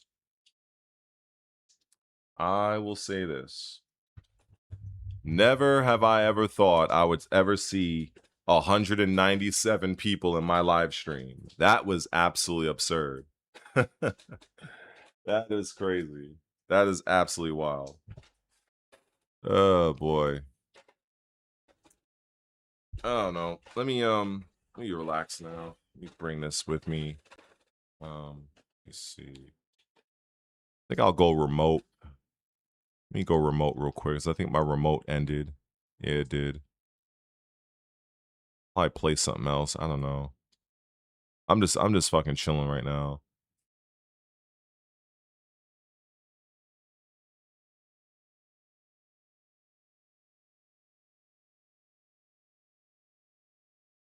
Like, I feel like this whole like content creation shit, like 100%, I feel it's complete luck. In fact, there was another streamer that I follow, and he kind of does a lot of content where it comes down to like he'll tell you how to like set up your stream and your Twitch stream and stuff like that. And he'll tell you like things to follow and things to do, and you know, things ideally to, you know, to make sure that you're doing in the right way. And he'll be fucking saying stuff like hold on, let me just kind of make sure this is updated. All right, wait. Getting to the bomb. Yeah. So he'll say like stuff like, well, if you're busy streaming to like one person, or like, you know, always be talking, you know, even if nobody's in your chat and all sort of stuff and blah blah blah. And it's like, but you know, it's like a lot of times like it's just kind of annoying, you know what I'm saying? Like, it is what it is. You just do the best you can. It definitely is luck. It is luck. Don't let anybody fucking tell you different, because now that I've been doing this for about 2 years now, it is luck. But he mentioned something that made perfect sense. He says you have to embrace the grind so that you can increase your luck surface profile or something like that. I forgot how he put it, but the way I looked at it as is, you can't get lucky if you're not out there. It kind of is like that old saying of, you miss all the shots you don't take. If you take a shot, there's a chance you might make it. But if you don't take any shots, you're not gonna make anything. So I understood it from that standpoint where, yeah, streaming, especially on Twitch, that's like next to impossible. I have to almost beg people to follow me on Twitch. It's kind of sad, actually. But it's like I could be doing something, right? But the minute I might need to take a drink of water or use the bathroom real quick, and all of a sudden there's like 5 people that happen to pop by my stream at that moment, and they see that I'm gone, and that's it. Like, it's complete luck. It's luck of the game, luck of them popping in just as you're talking, and then you have to get lucky again that whatever you're talking about, they're interested in. So it's literally luck to like the 20 millionth degree. Pure luck. Pure fucking luck. But the difference is if you are willing to grind it out, that gives you more opportunities to be lucky. And this is why some people that are busy streaming and they have like either no viewers or they got 1 viewer, which is probably themselves, and they eventually grow. But even that, it's a grind, and it's a grind that not everybody's willing to do. In fact, I heard that's the story of this other guy I don't know if he's a big streamer now. I think his name is Jinxie, and I heard, at least I think it's him. I heard that he live streamed for an entire year to one person every day for a whole year, and eventually things just turned around for him. And so I don't know if I would do that. I've been on Twitch for a little while, but you know, I kind of manipulated things. I manipulated things to be in my favor, where when my Samsung Galaxy phone was still working, I would log into my Twitch and I'd follow. No, I would watch. I would have it shown on my TV as well, so it was basically counting as three you got to do what you got to do to try to make shit work, you know. But yeah, that's just what it is.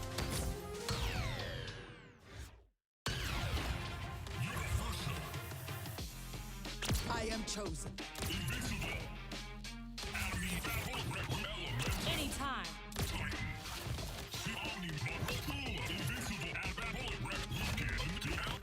And pick Carl. Good old Carl.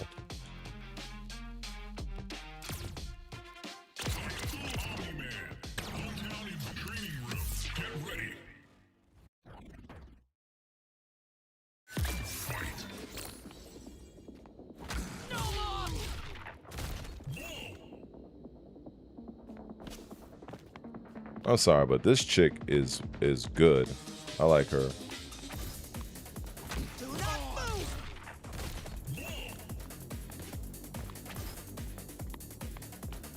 I'm gonna love this. They all fear me. And so will you. I don't even know how to use her yet. Yeah, so basically, if you do light and charge medium, you can get mashed out. But if you do light, you have the frames to do the move. So they can't interrupt that. They have to just take the fucking hit or just backdash or armor or whatever. But the thing is, with her, it's a little different because. Oh, actually, no, it's the same thing. Oh, wait, hold on. Oh, they changed that for her? Oh, wait a second. Hold on.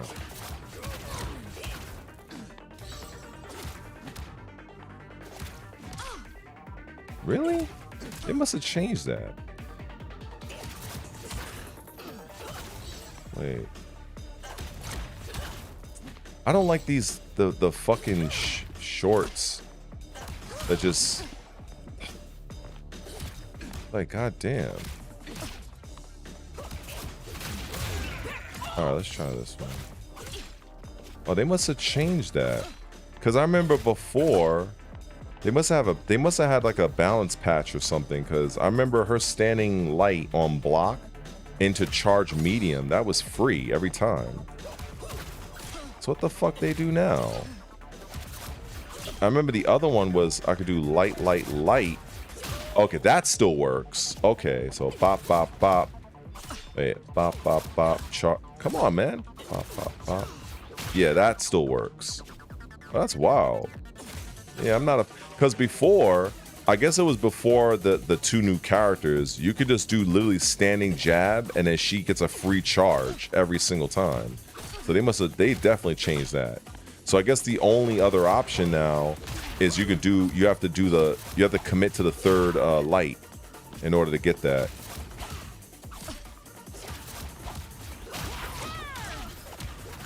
I'm not a fan of that, because it's kind of easy to fuck up on that. Right.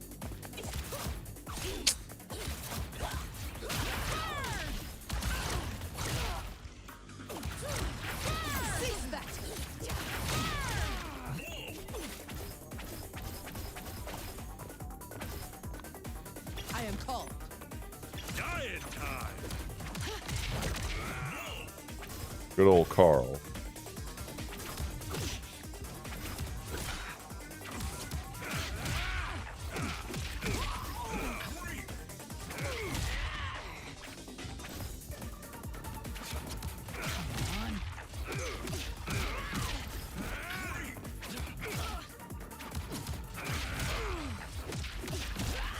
Come on. I'm out of practice for this shit. Oh my god, I'm fucking slow.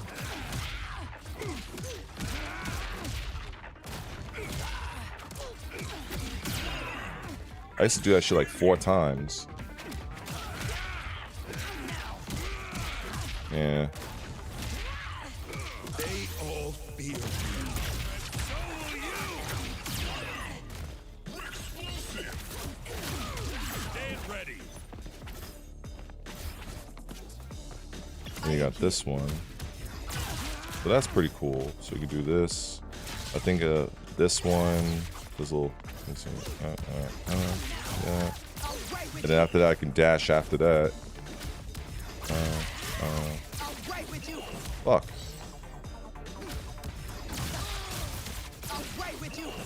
Oh, wait.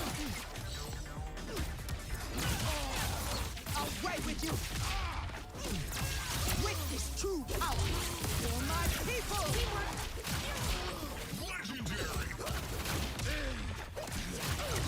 Hello there. You defy me?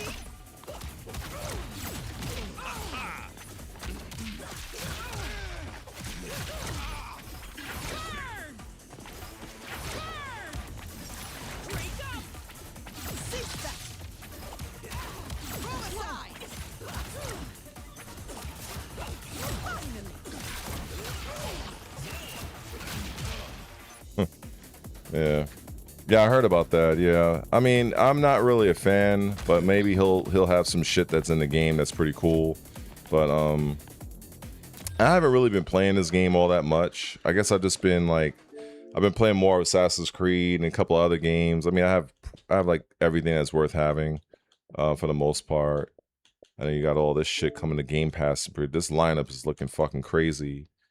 I don't know what this game is, but whatever. But then it's like we got this fucking oh no, this is recently added. No, I'm looking at the wrong thing. I'm looking at the wrong thing. Coming to Game Pass. We got this Halo joint. That's on the fucking what, July? The end of July.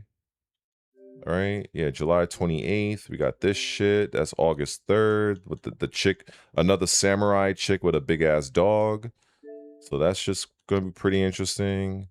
I'll fuck with that. We got this chick on the 27th. We saw that during one of, I think, the Microsoft Game Awards. So that's showing up. We got this. I haven't really fucked with this yet. This Dune game. I haven't watched this shit yet. Let me see. See what this shit is.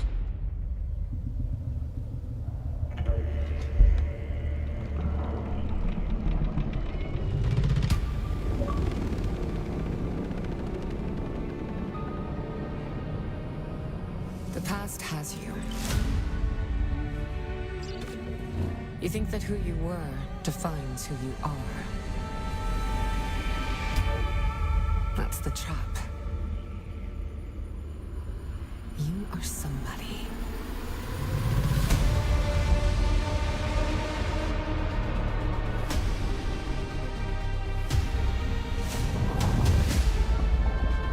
I've been watching you stumble through the blood and sand. You are the hidden hand. You hide in the future and the past. Arrakis is the key. It's always so annoying. Every time I'm watching something like this on... it has to be because I'm doing this remotely. It always seems to fuck up like this. I don't know what it is. But it never does this when I'm not streaming. It never does. It just plays through. It's just really annoying. But anyway, so then we got, I don't care about Minecraft Dungeon. We got Gears E-Day. You got this Stranger in Heaven. That's next year. So yes, I think this is a pretty solid lineup. Especially all this shit is free, air quotes, when you have a membership. So that's pretty cool.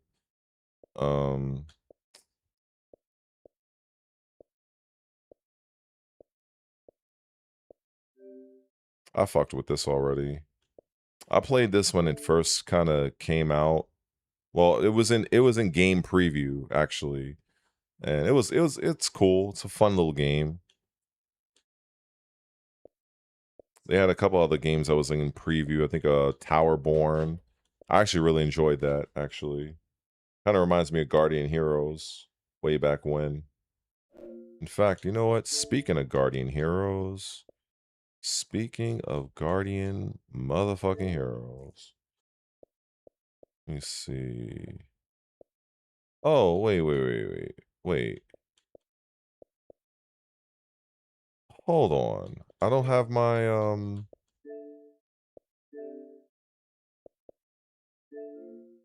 I could have sworn. Oh wow. I guess I never re-downloaded it. I'm assuming. Oh, that's weird. Oh, we were gonna change that. Yeah, definitely gonna change that. Uh group by console type. Yeah, because Xbox 360, I got a whole bunch of crazy shit for that. You got Lords of Shadow. Fuck that. You getting that? Let me see. Oh, this was great.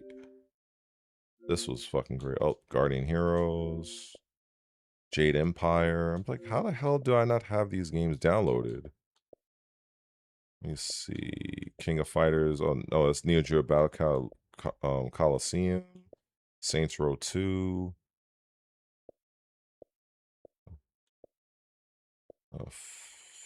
Knights. Oh, well, no, I already have Knights of the Republic there. Splinter Cell. That's been a while, so I mess with that. Fuck it. Add that. Virtua Fighter 5 Final Showdown. I forgot when I bought this game, actually. I totally forgot.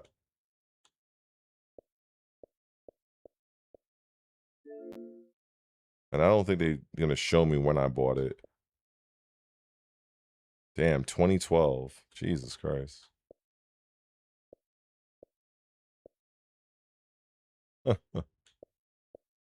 Tomb Raider Underworld. Damn, these graphics is rough.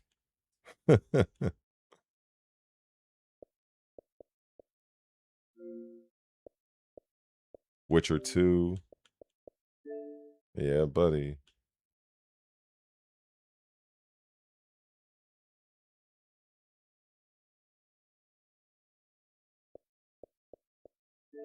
I remember when I bought this game a long time ago. I didn't even like. I knew nothing of this franchise. Nothing. Like I didn't know anything. All I remember seeing it in the store. I think it was in. I think I was in Best Buy or Circuit City. No, I think it was Best Buy, and it was like this massive like like booklet, like the box and all kinds of shit. I'm like, what is this? And I remember when I first played it, I didn't like it. I didn't like it at all. I was like, one, I kept getting killed. I didn't understand how to play the game, and then eventually I eventually learned, and then it was off to the races. It was off to the races after that. But when everybody knows Witcher 3, but they forget about Witcher 2. And you know, Witcher 2 is pretty good too. The intro is still godlike. Where the other Witcher character, he kills the king and hacks his head off and shit. That shit is crazy. It's only 7 gigs. Yo, real talk, you know what? Fuck, we gonna download that shit too. Why not? Why the fuck not? Oh yeah.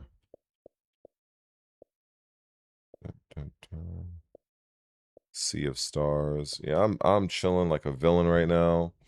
I feel like, you know what? I think I'm just relaxing. I'm cooling. I've already broken down the whole Sony shit. I had one troll So that was pretty cool. At least it wasn't multiple trolls. You know, that was definitely good. My patience with these people are very limited. I'll admit it.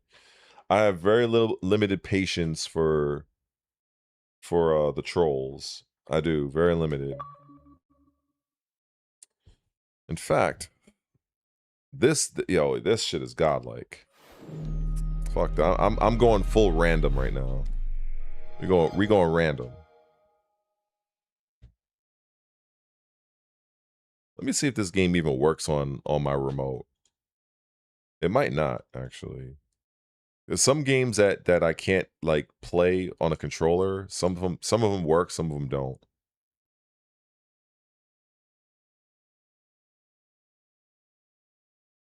If I can't press start, then I know it doesn't work. Oh wow, I don't even hear audio. Oh wait, did the thing turn off? Oh yeah, okay, that's why. Okay.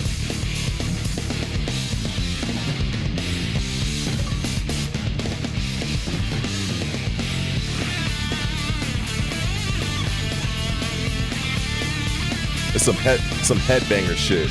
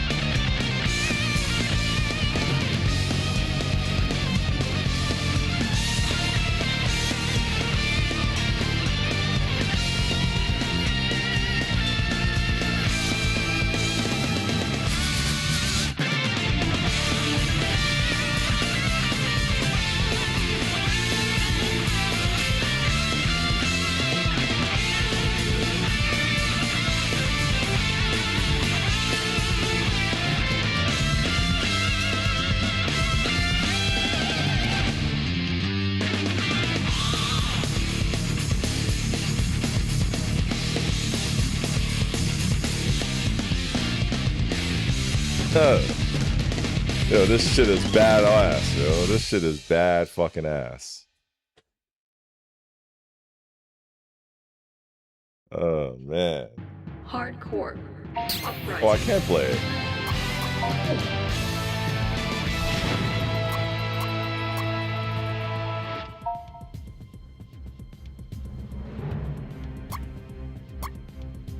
Mission accomplished.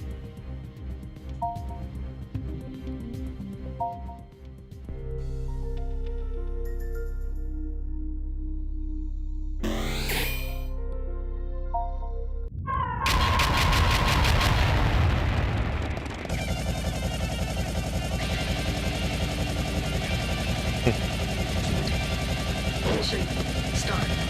Beginning operation. Super machine.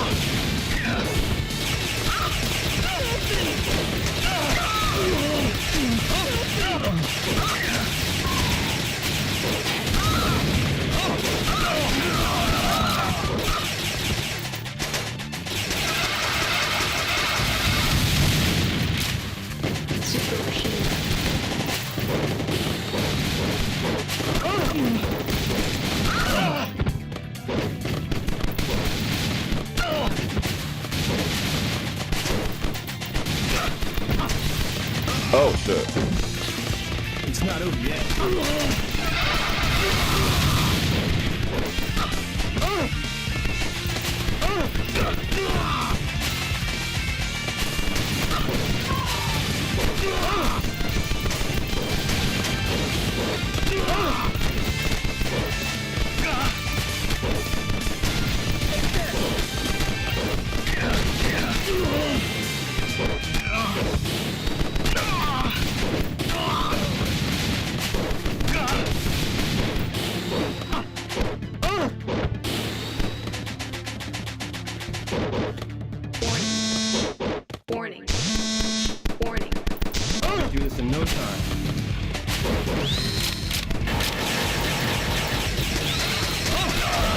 Oh. Oh, sleeping there.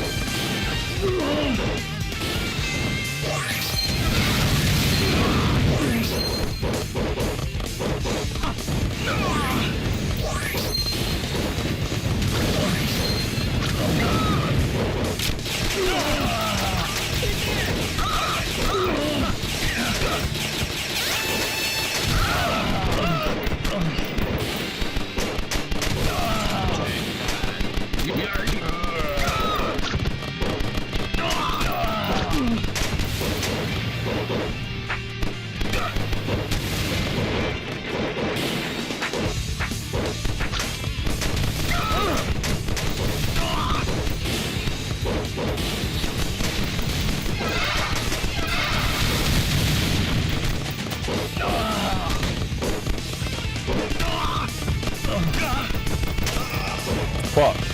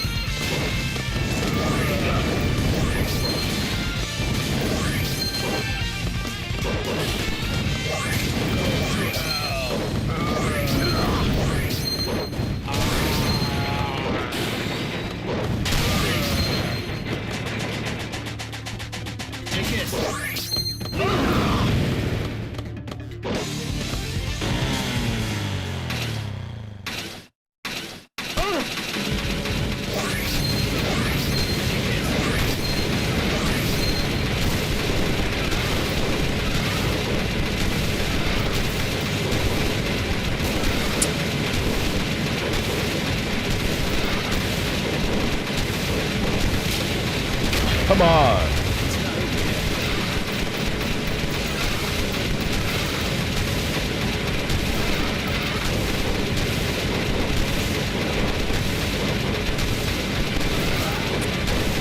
Annoying ass fucker. Oh my god, this guy's annoying. Oh, this motherfucker's annoying. Continue. Let's rock. God, this guy's annoying as fuck. Let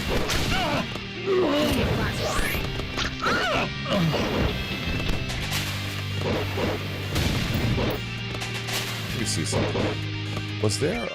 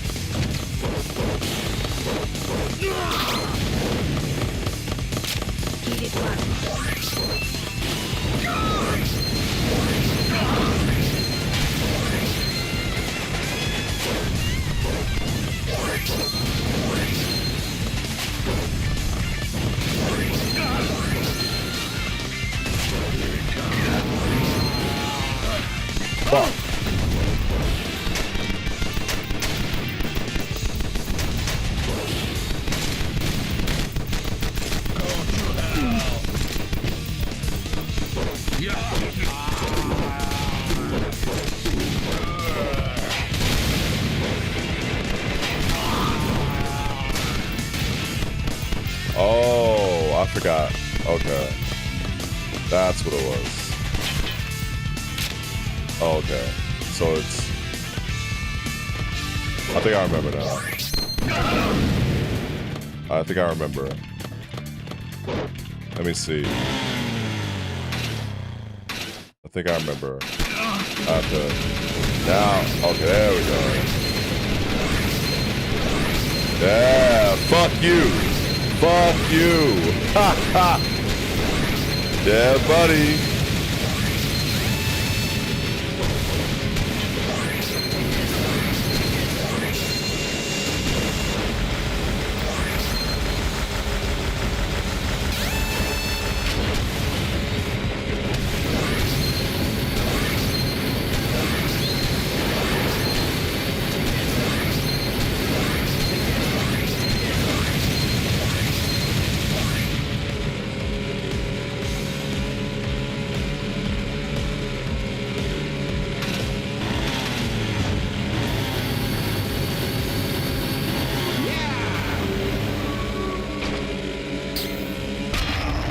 Oh, I was distracted. Now it's my turn. Oh, fuck. I was distracted. Yeah, man. Splinter Cell. I got all sorts of shit here. Oh, I'm gonna get fucked up now. I should have jumped.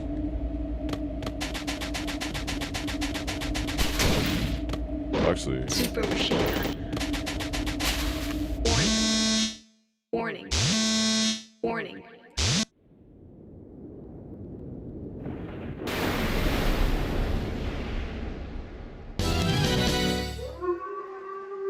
You're no match for me.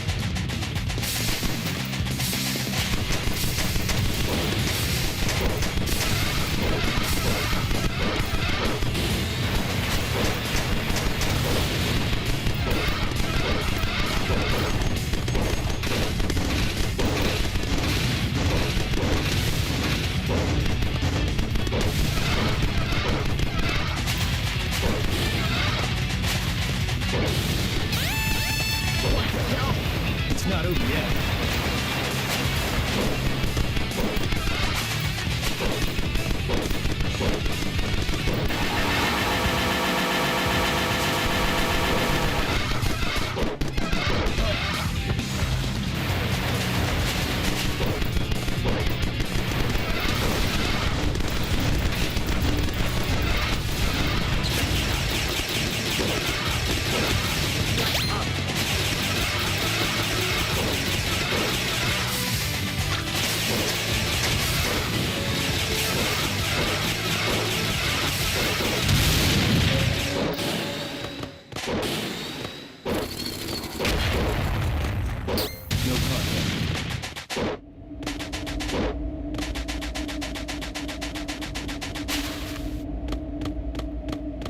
Oh my god.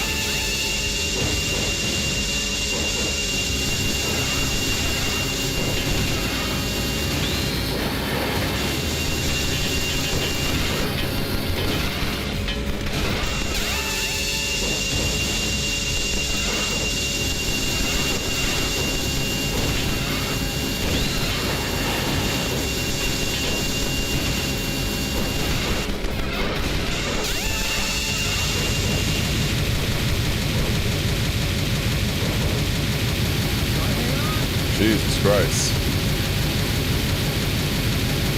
This guy ain't dead yet? What the hell? What? Continue. Oh, motherfucker, yo. Let's rock. Jesus Christ.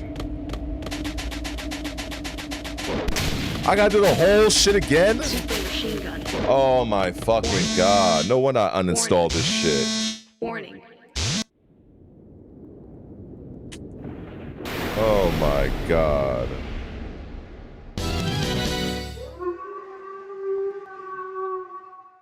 Oh my fucking god.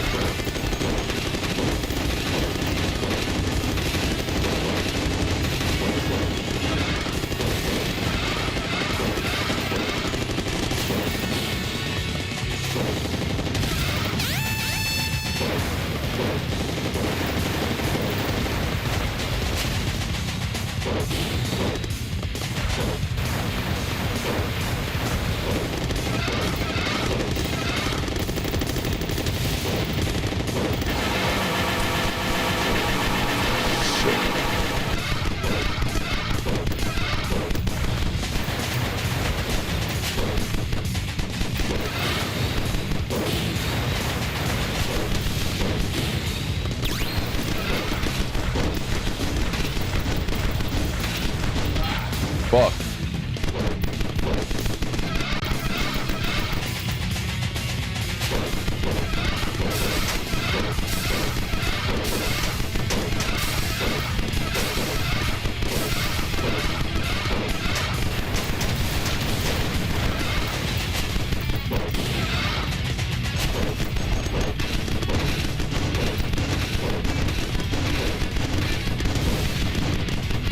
Fuck! Now it's my turn. Super machine gun.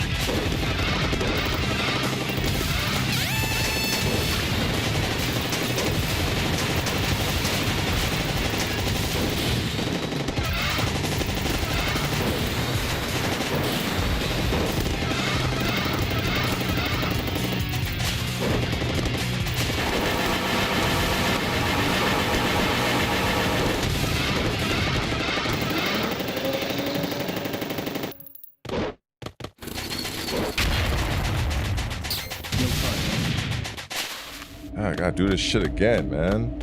Fuck. I haven't played. Yo, I have not played this shit in like mad forever, like mad long.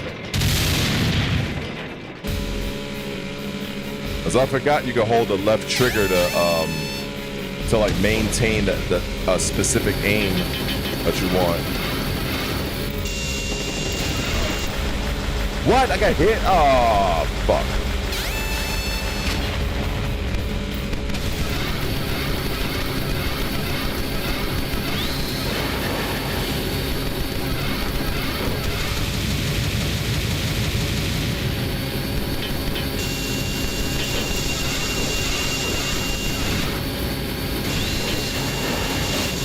Come on, man.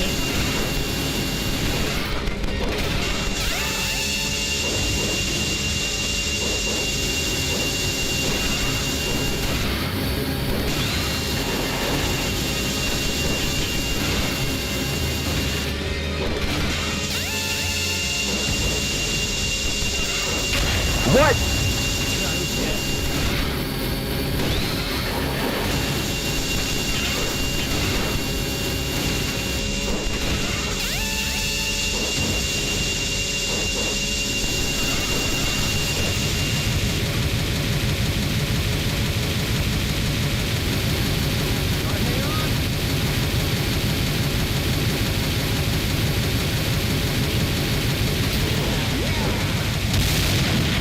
Come on, man. Continue. Fuck that. Not doing all that shit again. Fuck that. Why is I even in the fucking game in the first place?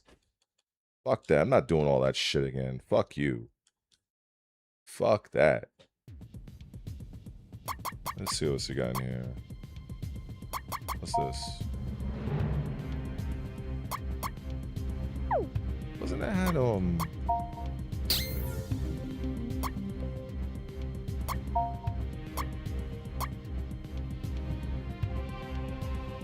okay.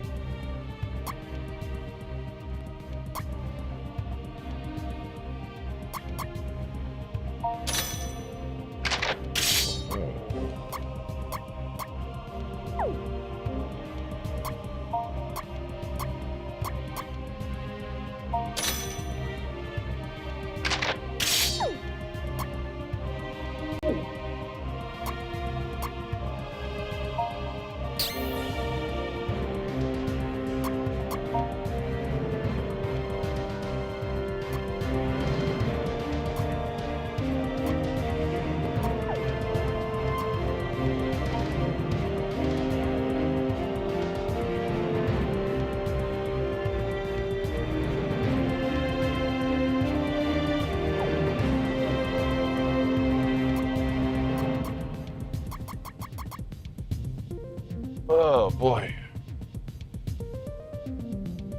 Oh well. This is Hard Corpse Uprising. Hardcore uprising.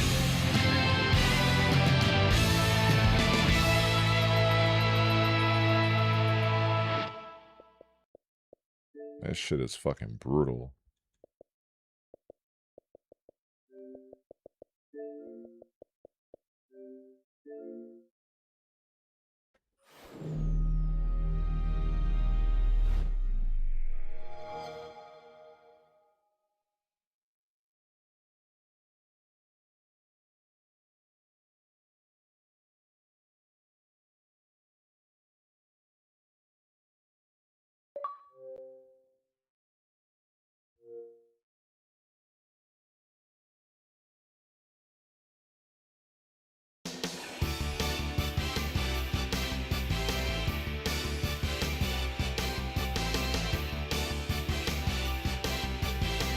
Ba, ba, ba, ba.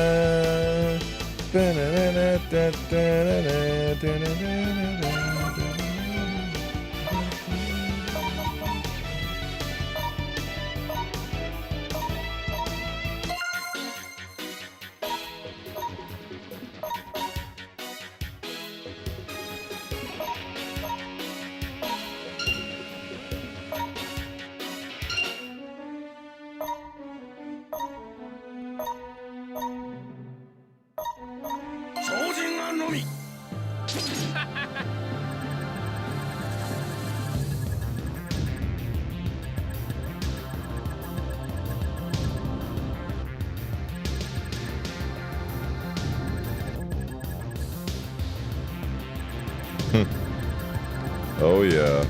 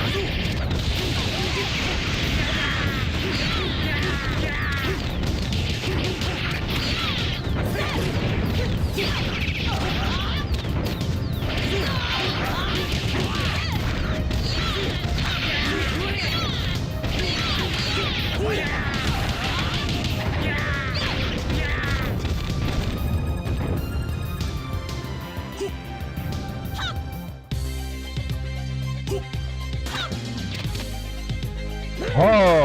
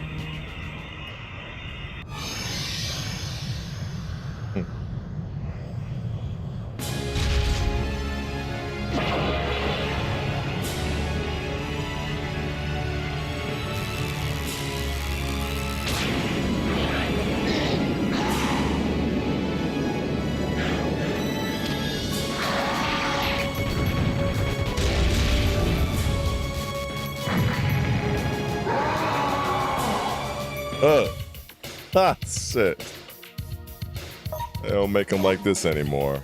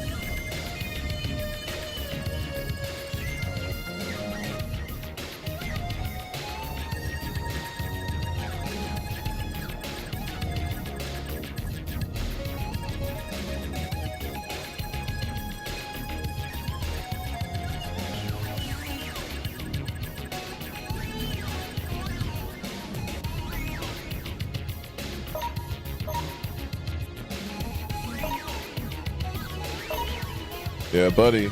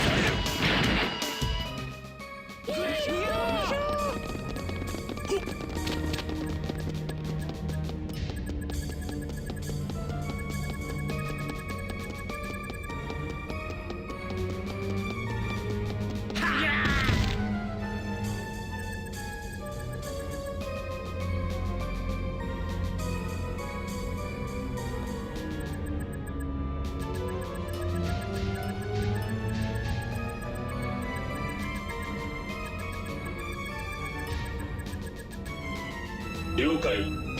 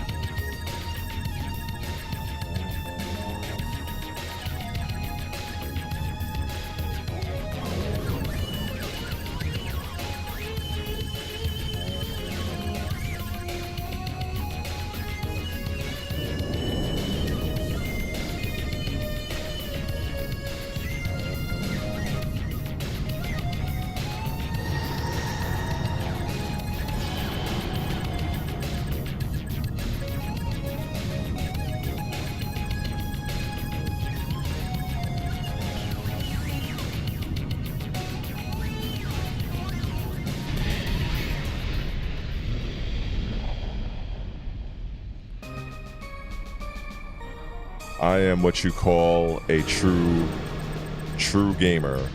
So I play a whole variety of things. I'm 45 years old. I mean, come on, I played pretty much everything.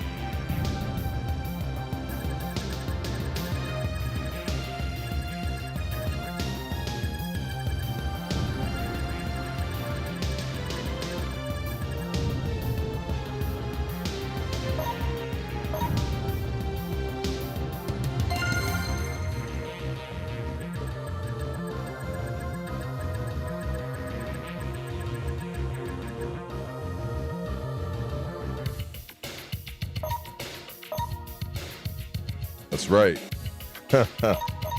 I'm slowly starting to remember like some of the things I used to do in the game.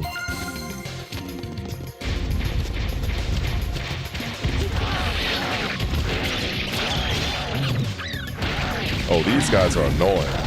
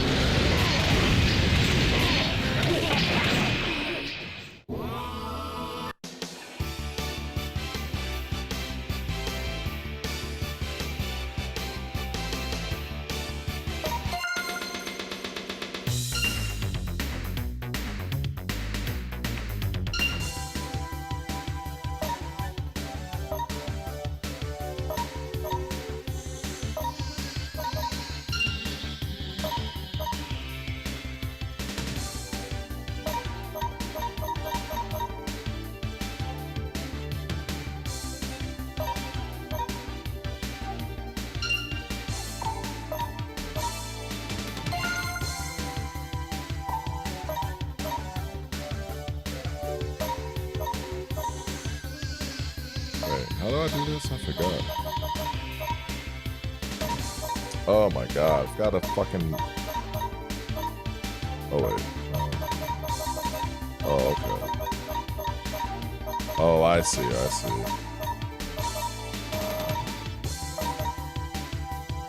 You know what? Let me see.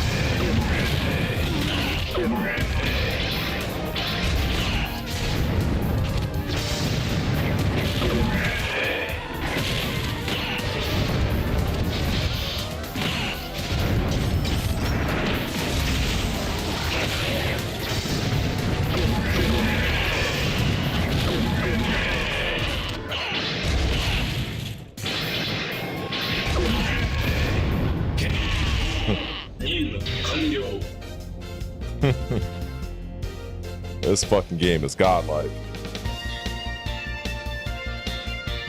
I'm mad I didn't, like, back in the day where, like, I would have, like, all the characters unlocked when I used to play this shit fucking decades ago. And my friend, we used to play this shit. We used to line this shit up with, like, fucking sky spirits against earth spirits and just be just pure fucking chaos, yo. Motherfuckers think Marvel vs. Capcom this shit lit. Yo, motherfuckers don't know anything about this shit. This game is absolute fucking chaos. You see all these motherfuckers I haven't unlocked yet? That shit is wild, bro. I'm just mad I fucking died in the story the way I did. It'd be crazy if I actually have a fucking, nah, there wouldn't be nobody online.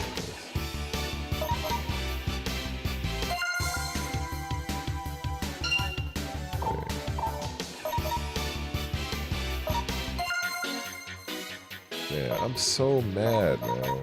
I'm so fucking mad. Fucking die.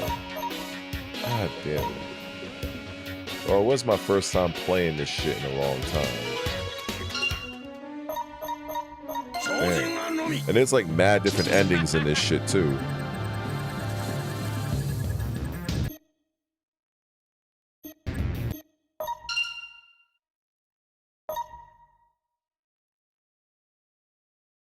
Yeah, buddy.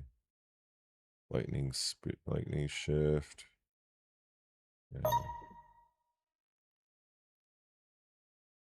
Some of these shits I forgot how to do. So it's down ep X. Down. Oh, okay.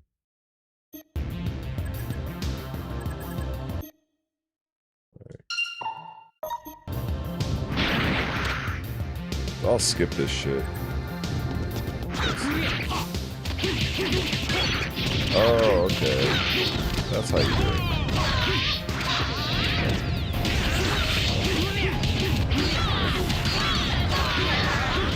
Oh, okay, so I can manually jump forward. I didn't even know that. I forgot about that, actually. Okay, so I can actually leap toward it.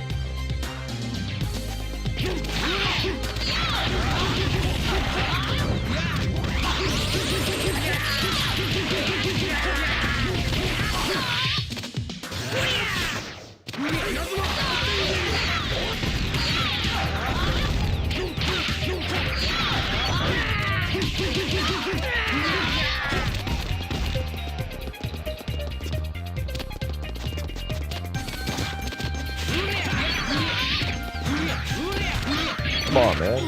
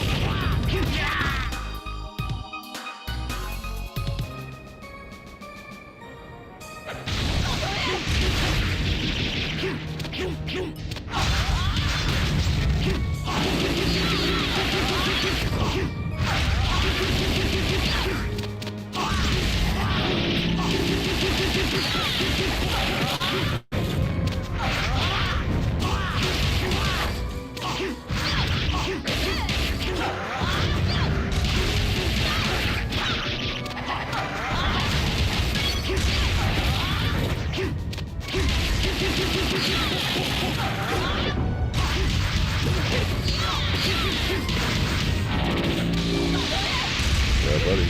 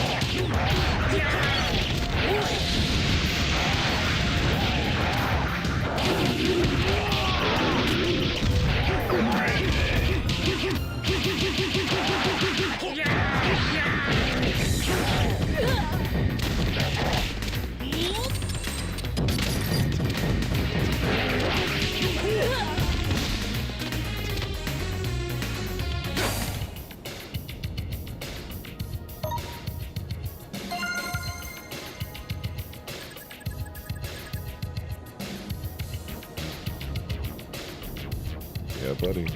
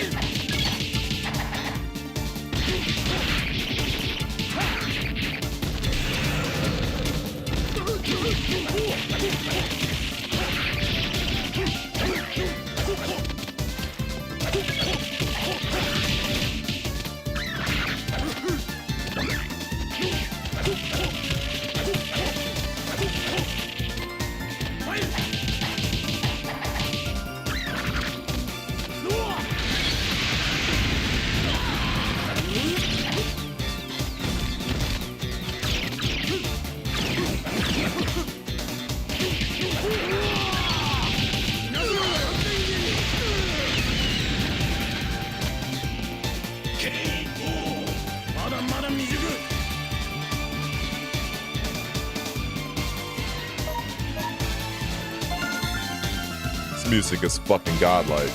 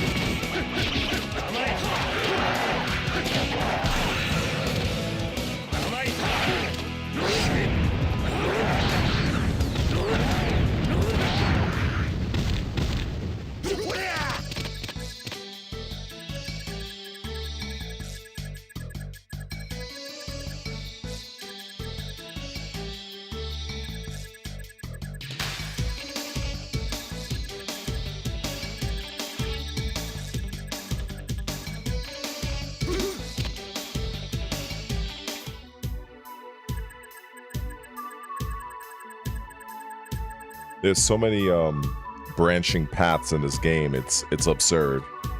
So there's like a lot of different ways the story can go.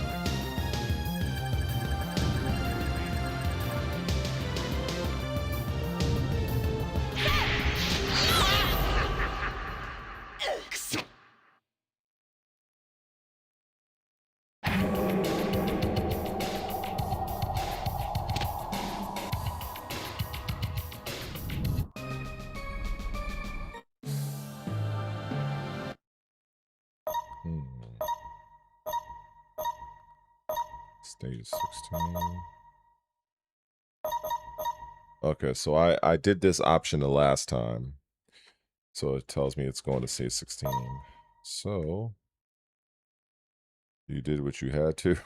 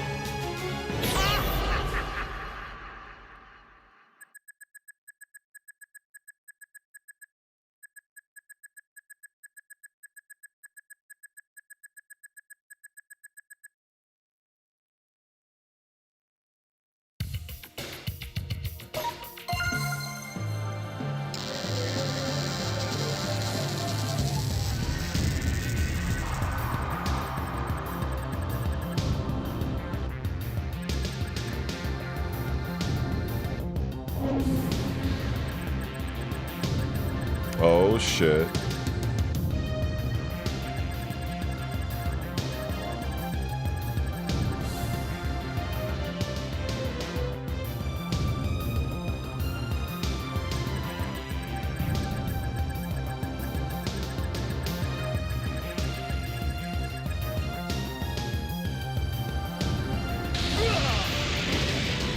Huh.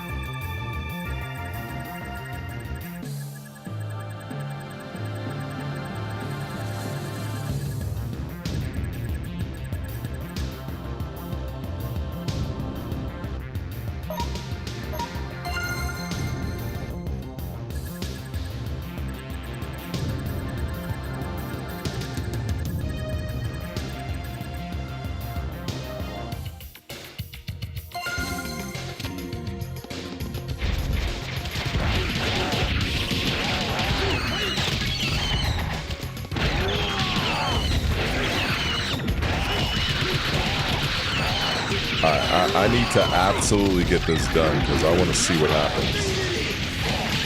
I don't care if I have to do whatever little underhanded tactic. You gotta be scummy in this game.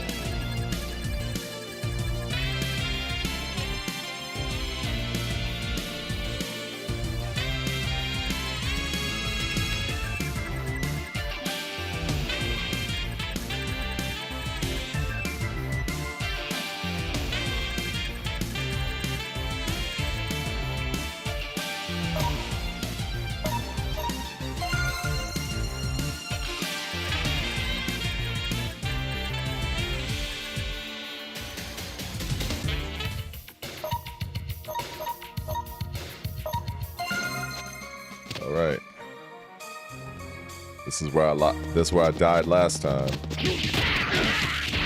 These guys are fucking annoying.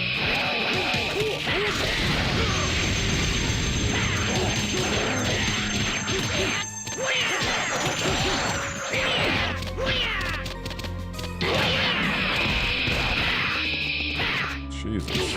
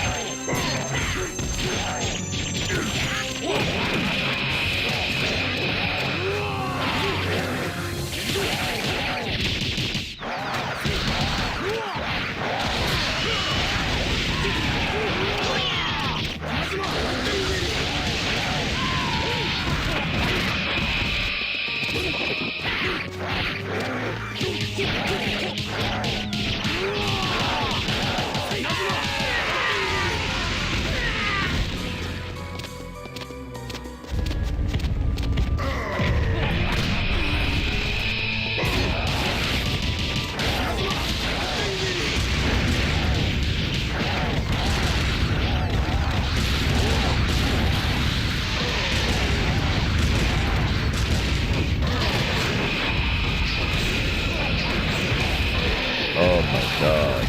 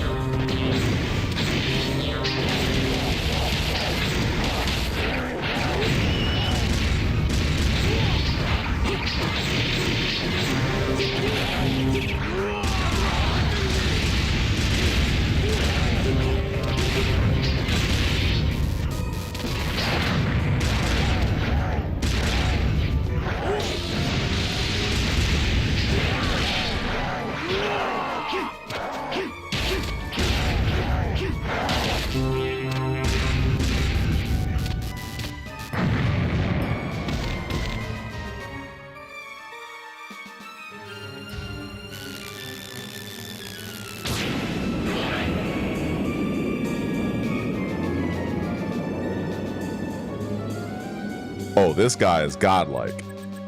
This guy is fucking godlike.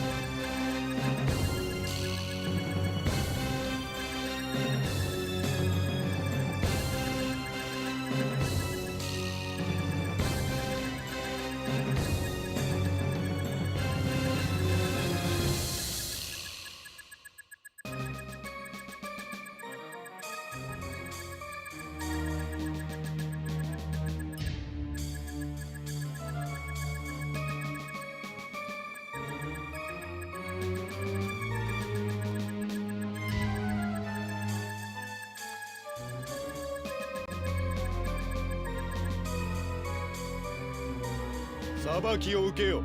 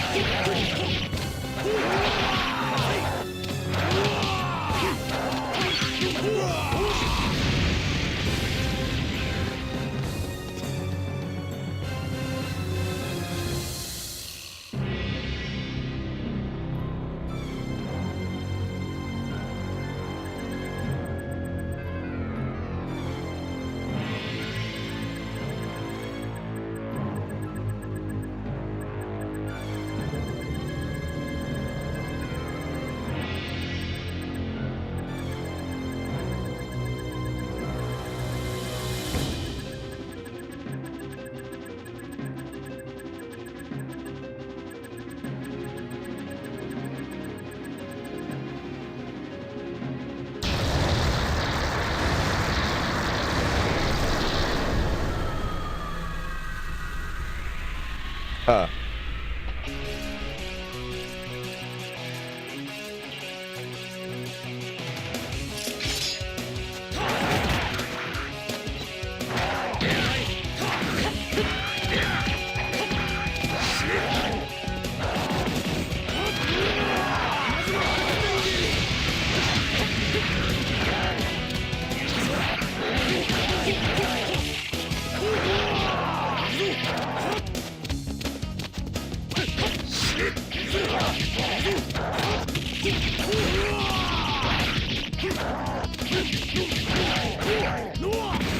Damn, I needed that.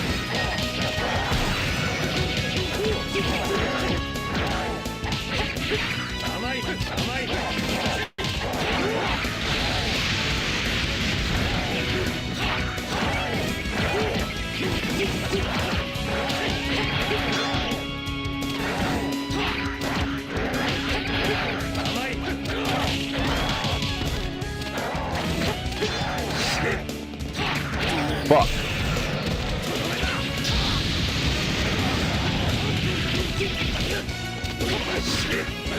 Come on, man. Cheap fucker.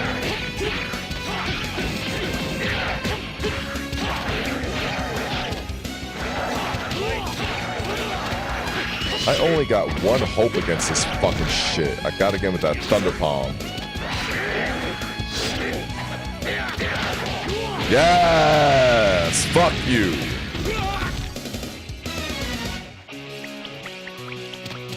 Fuck that. That felt good as hell.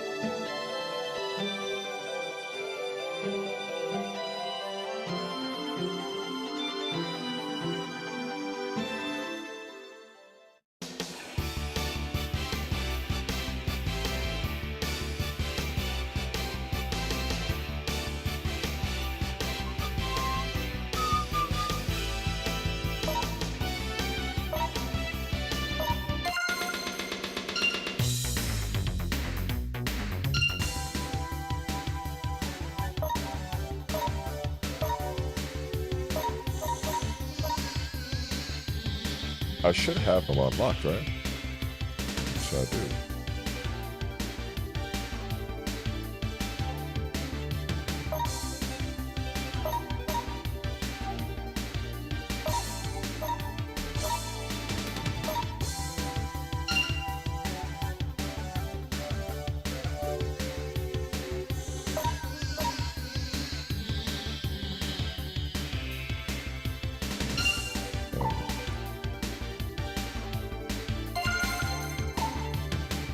Why can't I move?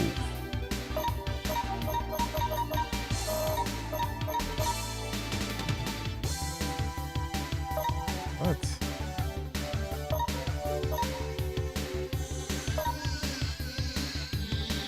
I'm confused how this works.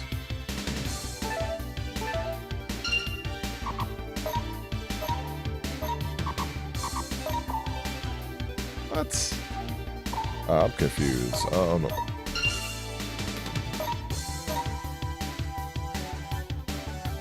Select one. Okay.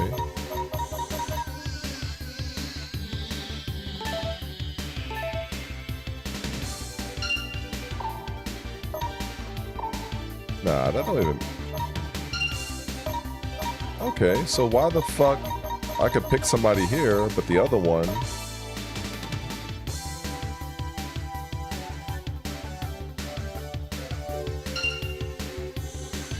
Oh, okay.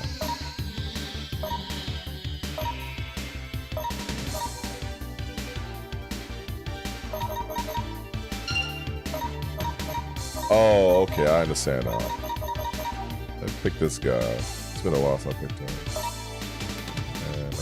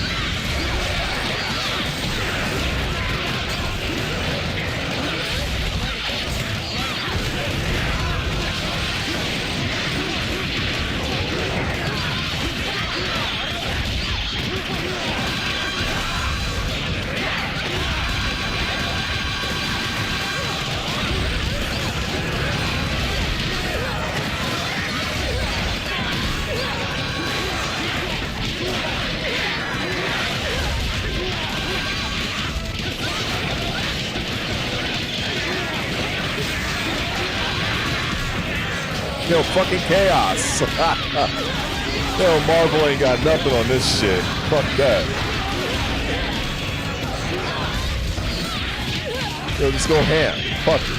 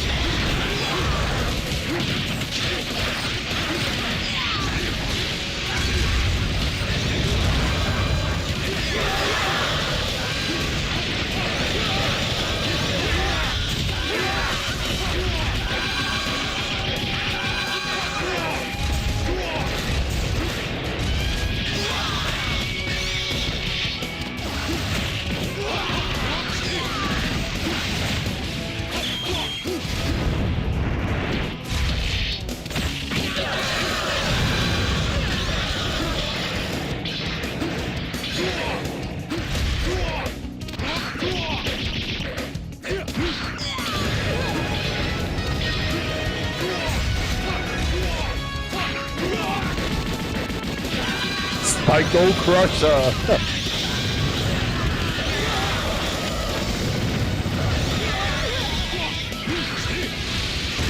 Yeah, fucking buddy. Ha ha ha ha. Fuck that. This shit's all over fucking Tekken, yo. Fuck that. Oh man. I'm in my fucking element right now. I don't even have all the fucking characters unlocked.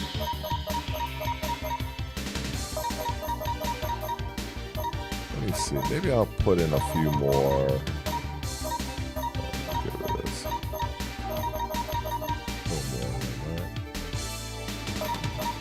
How do I color, right? Color 7. Let's do that.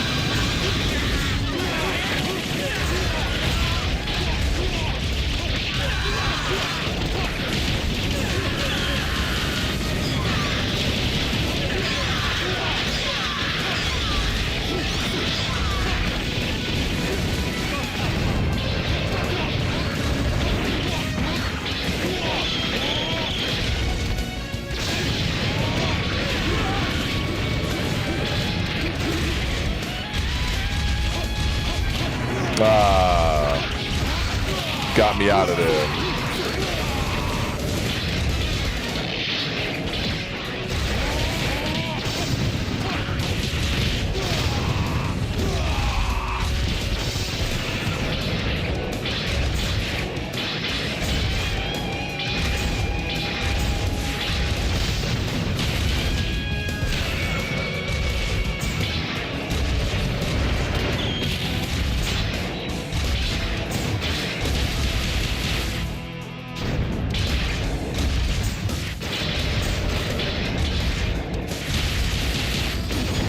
Oh shit.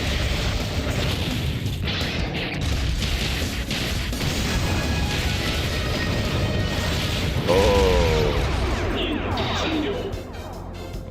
Okay.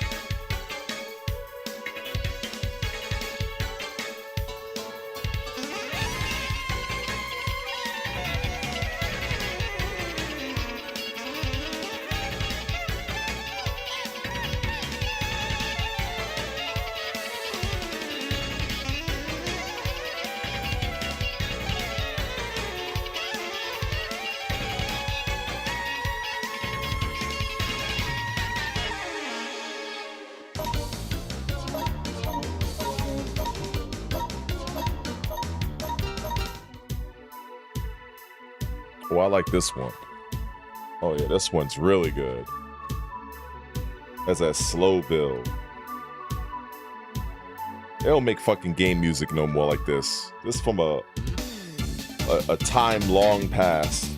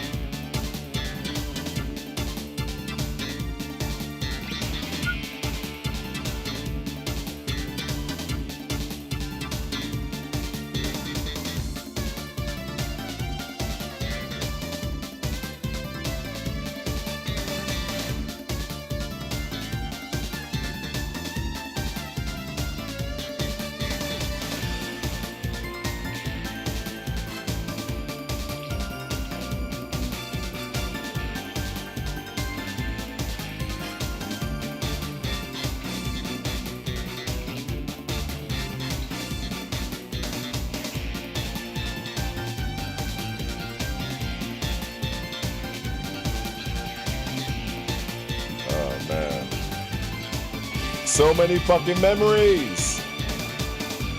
Oh, this part's fucking godlike. Let's go. Hey.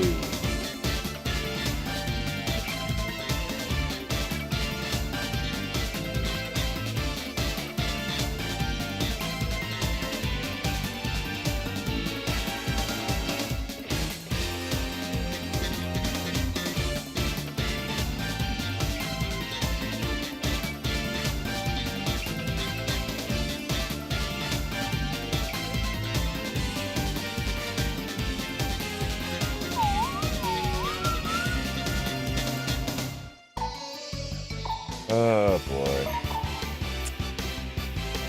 They don't make games like this anymore, unfortunately. Oh well.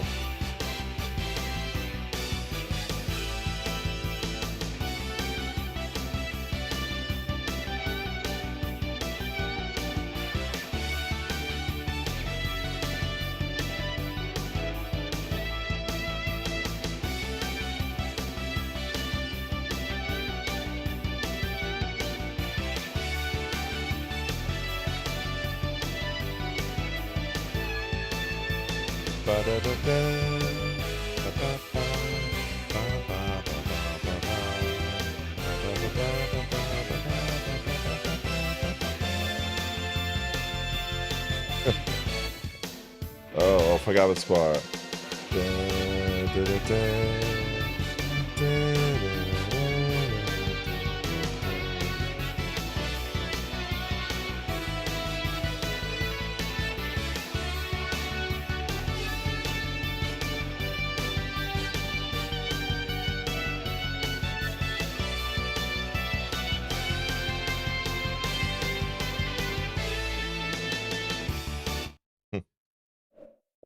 Yeah, buddy.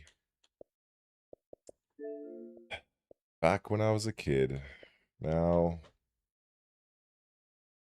nothing but suffering. Oh boy. Well, at least I didn't have to deal with too many trolls today. I think I only dealt with one. One fool. I think the thing that just really I think the thing that just kind of bothers me is it just almost feels like I don't really know where I'm like it just it just makes me feel like you can have the answers to certain things and you can be completely correct. You can go by the data. You can call it like it is. You can whatever. And people will still fight you tooth and nail. They'll still fight you tooth and fucking nail. Shit is crazy to me. It's wild. It's a true mind fuck. It's like I try to I try to not be too aggressive with people. I try.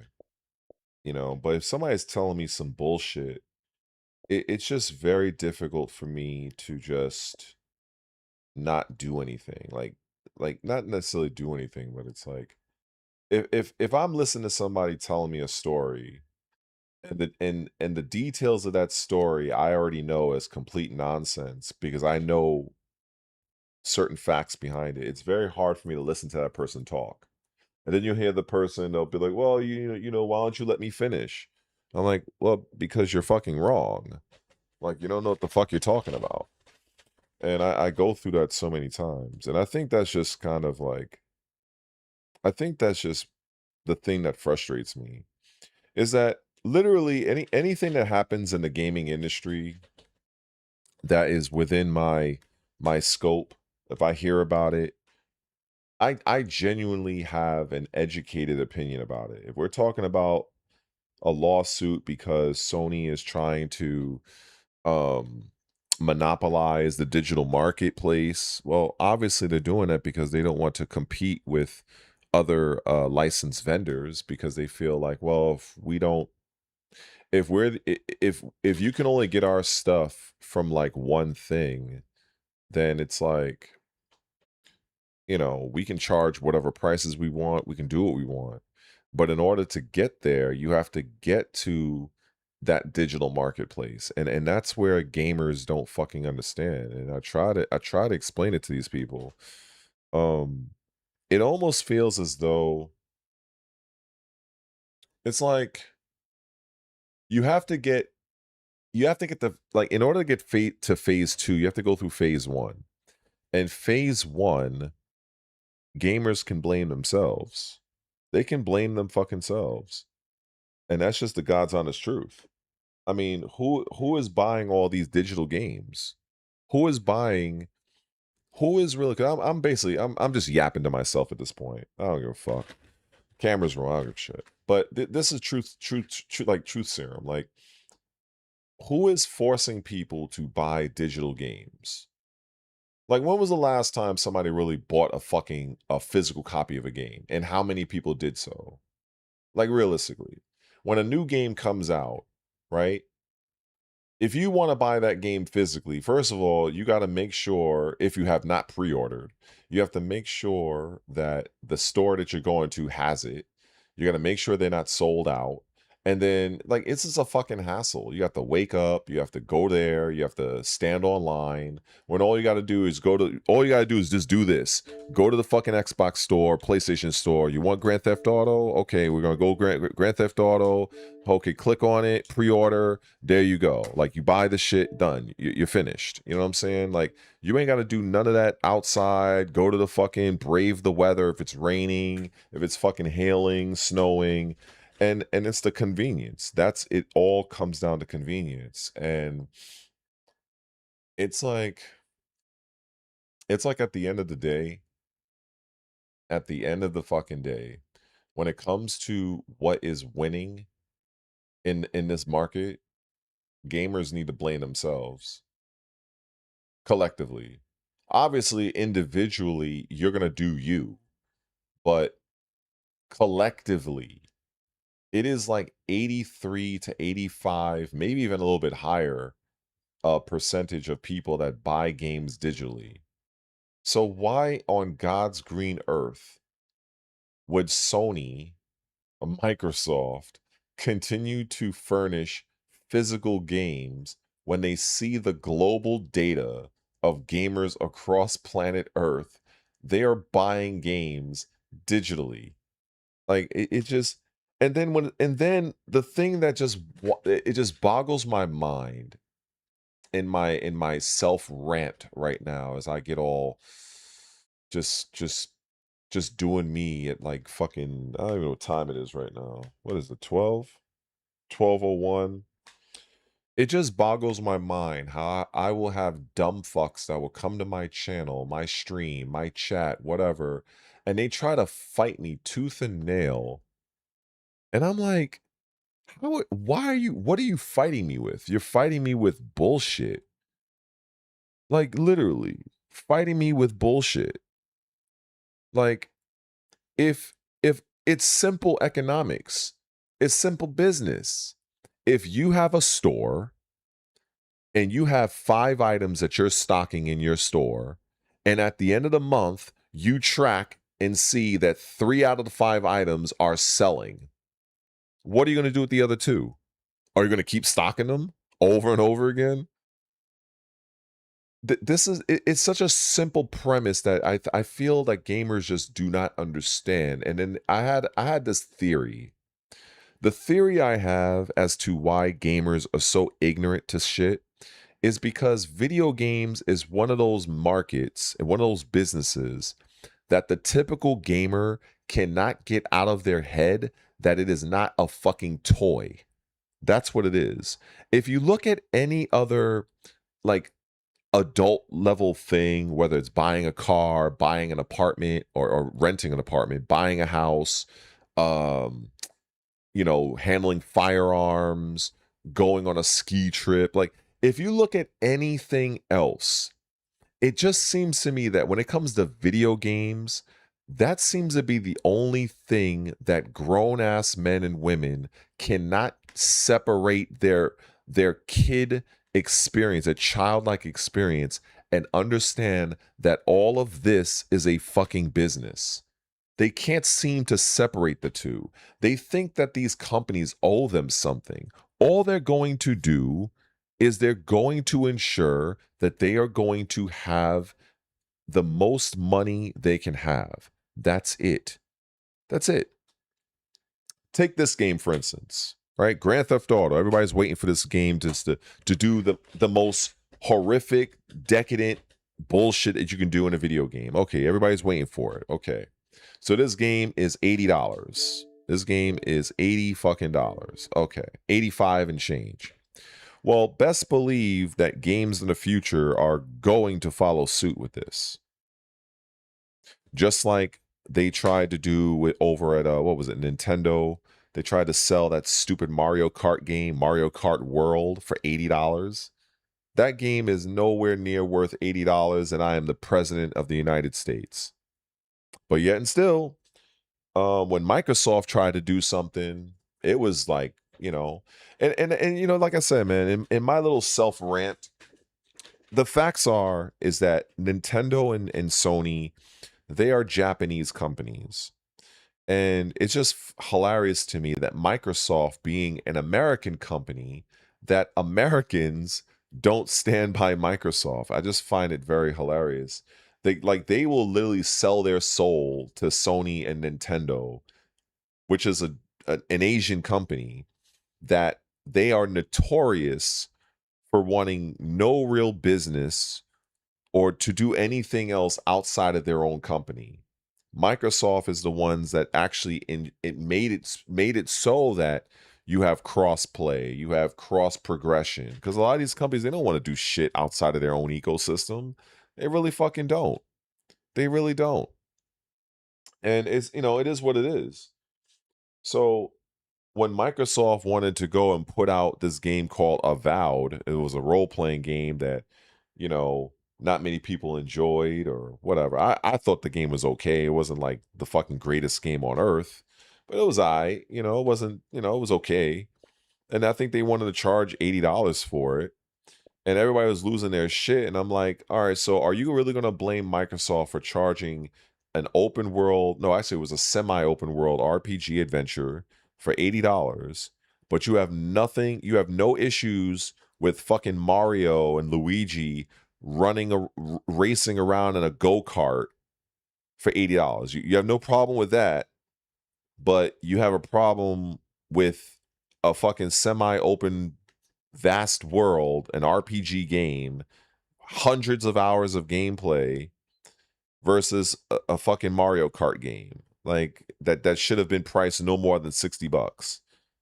Like, it's just the double standard is just insane. It's absurd to me. It's really absurd. And it's led by a lot of these fucking fanboys posing as journalists.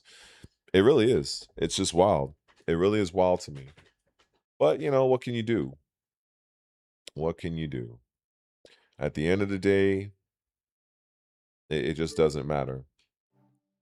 And that's exactly how I feel whenever I am talking about anything game related. I feel like if you want to talk about, hey Red, why is it that Xbox keeps rising system prices?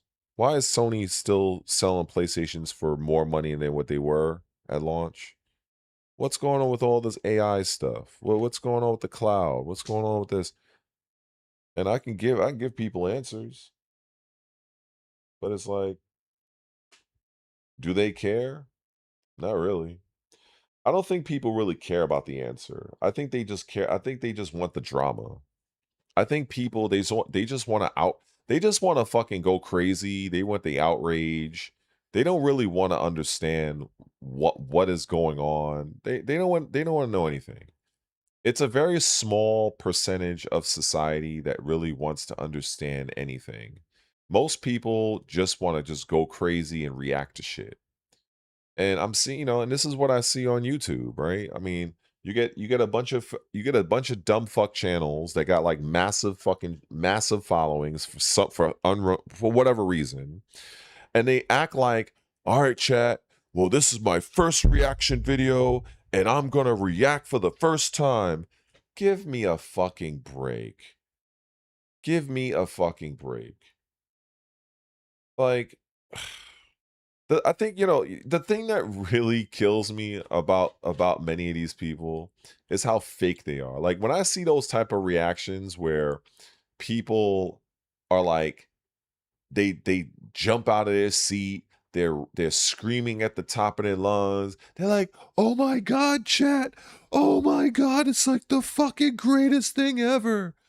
Like, get the fuck out of here. That is not even a real reaction. That's not a real reaction. That's just you being performative. And that's just something I can't do. I refuse to do it. I refuse to be one of these fucking people that turn to the camera and be like, "Oh my god, chat, this is the greatest thing in the world." I can't do it. It's too fake. It's so but the wild thing is, Pete, this is what people want to see. I guess shit's wild to me. It's just true brain rot content. That's what it's fucking brain rot. And I feel that actual intelligent people like myself that knows what the fuck is going on in my industry, unless we get lucky, we're like at the bottom of the fucking food chain. Like when I look at somebody like I Show Speed, for instance, right? I see this guy. This guy's a fucking clown. Like I'm just being honest. Now maybe he is different in his real life, but on camera, it's just extra. So it's like, okay, like if I met you in real life, I would be very surprised if who you are on camera is who you are in real life. I'd be very surprised. If it is, I'd be like, I probably wouldn't even want to deal with you. You too crazy.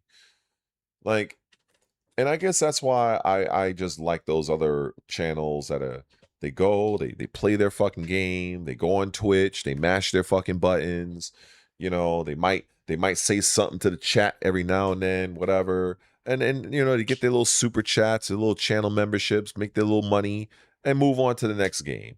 But unfortunately, I'm not tapped into those people. I'm unfortunately tapped into a bunch of FGC fucks that all they want to do is probably mash buttons in Tekken and calculate frame data all day. That's what it feels like. I'm just being honest. I have no respect for that fucking game, Tekken 8, but sure enough, I have to admit, it did grow the channel. Tekken 8 did grow the channel. But to be perfectly honest, I absolutely hate that game. And I remember when I first started this little channel, I said to myself, I never wanted to be the next main man Swee. I didn't want to be the main man of New York, or should I say, main man of America. I didn't want to do that because I knew if I had to play Tekken 8 every fucking day like he does, I would whatever scraps and strands of hair I have left in my head, I would rip them all out. It's absolutely it's a game I absolutely abhor. I hate Tekken 8. I hate the only way I could see myself remotely playing that shit is if somebody pays me to play it. If somebody wants to fucking donate a good amount of fucking super chats and donations, then I'll fucking stomach it. But it is never gonna be my first choice. Never gonna be my first choice. But while I'm on this tangent about Tekken 8, it's just to illustrate the amount of the type of people that the subscribers that came from it. And much like, you know, when you stop playing Tekken, those people leave. But then you have a few that stayed, and I do have a few people that stayed, you know, because me, I am a true gamer. Like, I will literally play, and I have played. I mean, let me look at my Xbox history real quick. Let's look at this shit, right? Let's look at my Xbox history. My Xbox history, let's see, I just played the fucking Guardian Heroes. Some of you guys don't even know what the fuck this game even is. I played Hard Corps, played Invincible, I played Echoes of the End. I didn't play South of Midnight. I was going to play it. I did Surge. I downloaded this. Dead or Alive Last Round. I mashed some buttons because I was on live stream just to kind of show that. Tunic is godlike. Valhalla, Shadows, Metro Exodus. This is all my history. So, but most players that follow my channel, I would say they just want to mash buttons in Tekken all day, or Street Fighter, or some other game. And there's nothing wrong with playing a fighting game, but I feel like that's really all they want to do. And what I've come to realize when you're building a YouTube channel or just whatever audience you're building, you have to be careful what you go famous for, what you go viral for, because you're like, if something pops off, you're gonna be encouraged, or whatever word out, because it's like after midnight right now, I'm tired. But it's like you're gonna be expected to follow up with that shit. And then it's like you might be lucky and you might come across people that like you for you. That's the best. That's when you know you've made it. When you, like, for instance, I don't know who's in my chat right now. It's like fucking 4 people, whatever. It kind of fluctuates between 3 and 5. Whatever. I don't know who keeps popping in and out. But I would be willing to wager that at least one or more have no idea who the fuck I am. And it's like, when you have certain individuals that it's like they're going for the game, they're not going for the person. That's when you know your shit is not going nowhere. You have to get to a point where people want to come see you, not the game. And that's what it was for me in Tekken. It's like people wanted to see me get frustrated, get rage-arted, possibly destroy my own phone, which I ended up doing anyway in season 2. You know, just getting frustrated and annoyed, and they want to see that. In fact, I would even say they don't even really want to watch. Like, I guess you could say they would want to watch Tekken, but it's more of the reaction. So I guess you can argue and say it's like both. Well, when I stopped playing Tekken 8, I saw a very significant dip in my subscriber base. I did, 100%. And you know, the thing is, it's totally fine if somebody wants to subscribe or unsubscribe because a person is not playing a certain game. That it is what it is.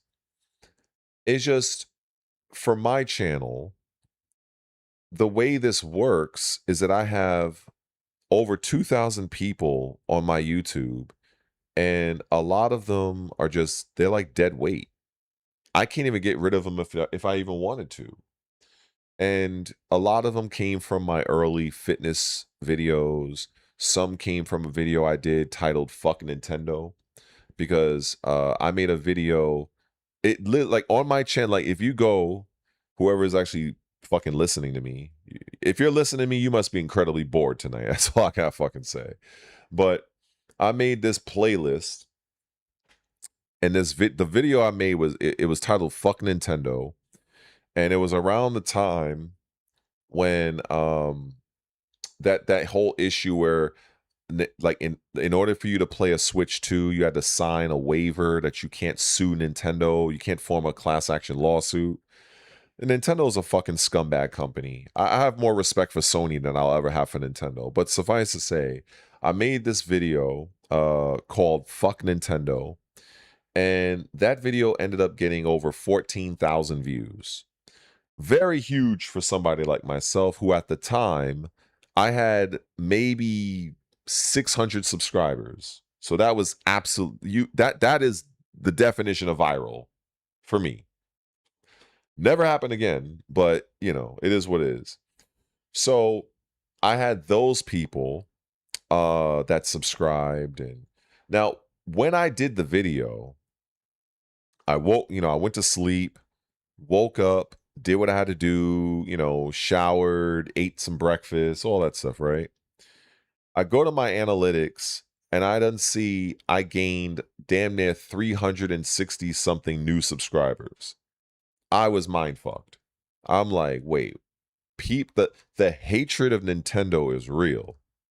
I thought motherfuckers hated Tekken. I was like, yo, that's some next level shit. So I'm like, all right. So I followed up a few times. I think I made a few Nintendo videos. In fact, I have it all on a playlist for like the one of you that's probably going to check it out. Then at some point in time, around season 2 for Tekken 8.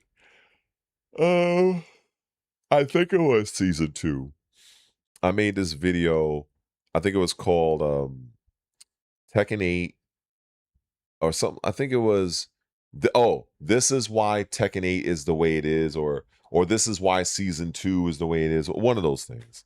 That video ended up getting over 5,000 views. Over 5,000 views. And the crazy thing about it is I almost didn't bother to make the video. I remember like it was yesterday. I was sitting right here. I was in the bed. All right. I was in the bed. I was just like this. I had my laptop over here, like over to my left. Right now I have it over in the corner. And I remember I was leaning up against my headboard. And I was so enraged. And I just started talking about Tekken.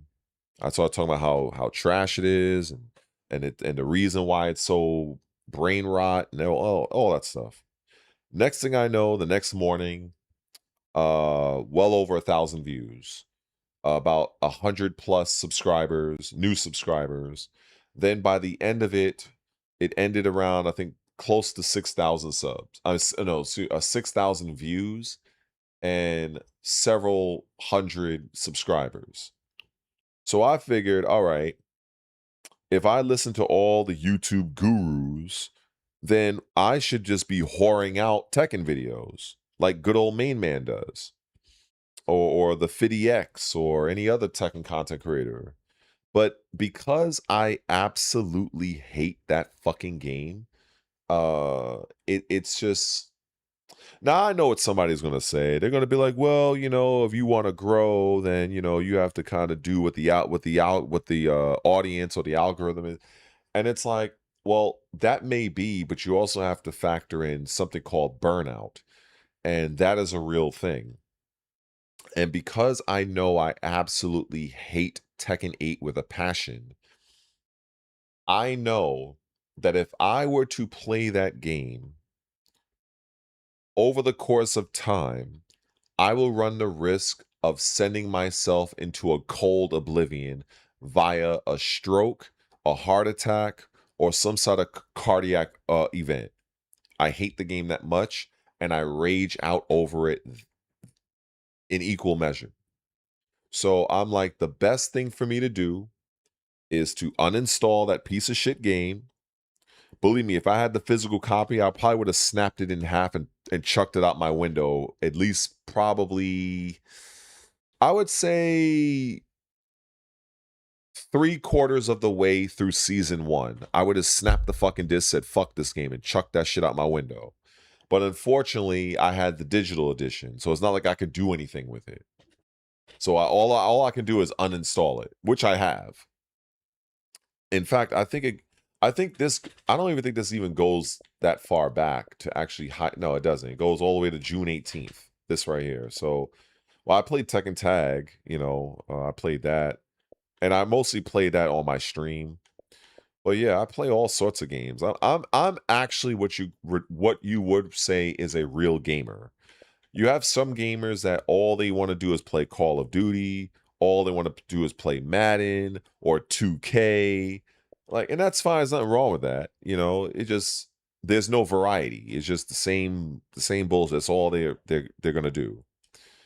Now I guess from a YouTube standpoint, I guess that's cool. From a Twitch standpoint, playing it the same game over and over again for a period of time. I've heard a lot of people grow that way. But it just I don't know, man. I can keep it to a video game focus because I also love boxing. I love MMA. I love um fitness, nutrition, and all that stuff. I love all that stuff, but I rarely talk about that on the channel. Rarely talk about it. Rarely. But yeah, it is what it is. It is what it is.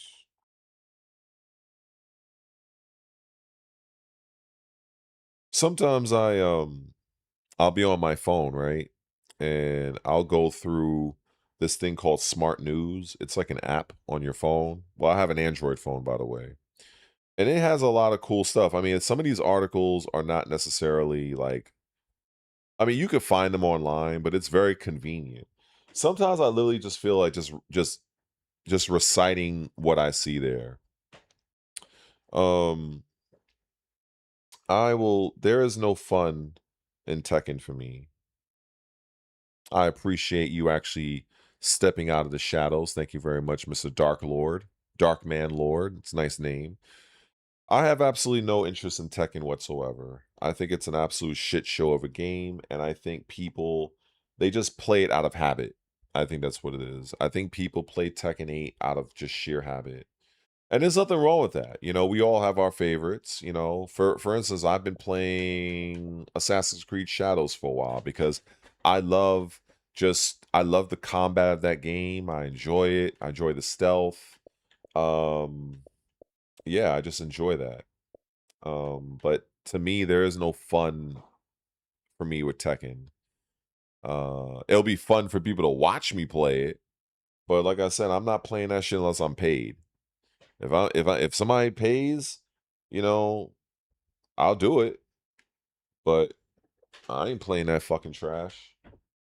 I am not playing that trash. And also, it would have to be like, I would have to set it up. I'd be like, all right, if we get this, we get that. Or maybe I'll make a goal. I would be like, all right, anybody, we'll make it like a $50 goal or something like that, right? And then it's like, all right, once the goal is met, then on this time, on this day, I'm gonna do it. So that way I can mentally prepare myself to get annoyed and frustrated and all that stuff. So that's what I would likely do. Because there's so many other games that I feel that respects my time that are more captivating, more interesting for me than Tekken 8. Just, it just is. Just to kind of put that out there into the ether. Let me see. Hell, even I'd even play Mortal Kombat 1. I actually bought Mortal Kombat 1 a couple of days ago because I think it was, let me see, it was like $9 when I bought it. Yeah, see, it went back up to full price now. So when I saw it, I was like, bro, I know it's in Game Pass, but this is not gonna be in Game Pass forever. So I just jumped on it. Instead of spending $49.99, I literally spent $9.99 for it. Like, you can't beat that. So that's what ended up happening there. Yeah.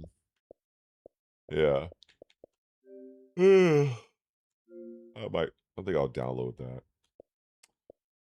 All right. I feel like mashing some buttons now. Let me go and get annoyed real quick.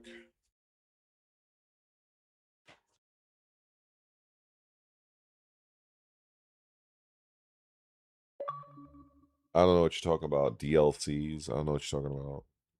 DLCs for what?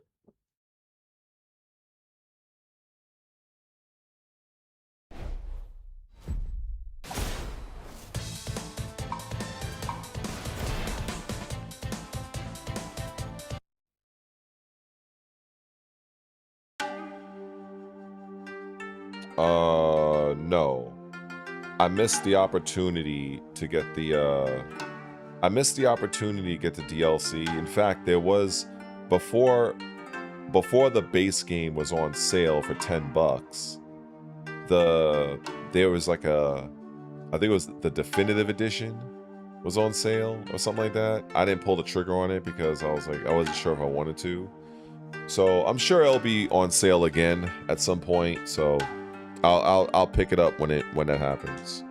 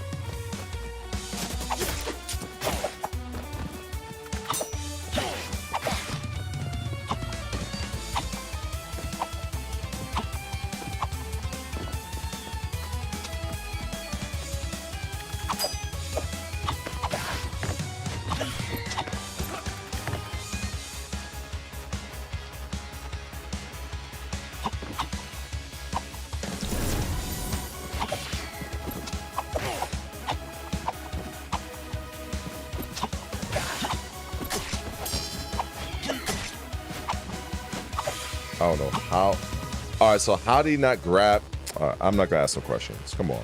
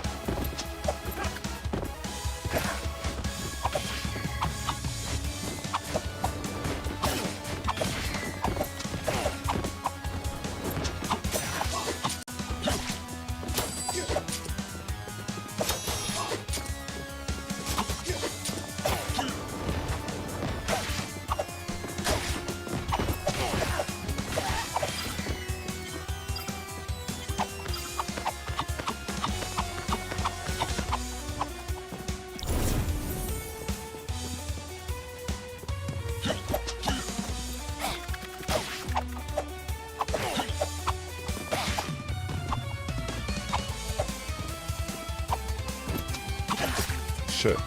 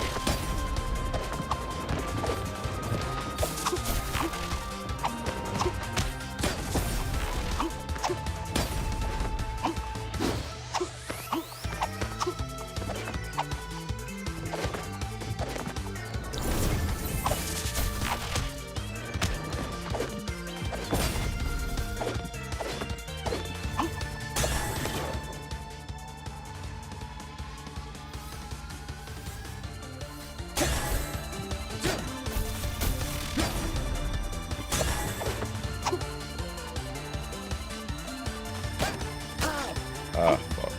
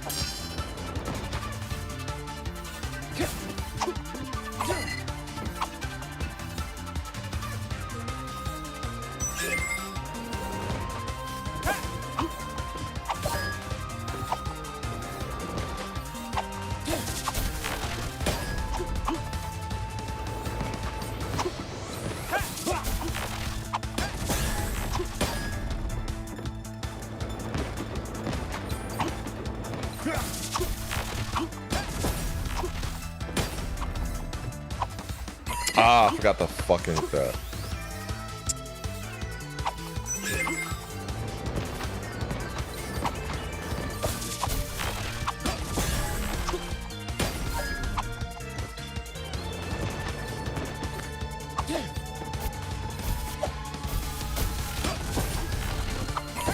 Shit.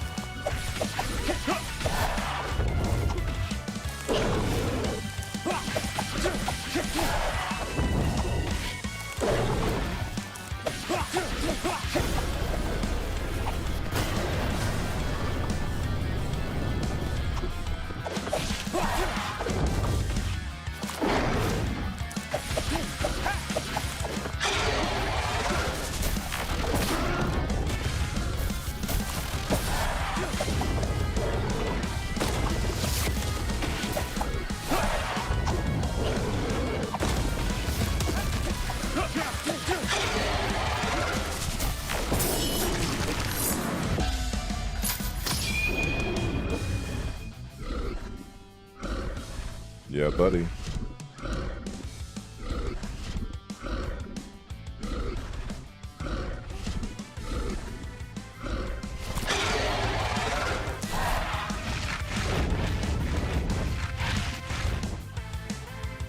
Yeah, this is a really good game.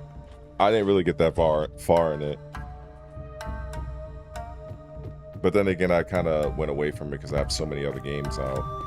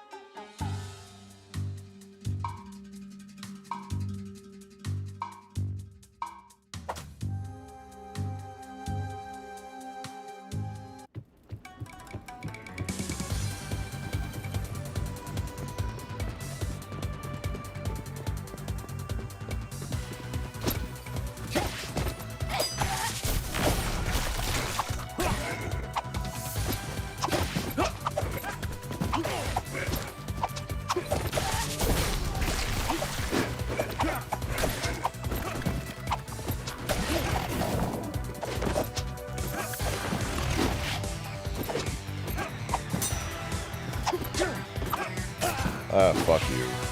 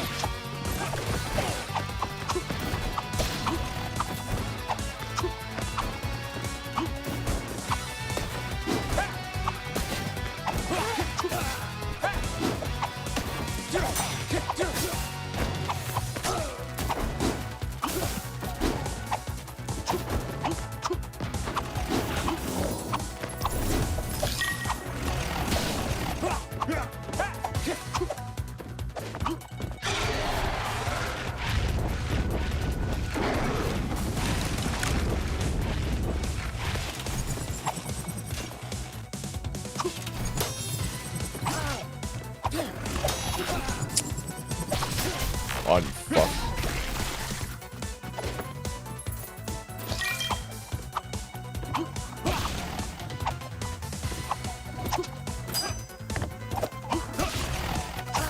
Ah. Come on, man. Fuck. Facing the wrong direction.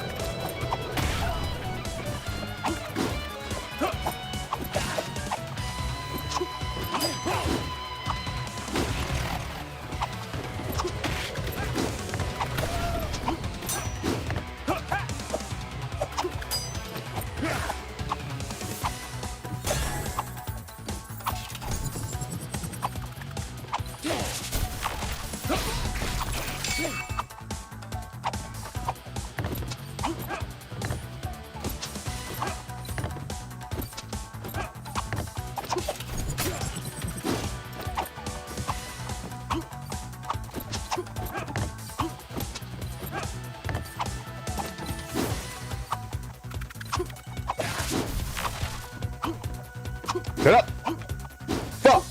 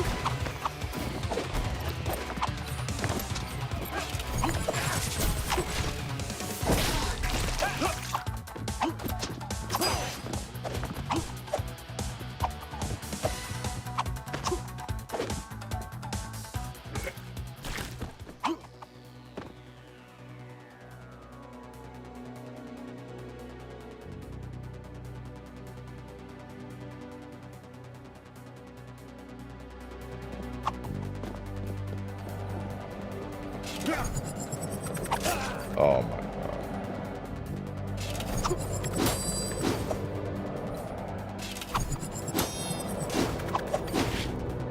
What?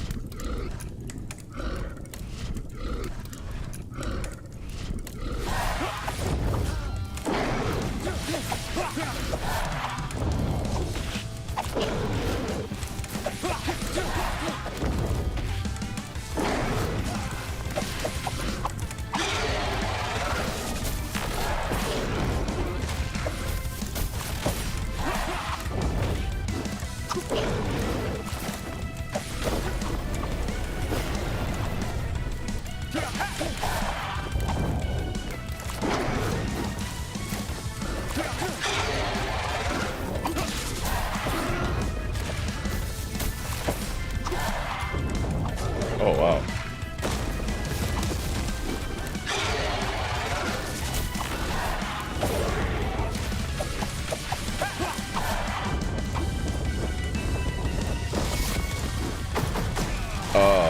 I kind of forgot about that.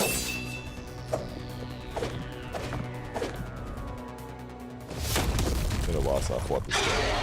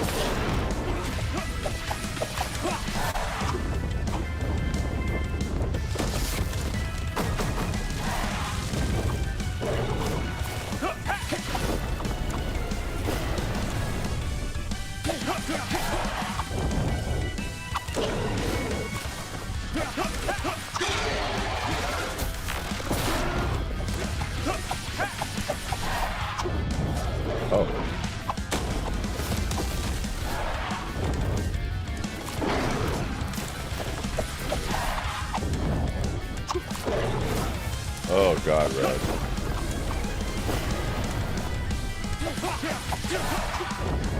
Oh. Oh my God.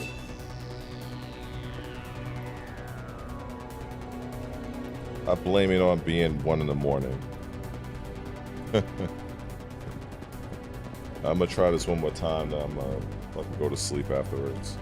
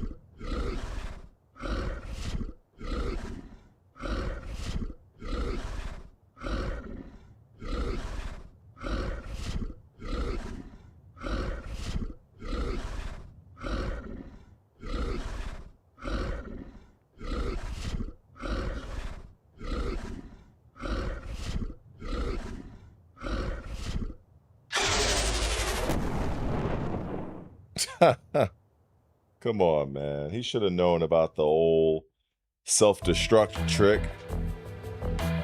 Oh, did I really? Okay.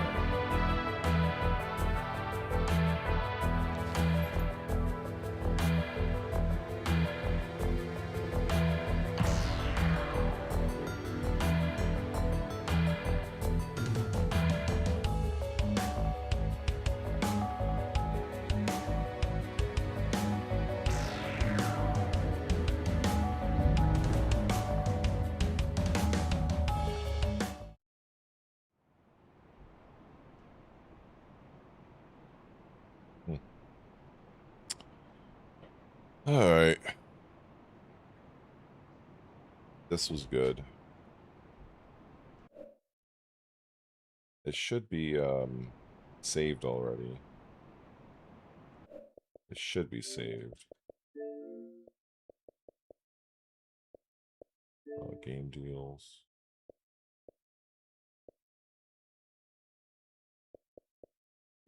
This is a great fucking deal.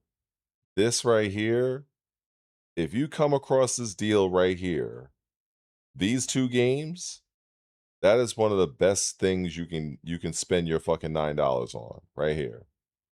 Blasphemous 1 and 2 for only $9. Bro, if it wasn't for the fact that I actually own both of them right now, yeah, that I would definitely pull the trigger on that if I didn't already own it. That's definitely the highlight of this sale. I got this one. I already have this though. I have XCOM.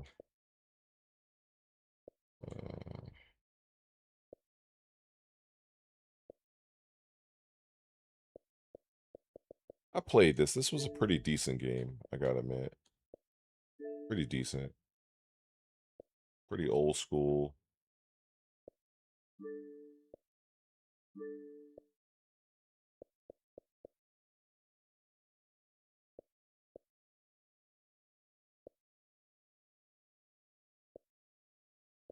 Guilty Gear is $20. I'm tempted.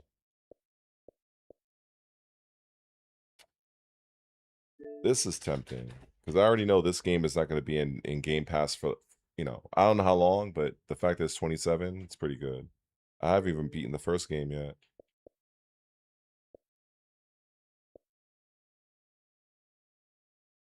I have that one. Handsome Collection.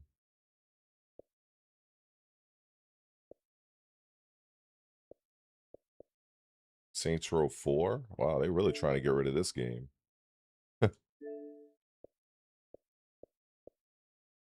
Oh wow. That's a lot of positive feedback here. I think I own this game. I think I own the physical version of it. Hmm.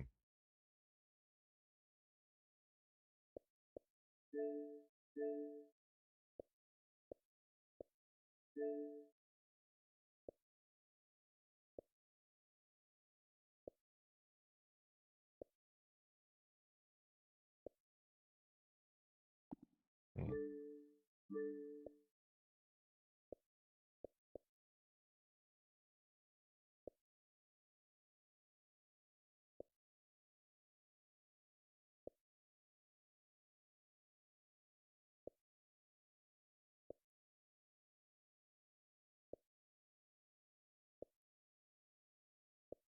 Hmm.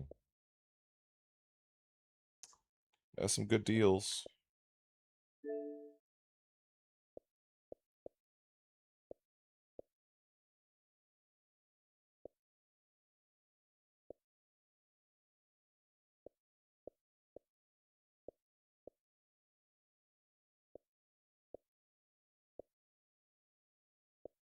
Hmm. All right. I know. Let me see how long I've even been streaming for.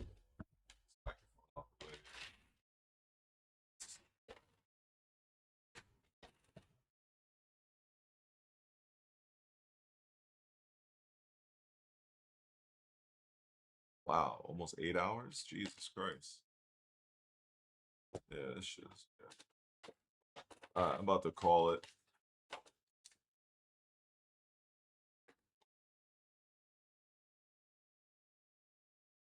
So yeah, I guess it's raining out. All right, I guess catch y'all on the flip side, whatever. About to relax for the night. I mean, I could just do that right now and just play something random. But yeah, I'm chilling. I would like to go outside. It sounds like it's fucking raining cats and dogs outside, so I don't know. But I don't know. I'll probably check out some YouTube videos and relax. Do that, I feel like I had a decent stream. I didn't suffer too many fools this time around, so that's good. Hence the reason why it's so few people. Let me see. Let me check Twitter real quick. Let me annoy myself right quick, because let me see what's going on in the wonderful world of Twitter. Let me see. All right. Oh, I gotta change the thing. It's still on. Oh, there we go. All right, let's see what we got here. Good old Twitter. Good old Twitter. All right. What's happening?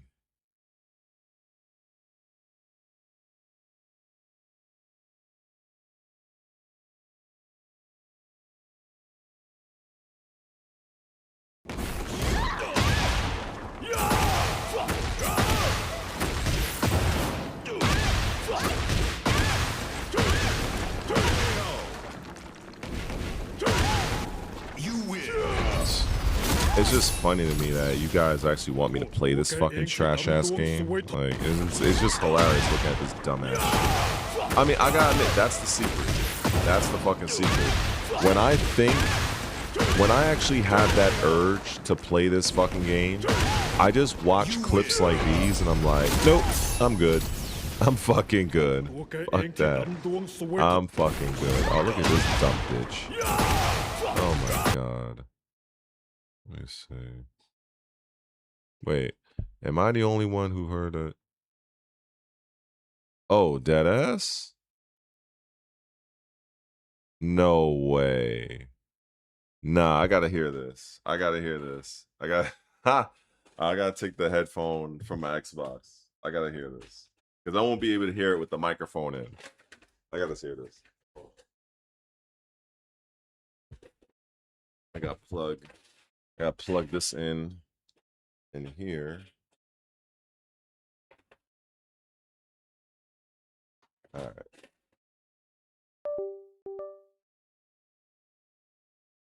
All right, so I'll turn the headset off, and I'm gonna turn it back on.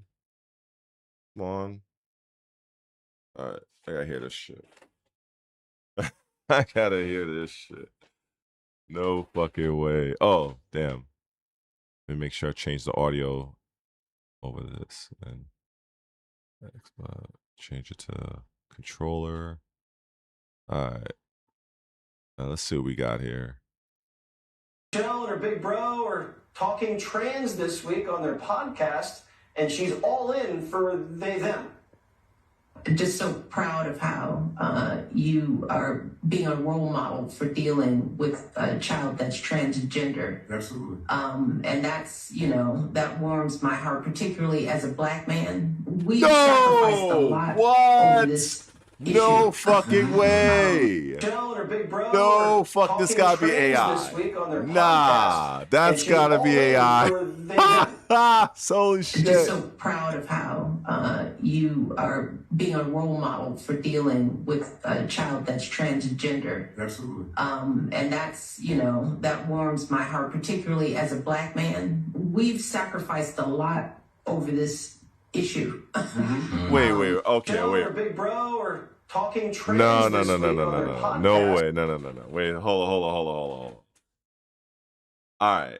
I know all the talk of having this person, you know, it's a tranny or whatever, but I'm trying to give the benefit of the doubt. I'm trying.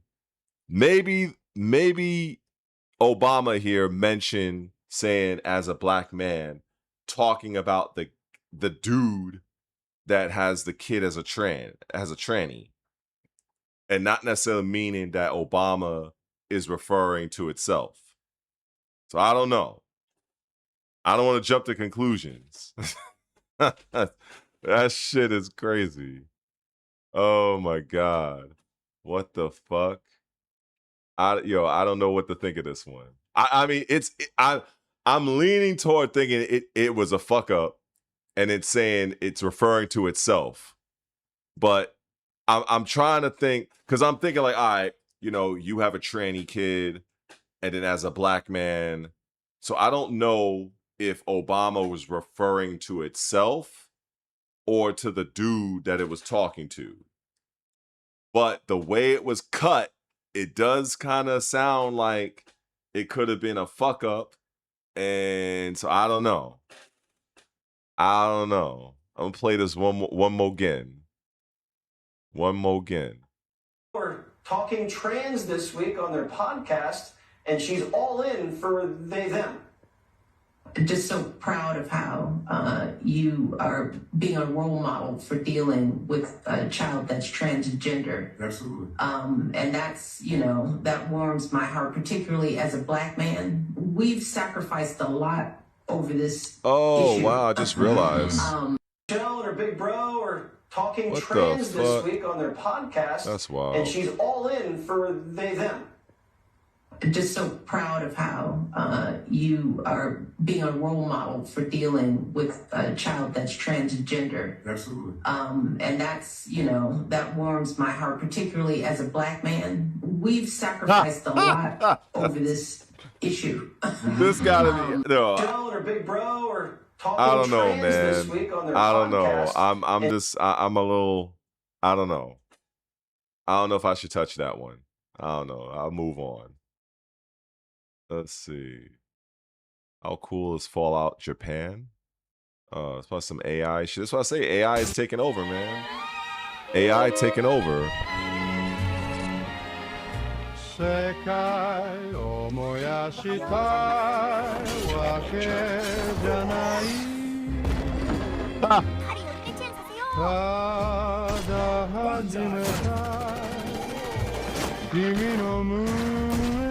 The bandits stole our shrine bell. Oh, that's godlike. I tell people all the time. It's going to come down to passionate gamers and fans of certain franchises that have been laid to ruin thanks to fucking AI and DEI mental illness fuckery. It's going to fall to the passionate fans to use AI or whatever means to create the games and the stories that we actually want to watch and experience. That's what it's going to come down to. Because that, like, for something like this, I will not see this in my lifetime. I am already 45 fucking years old. It's already taken like forever and a day for these guys to pump out one game at a time, like one game every 15 years. So I'm likely not going to see this game in my lifetime. So it's going to fucking fall to whoever made this shit. Was this Fallout Rising Sun? Yeah, it's going to fall to this person to make some shit like that. That's worth another play.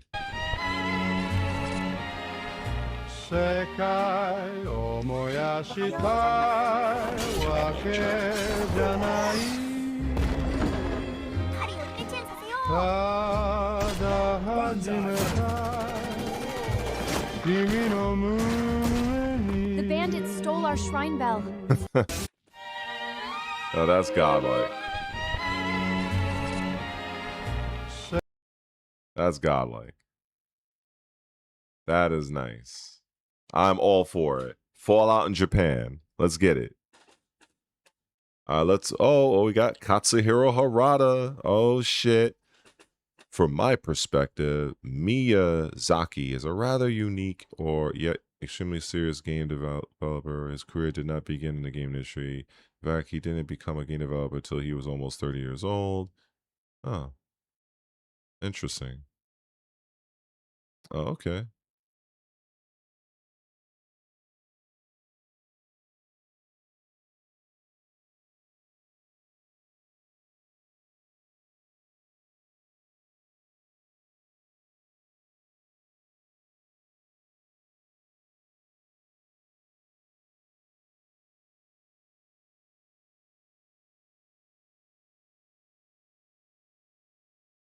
Interesting. Okay. All right. Okay. It's a long article.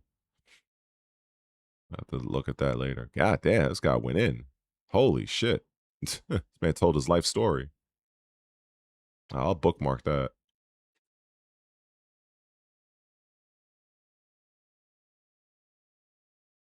Yep, it was me running with the wind. People go like, well, they sped it up. And I went, no, that's fucking me, man. That's me. First time we did the run, I caught the kid. How fast you running? I have no idea. I said, okay, we can't use that tape. John Connor just died and the world just ended. I said, okay, Jack, are we going to come out of the hole a little faster this time? He said, yeah.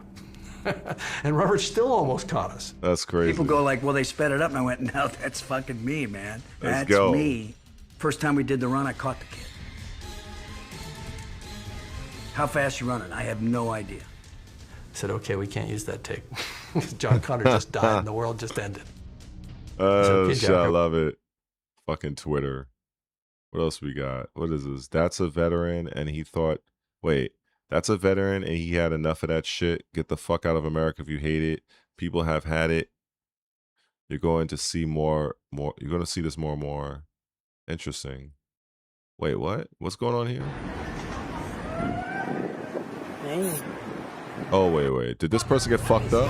I hope so. Hey, leave him alone. Whoa. Hold on. Hey, you will not assault somebody. Hey, get the fuck off of him. He tried to get the dog faggot. Hey, leave him alone. Whoa. Back the fuck up. Back the fuck up. You tried to get John killed. Hey, don't switch your priorities. Fuck off. Shit, my fucking flag. You can't steal property. You can't steal someone's property out.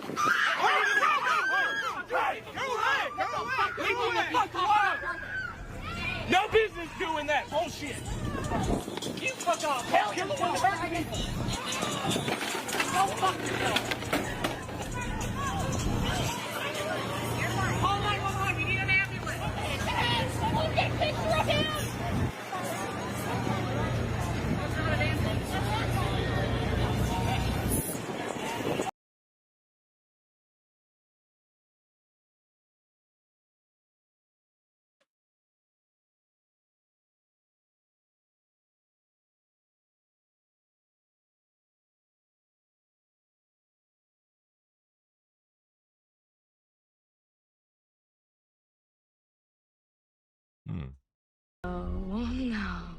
No. What? No, don't do it! I thought we were having a nice day! We are. Why does it matter? I thought we were having a nice day! We are. Oh my god. What in the world? Random. Let me see. Uh-oh. You can get out my face. Can we ask you, ma'am, about this? Expired deli meat stored in the cooler for customers? Were you serving expired deli meat? Ma'am, don't touch the camera. Don't put the camera in my face. Hey, we need to ask you don't need about to be in these my face. violations. Call police. It's not uncommon to get the cold shoulder when questioning a restaurant about a failing inspection. Denny's on Panola Road in Lithonia scored 52 points in a U for unsatisfactory. The health inspector busted them for expired deli meat, flying insects, and raw eggs on bacon and cheese. Oh, but these violations pale in comparison to this violation of civility. You don't have to put the camera on nobody. Y'all can get out of here with that. Y'all can go ahead. So we're not going to discuss it. You're not supposed to be in the building. So what? Whoa. Get your hands off me. Get your hands off me. Hey. Get out. Hey. Bye. The news is walking in. Come on now. Guys. Bye. Wow. Bye. So this is how you guys have no right. So this is how you respond to violations. It's not the treatment even a news crew would expect from a damn. place that calls itself America's Diner. And here's one of their employees. My son right here. If you film me with that camera, I'm gonna knock your ass out. And I promise you that. My son right here, son. Don't do that. Cause I knock your ass out. Hey, that's assault right there. I don't give a my son right here, you. Yo. Is that how you talk? Is that how you talk in front of your son? If only Oh, their my kitchen was as hot as God. the employees, perhaps none of this would have happened. What's your business here? You want to talk to us Do about you this have store? rights to record us? Yes, we do. Why? What are your rights? You have a failing health inspection. Okay, we You know. want to talk about the failing We health know the inspection? failing health inspection is up. Hey, that's assault. What the That's a fuck? charge. You don't care? Wow. We're not touching you. Moments later, DeKalb County Police showed up at Denny's, but not for their Grand Slam breakfast. Y'all are good. Officers confirmed we were well within our rights to question the restaurant, and we were not the ones in the wrong. Oh my god.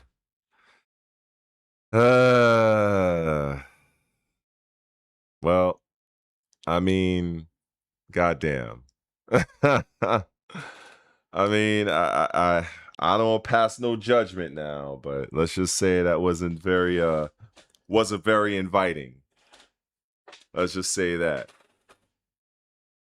And all you gotta do is just go through Twitter. Just get free content.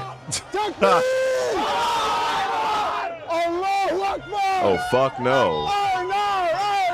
Yeah, fuck you too. This is the Islamic Republic of New Yorkistan.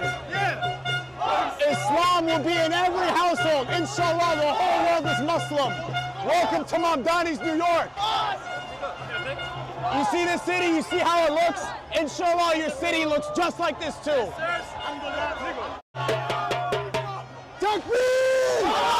Well, okay. Well, that's what happens. See, I try very hard to not. I almost feel like I'm on some low, like a very small version of Asmongold if I start doing shit like this. But it's like, I can't help it. It's like, this is my city. This is my city. And it doesn't even feel like my city anymore. Like, the minute they fucking put in that jihadist piece of shit mayor that was voted in by dumbass fucking Democrats, yeah, my city has not been the same. And now you see shit like this. I would have never seen this like 10 years ago or even 5 years ago. Like I'm dumbfounded by this. I'm dumbfounded. This is crazy. Let me see. Oh, the game happened. Oh, the Anthem game. Looking good. Nice. You've got a mortar equipped. Oh, I remember this. Yeah, I remember this. This game was pretty good. It, you know, it had, you know, it was interesting.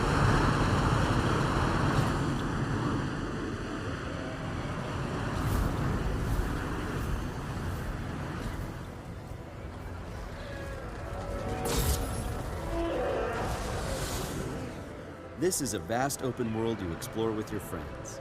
Each Javelin exosuit has its own unique playstyle. The Ranger is balanced and all-purpose, while the Colossus is a tanking powerhouse. All right. Let's see what's up here. The world of Anthem is hostile, and threats can come from any direction. It's a dynamic world where the unexpected is around every corner. I'm not sure we want to use all our supplies on this guy. Yeah, he seems like a problem for another day.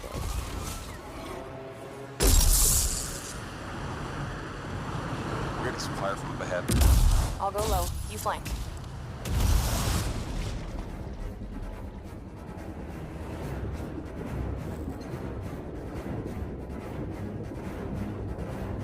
I don't think this is even real.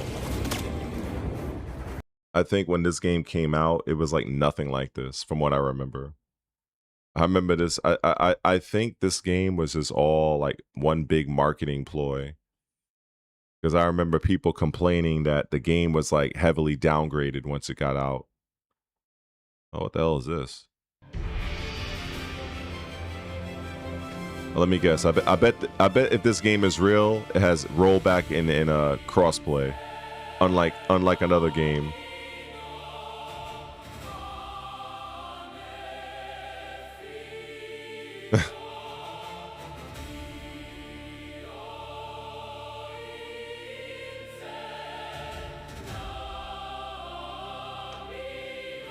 I would play this shit over Tekken 8 any day. Sign me up. Let's go. Give me that free access code. Let's get it. Let's go. Yeah, +2. +2 on block.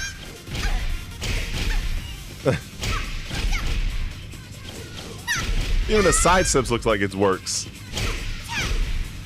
Oh, let's go. Oh. Oh. Oh gosh. What is this game? Let me see. Furia Royal? Is that what this is?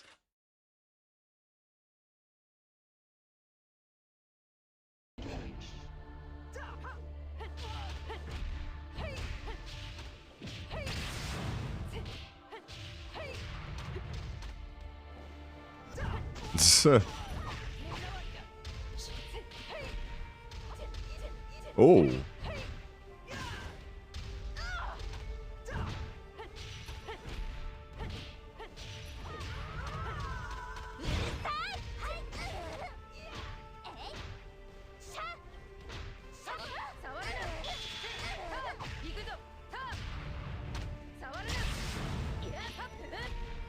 Yo. All right. Okay. Huh.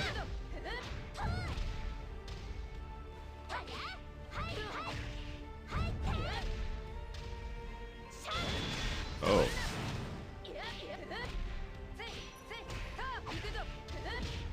Oh, the deuce. It's still on the ground. Oh, hell yeah. Sign me the fuck up.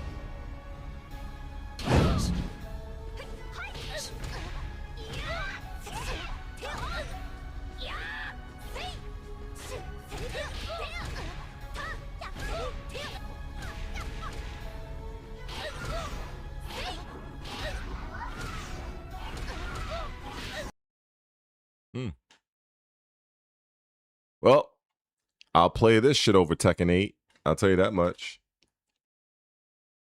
I will fucking play this shit over Tekken 8 any day of the week. Yeah, anyway, regarding the Anthem game, I already knew for the most part. Like, everybody was fucking shitting on the game when it came out. I kind of figured, like, when I saw the reveal of Anthem, I think it was during the E3, like, I already knew that that was not real footage. It reminds me of like some other hoaxes I've seen over the years. I mean, I've been around for a long time, so I think I've seen just about everything. So I was like, yeah, that shit was not real. Oh, the cash grab. The fucking cash grab. Let's go, the fucking cash grab. I feel a storm coming. Yay, I beat you! No, she should say, yay, I scammed you.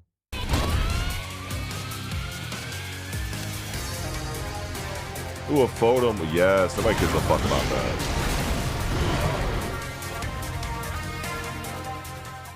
Bro, that is the greatest scam. This shit is the greatest scam in this 9th generation. I think Dead or Alive 6 Last Round Cash Grab Edition, this is the single greatest cash grab scam that I think is out. Like, all these guys did was literally fucking copy and paste some shit that came out back in 2019 that they gave up on a year later and just fucking said, you know what? Since them DOA folk, they ain't got nothing going on. I mean, most of them playing Virtua Fighter because they ain't got nothing. Why don't we just throw them a bone, re-release the same fucking game, splash a tinge of fucking light, call that shit Ouroboros or whatever the fuck we want to call it. And yeah, we're throwing some costumes, but only for 5 characters, by the way. But what about rollback? What about crossplay? What's that? What about new characters? Nah, we'll do it after the game comes out. They'll buy it anyway. It's going to be $40. $40 for this? Yes, sir. $40. And you know what? They will buy it. And they will buy it with a smile. Or if they don't buy it, they'll just go and pay. They'll just go and buy character after character after character. And eventually we'll get our $40 or more out of them anyway. So yeah. Cash grab. Cash grab. In fact, let me see. Oh, look at that. I already have a fucking comment there. I was about to comment. I already got a comment there. Oh shit. I totally forgot I actually commented on that. Now you gotta say that was pretty cool. I was literally about to fucking leave another comment. I'm like, wait a minute. Oh shit, there's a comment there already. Oh my god. Oh man. That's hilarious. That was a good one.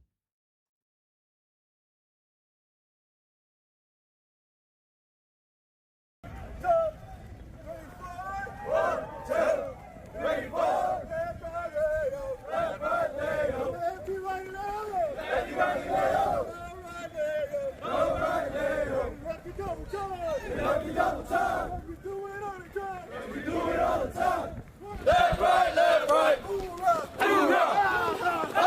Hoorah!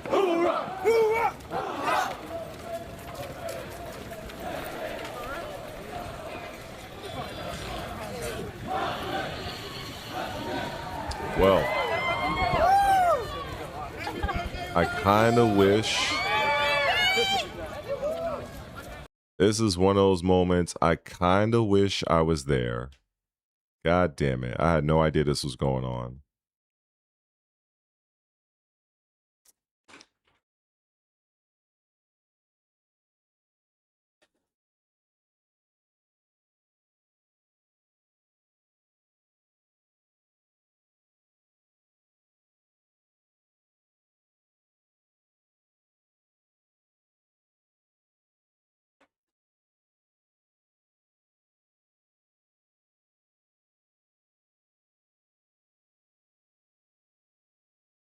Let me see.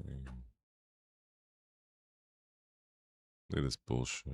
I'm a socialist because I think we should fund public education, not bombs that kill innocent children. I'm a socialist because I want to see my immigrant communities live with safety and dignity. I'm a socialist because I know that the only way we all get free is if we put an end to the US war machine. I'm a socialist because no child should have to go to bed hungry or without a roof over their head. I'm a socialist because I want a sustainable future for my kids. I'm a socialist because art and culture should be a right for all, not a privilege for a few. I'm a socialist because queer and trans people deserve to live a dignified life where our healthcare, housing, and jobs are guaranteed human rights. I'm a socialist because under capitalism, our healthcare system does not treat people with dignity, but we have all the means necessary. Is that right? You don't say. You don't say. It's so interesting how these things have it's funny how these things have been done before and they've absolutely fucking failed and cratered, but oh well. I guess we're going to forget about history, I suppose.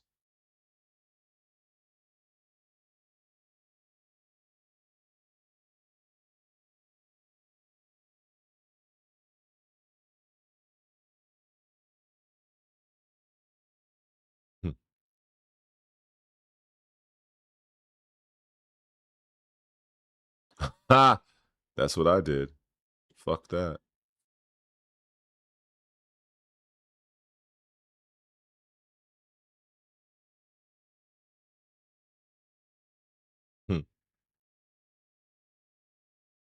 This is fucking hilarious. Twitter be a fucking trip, man. This shit is like almost better than television.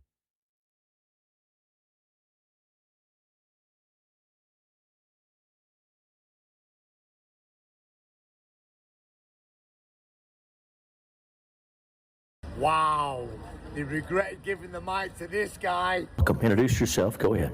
My name's Alex Stein. I'm considered one of the sexiest men in conservative politics. And one thing I want to say, a lot of people are going to hear my testimony and you're going to say you're anti-LGBTQ. I want to say that's impossible because I'm a Dallas Cowboys fan. So obviously I have a lot of gay pride. But, you know, a lot of conservatives like yourself, you want to outlaw transgenders in women's sports. I disagree. I like transgenders in women's sports because you can gamble on them and win money. And I won so much money on Leah Thomas's propeller in that pool, I almost turned draft kings, into draft queens. And, you know, I actually like transgenders in the military, too, because, first of all, transgenders are some of the meanest people on planet Earth, so they'd make a good soldier, don't you think? And then, you know, second of all, transgenders love to do mass shootings. So, you know, that's perfect for a military veteran.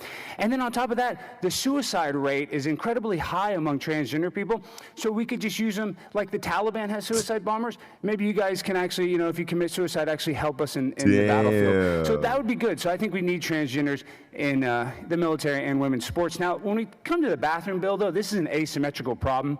Because, first of all, no dude cares if, like, a bisexual woman comes in there and tries to use, like, a pee funnel. You know, if some lady boy comes in there, some, you know, stud comes in there, wants to pee in the urinal. No guy's going to be threatened by, you know, a trans woman.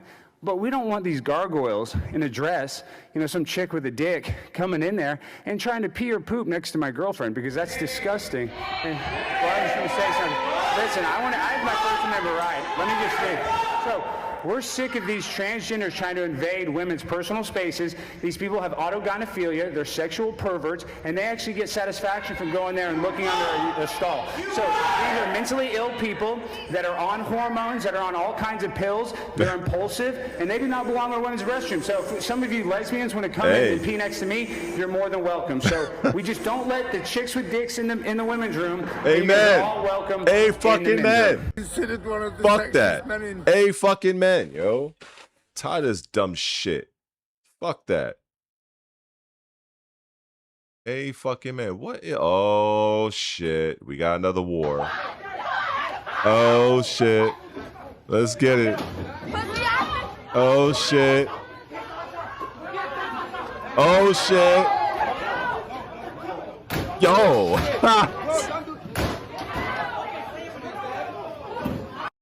Oh, man.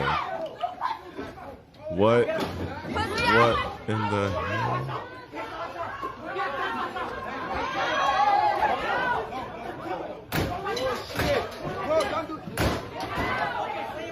Yo, I can't. I cannot do this. I am so glad I am in my 50s now. But no, actually, no, I'm not in my 50s, but I'm close to my 50s. Well, yeah, I'm 45, but I'm glad that I did my retail shit when I was young, because I think if I was growing up in today's times and I was working at one of these places and some shit like that happened, I'd probably go to jail. I'd go to jail. I would literally go to jail. Like, it just... It looks like working in these places is like, I don't know, man. That shit's wild. That shit's crazy. Oh, Jasmine Crockett, everybody's favorite Democratic, I don't know, plant, I guess. Let me see, 27 seconds. I can say that your policies are bad. I can say you're a criminal because you have been found guilty of 34 convictions. Like, I can say all these things because they are true. That's not even just free speech. These are just facts. So don't get mad that I speak the truth and I speak facts, but I literally have never said anything to invoke violence. And I challenge somebody to go and find a clip of a Democrat invoking violence. Oh, yeah? I can say that your policies are bad. I can say you're a criminal because... You know, I remember watching a clip like this one time, and a dude like edited to where it's like, all right, you want us to find a clip where a Democrat was inciting violence, and he had like a good like 10 or 11 people that were just just kind of shattered that whole illusion. Oh my goodness. This is why, like, when I get on Twitter, it's like I'm literally scrolling. It's like I can't help it. It's like eating another piece of chocolate from like the bag. It's like, all right, you want to grab another one. You know you shouldn't, but you're gonna scroll down to the next one. You're gonna scroll down to the next one. Oh my goodness. Oh wow, this is an old Timmy, fucking commercial. I'm from the Dream Come True Fantasy Foundation. You ready to wrestle? You bet! Mom! Dad, it's really him! Hold on! Now I'm ready.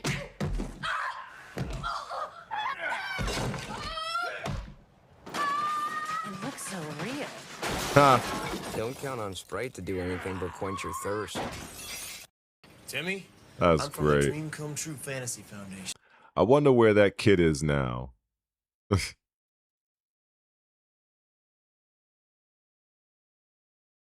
What if you could have the 90s back, or even more 90s?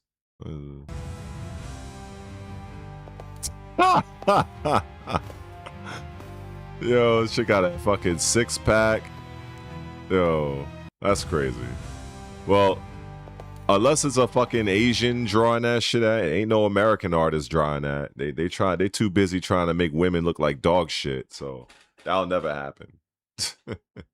Shit, if you want to see something close like that, you better off just watching some fucking Japanese anime or some shit. Call it a fucking day. You ain't gonna see no fucking Western developer make no chicks look like that. Fuck that. You got them fucking hideous looking creatures that they be creating. Alright. I had a good time extension, so now I'm getting the hell up off of this, because I'll be on this shit all fucking night. And I don't want to say some shit that might get me in trouble with YouTube. So even though I probably already did. So all right. Thanks. I appreciate the lurkers, whoever y'all guys are. Show your love, show your support, sub to the channel, follow the Twitch. It's free, guys. It's free. All right. Let me shut this down.